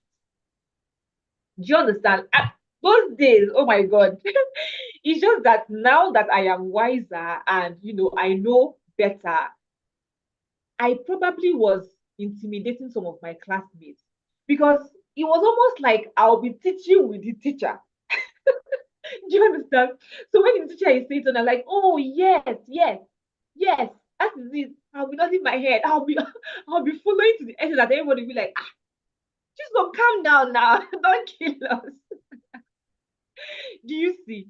So don't do that because it could really, some people that are not strong enough, it could just put them off and make them to really be intimidated in a way that may not really be good. So be proactive. All right. Maybe you have finished reading the things that you are taught, but you know that this is the next thing your teacher will teach. You can look at it. I remember one example. Oh my goodness. So I was also that student, like I mentioned, I was really friends with a number of staff. Sorry, excuse me. I was really friends with a number of staff then in school. I was so zealous about my academics. So I remember one of my teachers in computer science. So I knew the teacher, even though many of my classmates then trivialized him, they felt like that he didn't. I don't even know why they didn't really have that regard for him, but I knew that the guy was very smart. I knew that, I'm saying guy because as of then, he was really like a young teacher.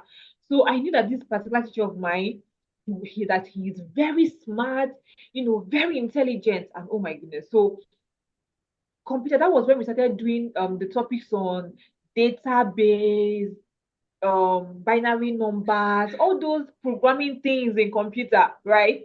So I went to him. I told him that, please, I want you to be doing after classes for me, right? So I would go to his office, he would teach me some things, he would show me how to do some things and all of that. So I remember one time that another computer teacher, okay, now took over. I think we entered a new class, so we had another computer teacher. And to be very honest, I did not really resonate with the way she teaches. I didn't really like her teaching style. It was so dull for me.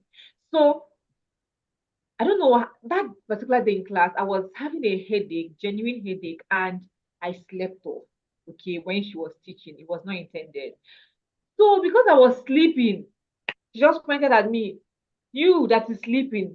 She already wrote a question on the board and she had asked for somebody to solve it.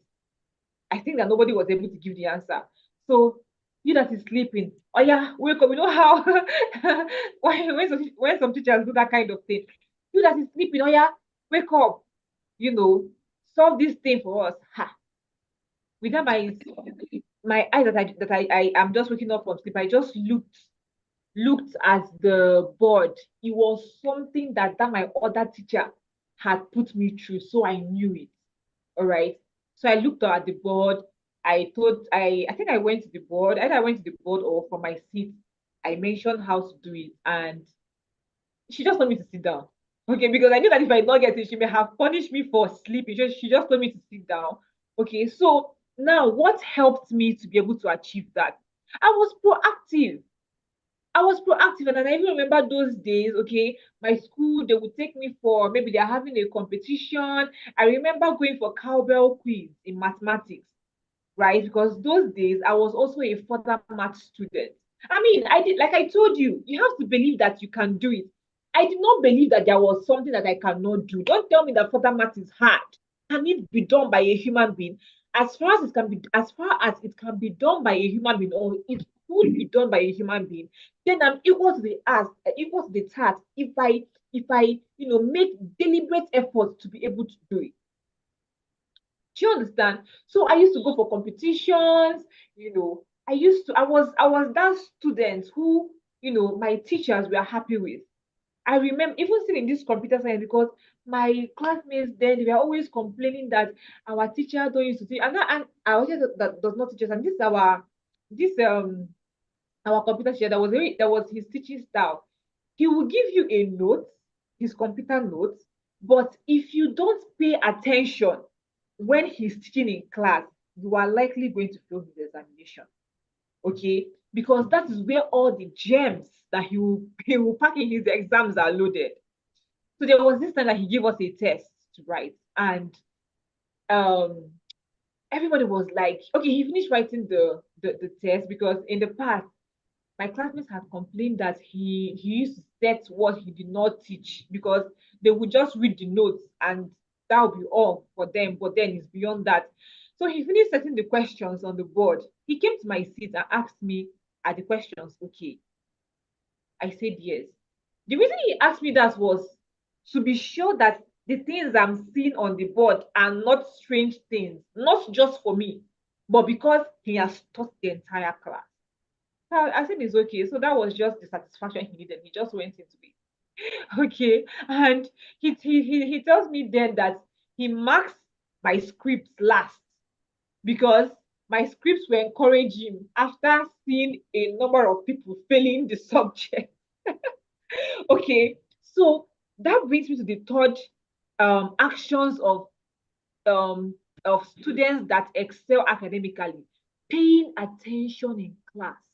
Paying attention in class. That discussion that your friend wants to have with you when a teacher is standing in front of you can wait.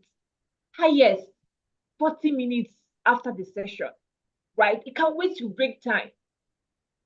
Do you understand? It can wait till break time. So pay attention in class, because there are some, just like I told you now, there are some things that may come out in your exam that may not be in your notes. And some teachers do it deliberately so that it will make the students to pay attention in class, right? Now, the fourth action is what? You also have to be able to, we are human beings, right? Our body is a system, okay? Our body needs to rest in order to perform very well when it's active, okay? So you must have heard the popular saying, early to bed, early to rise, right? Sorry, I'm hiccuping. Don't be that student who, you are going to school tomorrow, but you will stay awake. You'll be watching PJ Masks. From PJ Masks, you go to Nickelodeon. From Nickelodeon, which other one? You will go to Disney World. You will continue watching television from morning till night, right? That way, your brain does not have time to do hard work.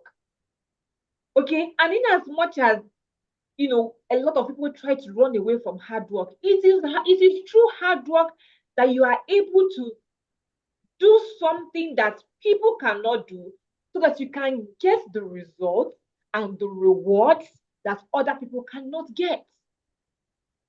Are you following this? So you have to also start training yourself. Go to bed early so that you can wake up early. All right. And it's because you're not going to bed early that you will go to class. When you should be paying attention, you want to sleep. All right, because your brain is not well rested. You should just be doing buka buka, buka buka. When you're supposed to be paying attention, you'll be having internal distractions because your brain is not well rested. So early to bed, early to rise. Okay, now let me conclude with this 5th point on the actions of the actions within leading yourself to excellence, right? Or let me say 2 points, right? So the first one is what? Be the CEO of your own life. Secondly, have a positive mindset. The third one is the actions, right?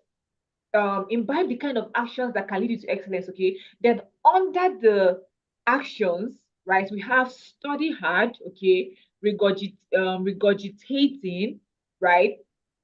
And then I also talked about going to bed early so that you can wake up early. So, and then paying attention in class as well. So the fifth one under that is that you I've mentioned it before, but it deserves a point on its own. You cannot be watching. I'm telling you, because this is the time where we find ourselves. It's a time of screens. Okay, it's a time of TV, phones, tablet, iPad, all the good technological stuff, right? But honestly, if you are so consumed, right, with watching television, with being on your phone, I'm telling you, over time, your brain will lose or can lose that strength, right, that it has for knowledge, okay, for retaining things that matter to you for your examination. Yes, because when you are so fixated, you are every time you are watching television, okay, you can't even do your house chores, right? You can't even do your homework. You can't even have time to maybe study, right? There can't be anything in your brain. All right, you come to examination hall, the only thing you're thinking about is PJ Masks. Okay, because that is and SpongeBob, because that is what I've been watching all day, all week, all month. And then during the exam, you're just scrambling through. Hey, well, that's I mean, if somebody if that kind of person even has the time for that at all, you're scrambling through. Hell, what did I read though? What did this teacher even say? Hey, this chemistry, what is that formula again? Because you did not give your brain the time to assimilate. You did not give your brain the time, all right, to hold on to information fiercely. So hear it from me today. If you are not able to curtail how you use the devices that you have access to, you may not be able to attain the kind of academic excellence that you want.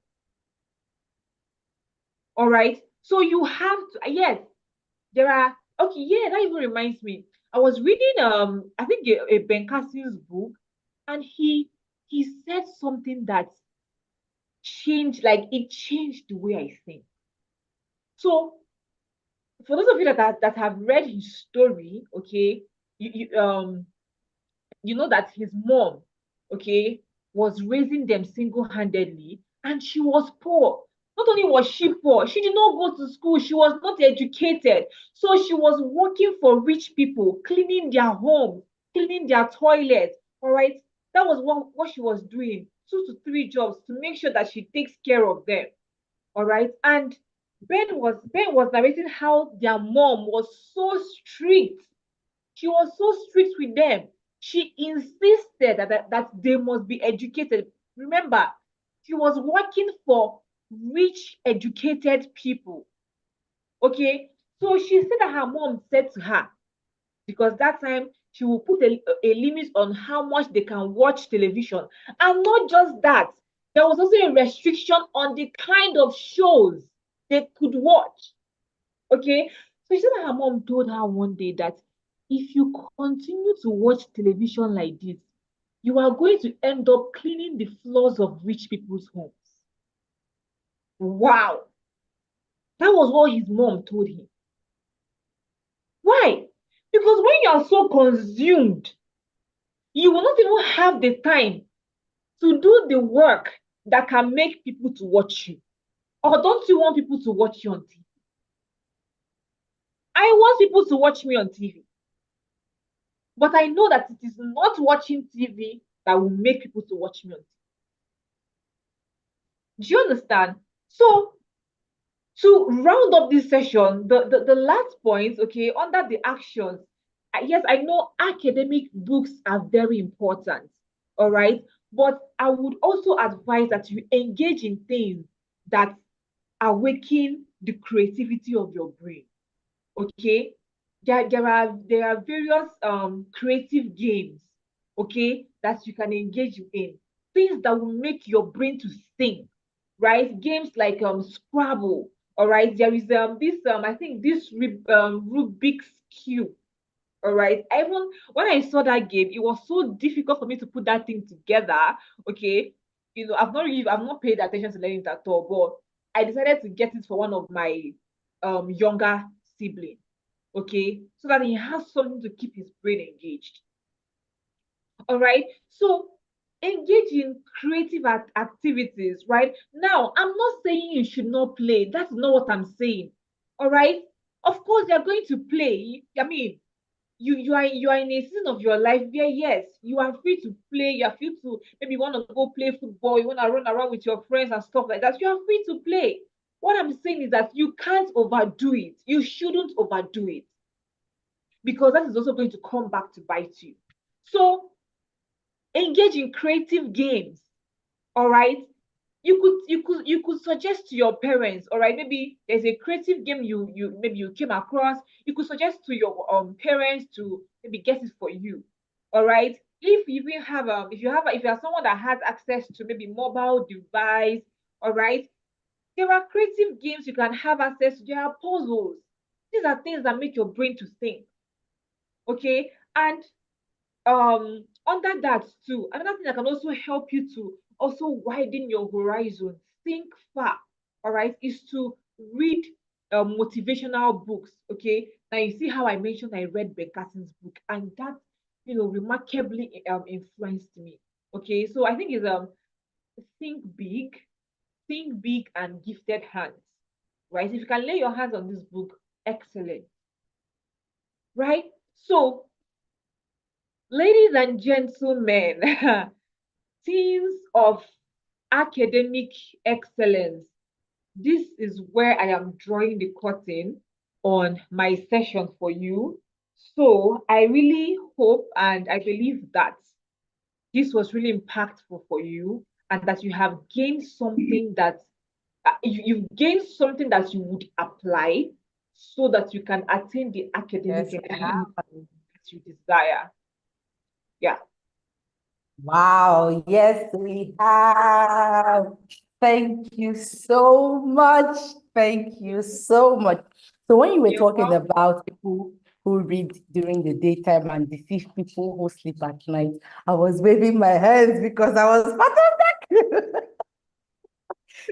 I never played with my daytime in school because I had understood my energy cycle. And I knew that I was left at night. My husband was asking me some weeks ago that, how did you do during school? You didn't read at night. I'm like, no, sir. I read during the day because I didn't read at night too. In the night, you will see me doing bed hours. I don't mean night prep, because we have night prep that ends like I think around 9:30 p.m. I'll read during the night prep, but you see, staying awake in the middle of the night, no. I will so sleep. I'll wake up when I hear the bell for the next day. I went for night class one time. So one guy was reading beside me. I slept so much that he gave me his hoodie to use as a pillow. He was like, babe, why did you come out if you came here to sleep? Oh, wow. I loved how practical your session was.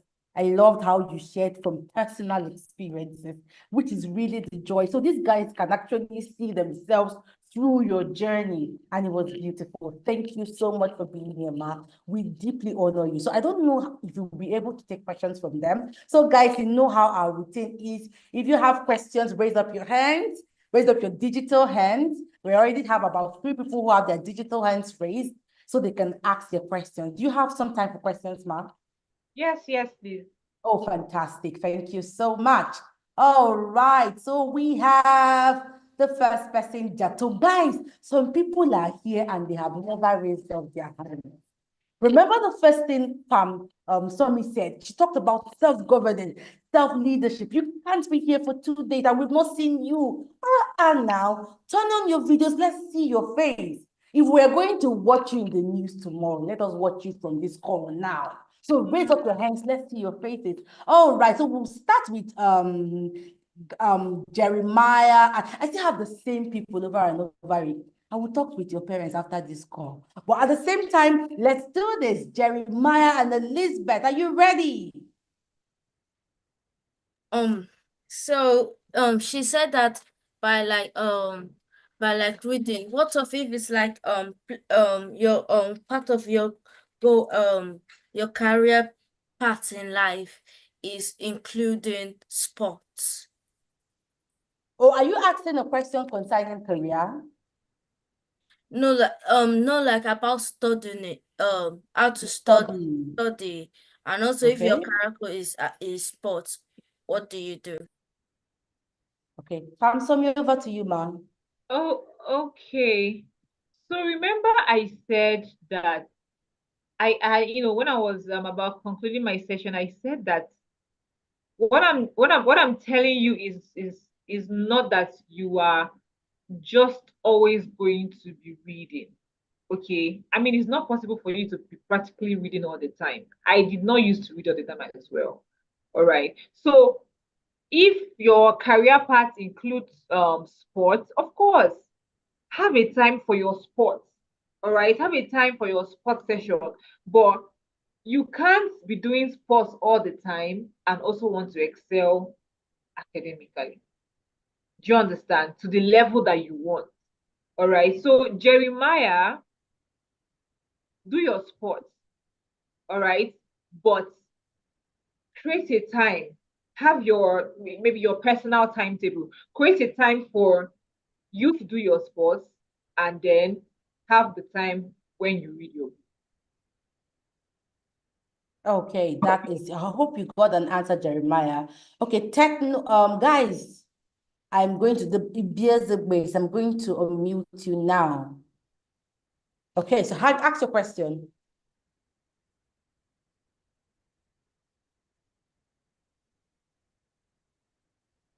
So unmute from your end. I've unmuted you yet. Ask your question. My question is that, is it every time we should read ahead of our teachers? And also, is it every time that anytime we read, at the second time, it enters our brain? Because me, sometimes when I read the first time, it enters my brain. Okay. Okay, so what's the name? Oh, I don't know your name. Techno, come on. What's your name? Samuel. Samuel. Okay, Samuel. Now, fantastic for you. If when you read the first time it enters your brain, fantastic for you. All right. So what it now means is that what I said is not for you. Okay, because there are people that they read the first time. Yes, even though they think that entered, by the time it's time to remember it, is nowhere. Do you understand? So if it enters the first time and you're able to recall it and you understand this very well, bravo, good for you. I love it for you. Okay, yeah.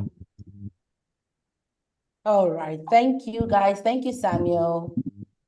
Okay, over to you, Daniel and Emmanuel.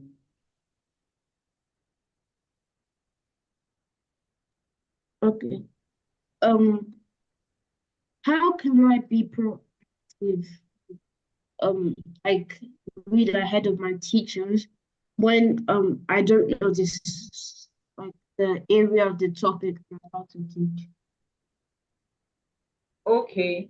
So it's not necessarily that you may not have to read the exact topic that is going to be taught in class next. Do you understand? So you have your textbook. Okay, so you roughly have an idea of the kind of topics that you should expect. Do you understand? So yeah, you can choose from any one of them because I'm sure that the textbook you are using, it was designed for your class. And most times, before you leave that class, you would have to go through everything, even if it's not maybe in the first term, it's in the second term, or it's in the third term. Do you understand? So you pick up the book and go through the topics, and then just find maybe if it's something that interests you, to like read about, you read about it, or you can just choose any topic of your choice and then you read about it. So it doesn't have to be like the immediate topic that the teacher is going to teach next in class. Yeah. Yeah. Thank you. You're welcome. Okay, so Idara, please, can you turn on your video? Remember our policy is to show our faces when we have questions to ask. So I'll go to Jato. Jato, over to you. Ma, No, I want to ask, what if you're in a school that has too many disencouraging teachers? That has Oh, too many words. Disencouraging teachers. Oh. Wow. What's your name? Isioma. Isioma. Okay. Isioma, I am going to answer your question, but just give me a minute. Just give me a minute to fix something, please. Ma, I want to ask Okay. So if you have more, guys, we're wrapping up. So if you have more questions for Coach Somi Wonder or myself, please raise up your hands. If you wave, we can't see you, okay? So please just raise up your hands. Okay, so I can see that Idara has. Oluwatoyin, you don't have a question? Let me go to my people. Okafortuno, so you don't have a question? Deborah, you don't have a question? Joy and Aiton, I've not heard your voice at all. Jason and Bevan, do you have a question? Princess Precious Asuko, do you have a question? Misso, do you have a question? Ruth Baba family, do you have a question? I see a lot of you on this call, and I haven't heard your voices. No, now. It doesn't work like that. Okay, so let me continue taking the question so as she comes. So I think the Jato asked, okay, are you back? Yes. Okay. Okay, so Isioma, I mean, what you asked is it's really touching, honestly, because I know that one of the things we need as humans and if let's say even need to a greater degree in this stage of our lives is that encouragement, that's assurance, all right, that we can do it, okay, that we can really make the mark that we desire. All right, so Isioma, what I want to say to you is that you should always remember who you are, no matter what. And who are you? First of all, you're a child of God. You are a human created in the image of God. And what that means is that you also have the same attributes as God. His intelligence, his creativity, his brilliance, his awesomeness. All right. So it doesn't matter what any teacher is saying to you. Okay. And guys, let me also mention this. Now, it doesn't mean that, because you now said you are going to be academically excellent, and then you are checking everything that I've said, like you are doing everything that I've said to you today, that you may never encounter one or two times that, let's say, you fail or you don't meet up your expectations. No, not at all. All right. Failure is part of life. Okay. So, but what you should understand that failure is not what defines you. All right. You are not your failure. It was just an incident that happened. All right. But it is not your identity. So, Isioma, no matter what any teacher is saying to you, all right, I want you to always remember who you are. You are the intelligent, the brilliant, all right, the mind-blowing Isioma. Okay, so always remember that. And even if it just says something that you don't like, remember that. And of course, you are if it's now somebody that is abusing you, all right, of course, I'm sure that you are free to report, all right. When you come home, you can even tell your parents about it. Do you understand? So that's what I can say. That's what I can say about that.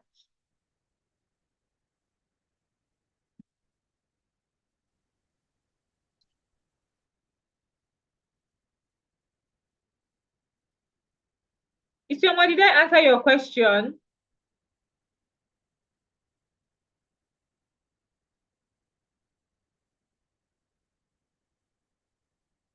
Hello?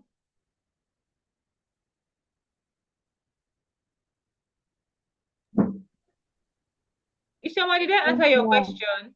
Yes, ma'am. My All right. brother wants to ask his own. Oh, okay. What's your name? My name is Rato Yama.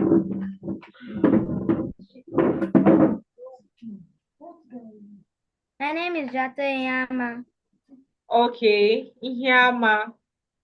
Okay.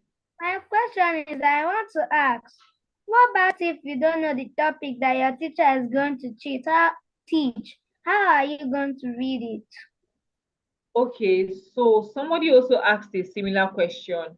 What I am saying to you is that it may not be, or it must not be the next thing that your teacher wants to teach that you must read.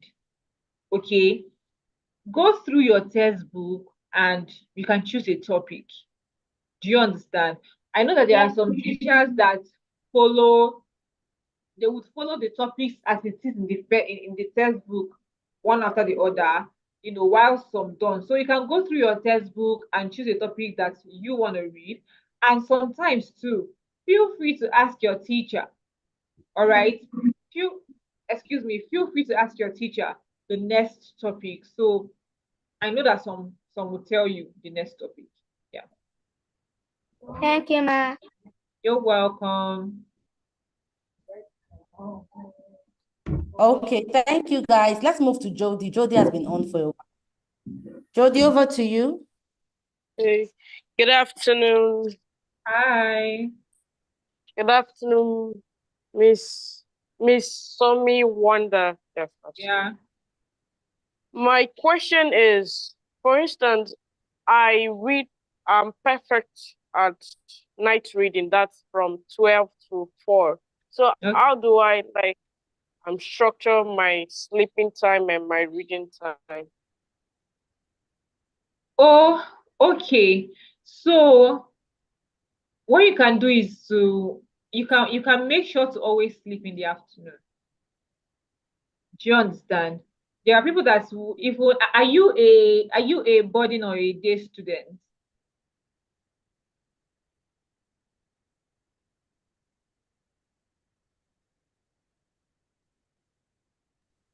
A day student. Okay, great. So you could decide to sleep in the night, all right, and then you wake up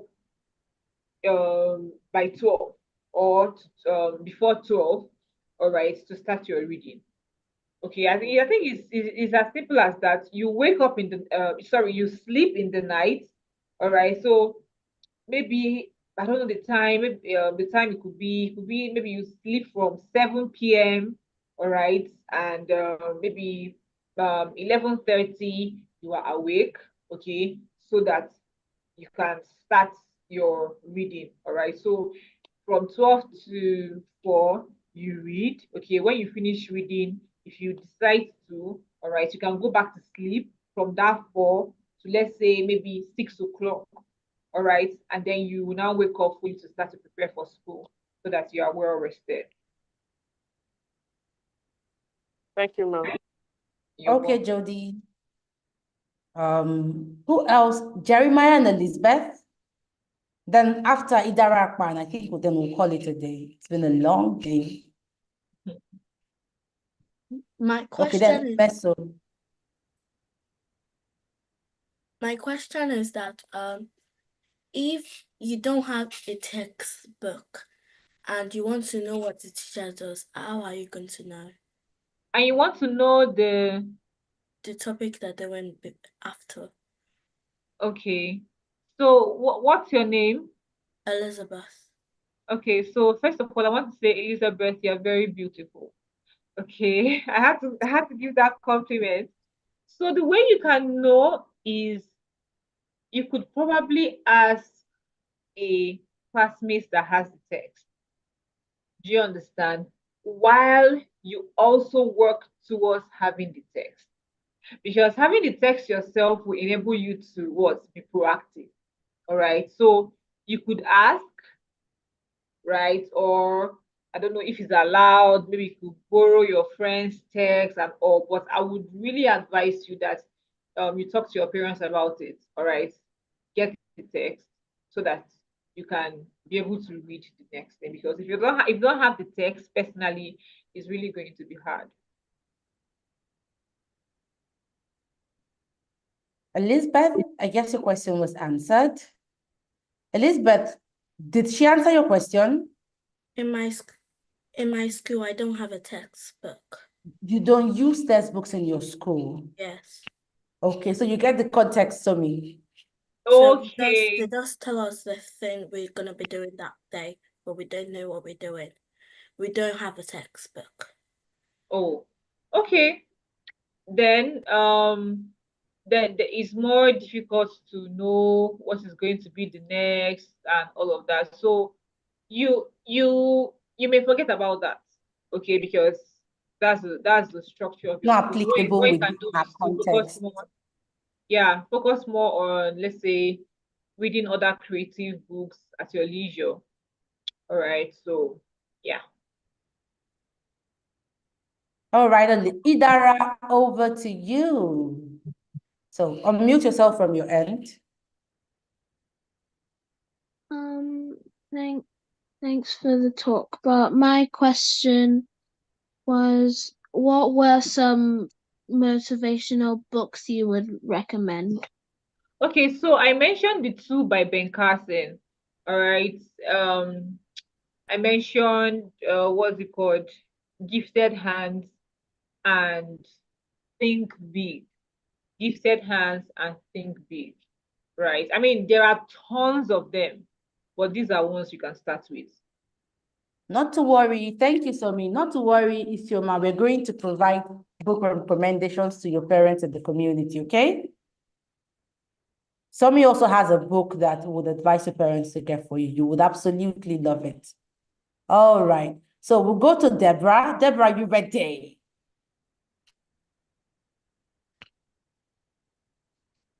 Okay.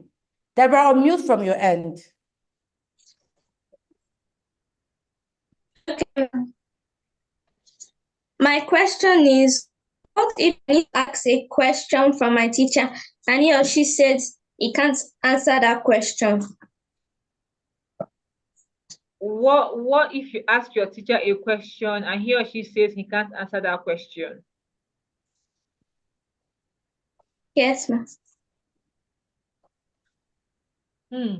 So, and let me also get this correctly. Is a question, about, let's say, something that he or she taught, right?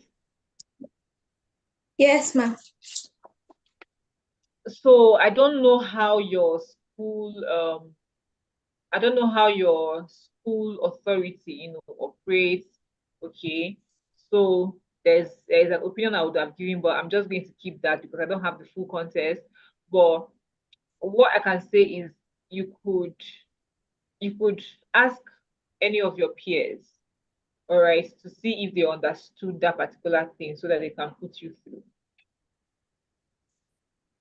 Okay, ma'am. Thank you, ma'am. You're welcome. All right. Do we have, okay, Meso, turn on your video. So we'll release pharmacist Somi. Somi, do you have any last words for us? Thank you so much for doing this with me. I deeply, deeply celebrate you. You are welcome. Thank you so much for having me. So I think okay, let's get done with the questions and then I'll give my last words. So we have a policy that we put on our videos to ask questions, and Meso hasn't turned on their video yet. And I think that's all the questions we can take. Any other questions? Meso, do you have your video on at the moment? I can also see Daniel and Emanuela. Emmanuel, I had asked them already. Oh, thank you. Daniel and Emanuela, apologies. Over to you.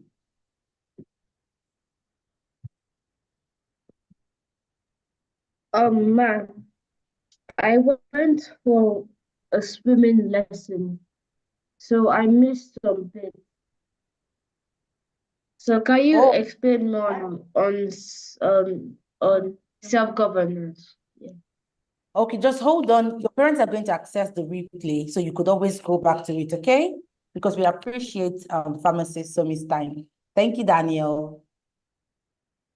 Okay, Meso's video is on now. Thank you. Over to you, Meso. I saw a Samsung phone something. Please turn on your video so we can take your question. Okay, Meso, over to you. Map and motivate you. Please Sorry, say that again. I didn't get that.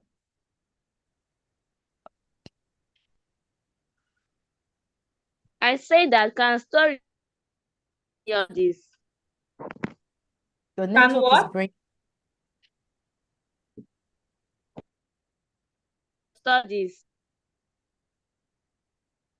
I don't know. I don't know if it's her network. I'm not really getting what she's saying. Yeah, same here. Can you try again, Meso?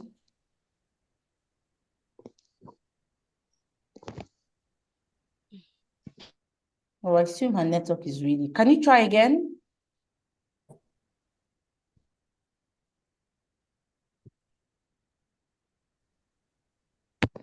I said can help you in your study. Can what help you? Can stories. Stories help you in your study. Okay. What kind of stories do you mean, Meso? Like novels. Well, it depends on the kind of novels, right? Remember, I talked about also reading other creative things that can, inspire you. Okay, and that was where I mentioned the books by Ben Carson, right?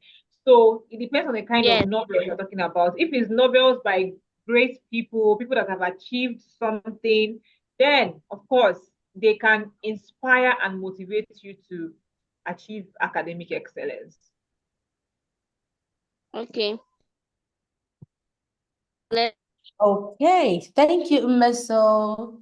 Your final words, ma'am. Okay, so ladies and gentlemen, I am leaving you, okay, with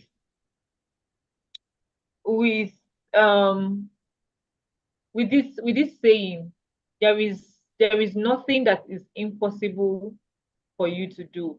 And those are not just mere words or something to just motivate you and hype you up, right? It's actually true, because we are created in the image of God, and we are people who God has put power in, all right, including the power for academic excellence.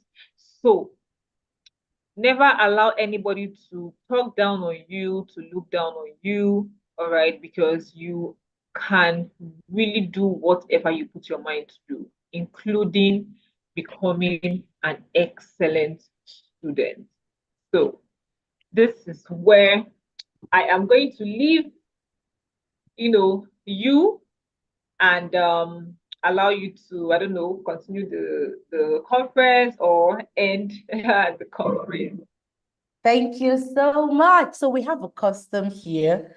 I'm going to unmute us all. So we all say our collective thank yous to Pharmacist Somi for availing herself and impacting on us so much. Guys, are you ready? You know how we do it? 1, 2, 3. You're all unmuted. Let's all Unmute ourselves and say our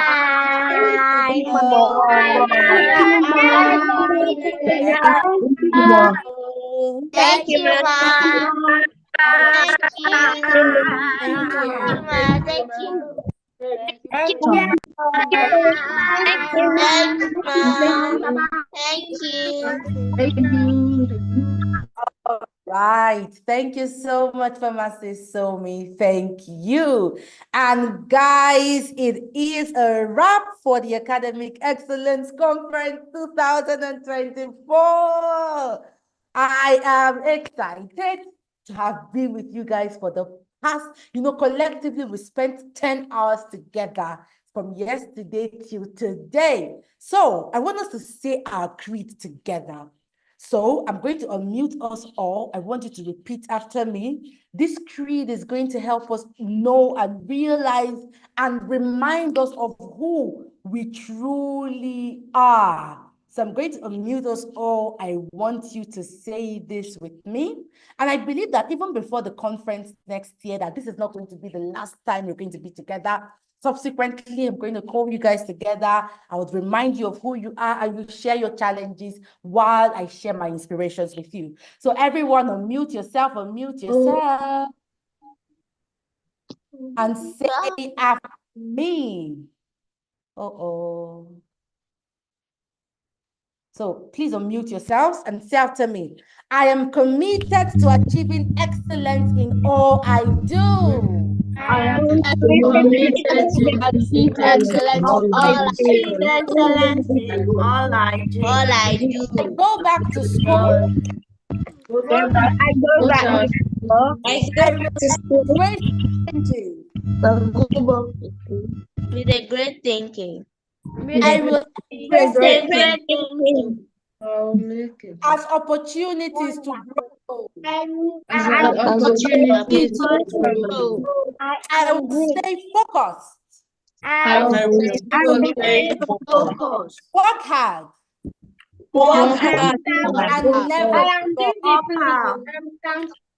I I am building a future.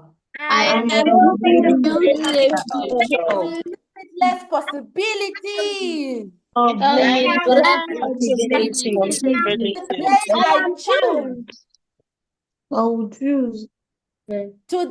I choose. Be the best version of myself. Be the best version of myself. Capable. I am capable. Resilient. Resilient. And unstoppable. I am academically excellent. Thank you very much. So as we wrap up, I want to get your feedback. How was this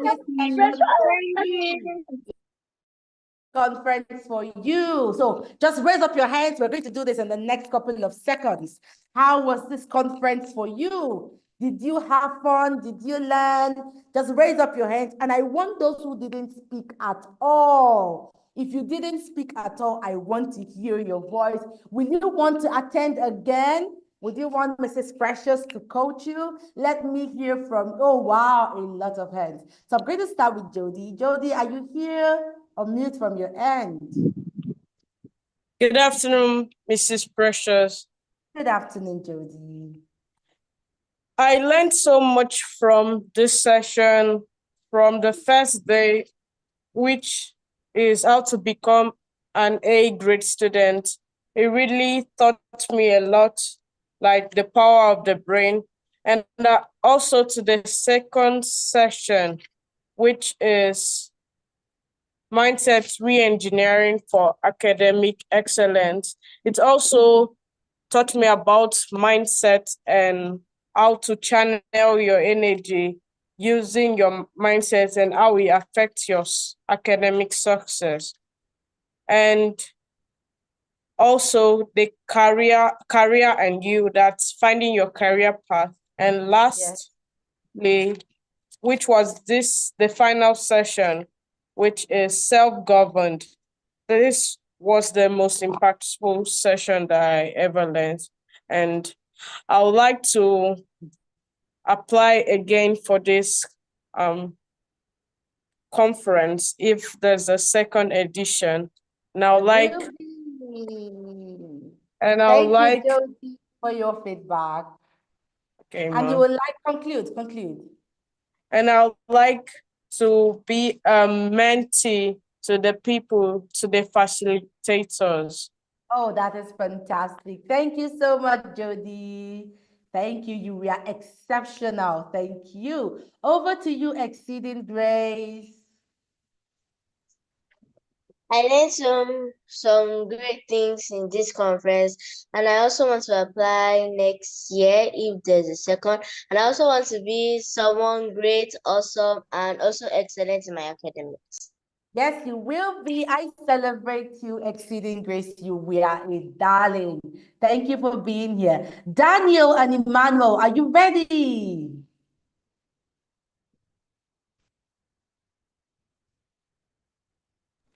Daniel and Emmanuel. I like the way this class ended. For me, I would say like from yesterday to today, it was mind-blowing. Oh, thank you, Gabriel. And this is Gabriel, right? Not Gabriel. Thank you so much, Gabriel. You were delightful. You were excellent. Thank you for being here. Okay, over to you, Daniel and Emmanuel. Are you ready? Good afternoon, ma'am. Good afternoon. I've learned a lot, especially during the first session yesterday about how strong our brain is, because if we look down on ourselves, we can't really achieve the great things we want to achieve. That is true. And also about the growth mindset and the fixed mindset. If we have a fixed mindset, we wouldn't be, just like I said, you always look down on yourself. You think either like I'm very good at this, so I don't need to learn more about it, or this person is better than me. But when we have a growth mindset, we are always ready to learn, even doesn't matter how old we are. And also concerning the first session today, I also learned about how we should think about the jobs that suit us. And I've really learned a lot about more jobs I could study on and choose, and also about how we should make sure we have a job that can't be outdated. That's true. That is true. Yeah, I also learned about more books that I could read that would really help me. And the last thing I want to say that if I learned about how if I could put more diligent effort, that I could achieve anything I want to achieve. Yes, you can. Thank you, Daniel and Emmanuel. You were exceptional. Thank you for being here. Over to you, Faith Yeboah. Faith, are you ready? I learned a lot in this session. So I was talking about our mindset, and it has really changed the way I see myself. Oh, wow. I want to thank all of you, and I would like to put it into practice. Yes, please. Yes, please. By all means. Thank you, Faith. Okay, so who else is coming up? The Jatos, right? I don't know if I like to call you the Jatos, but please bear with me. Your name is not on the screen. Please, over to you. Your audio is unmuted.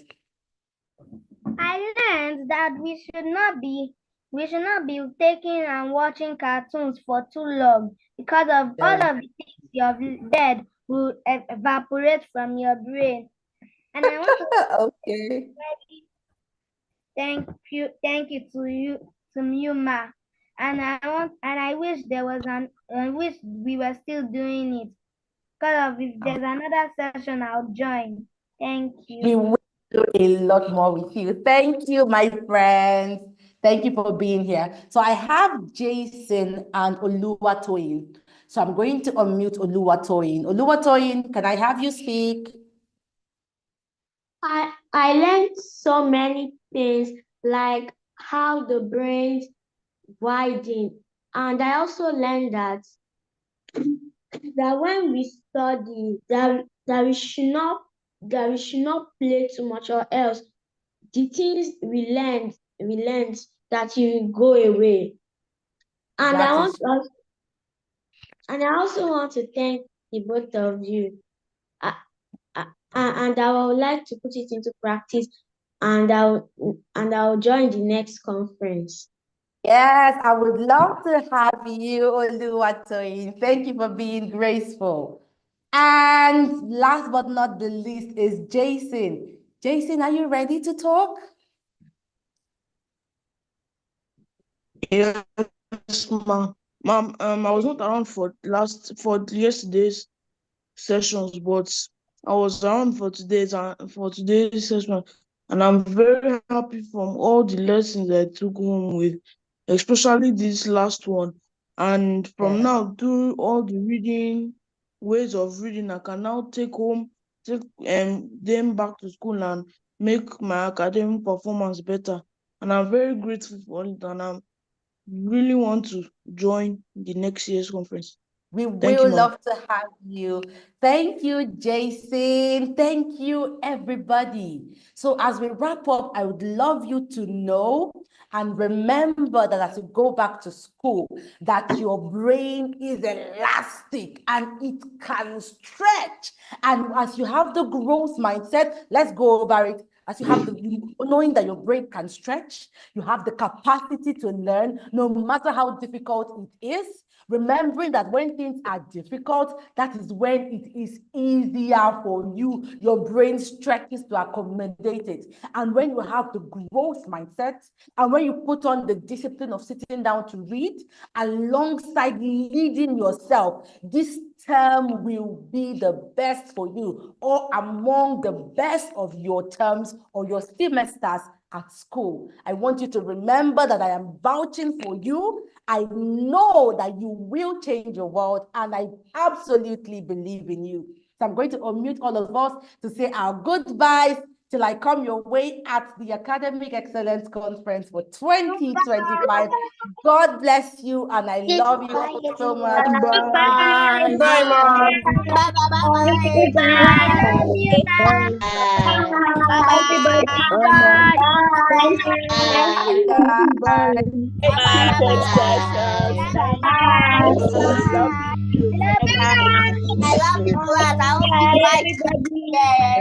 Bye-bye. Bye. Bye.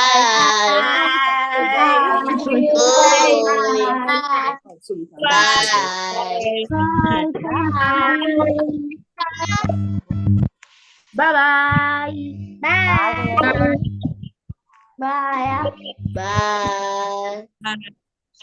Bye. Bye. We should leave. What is here? Miss Precious. Conflict. Bye.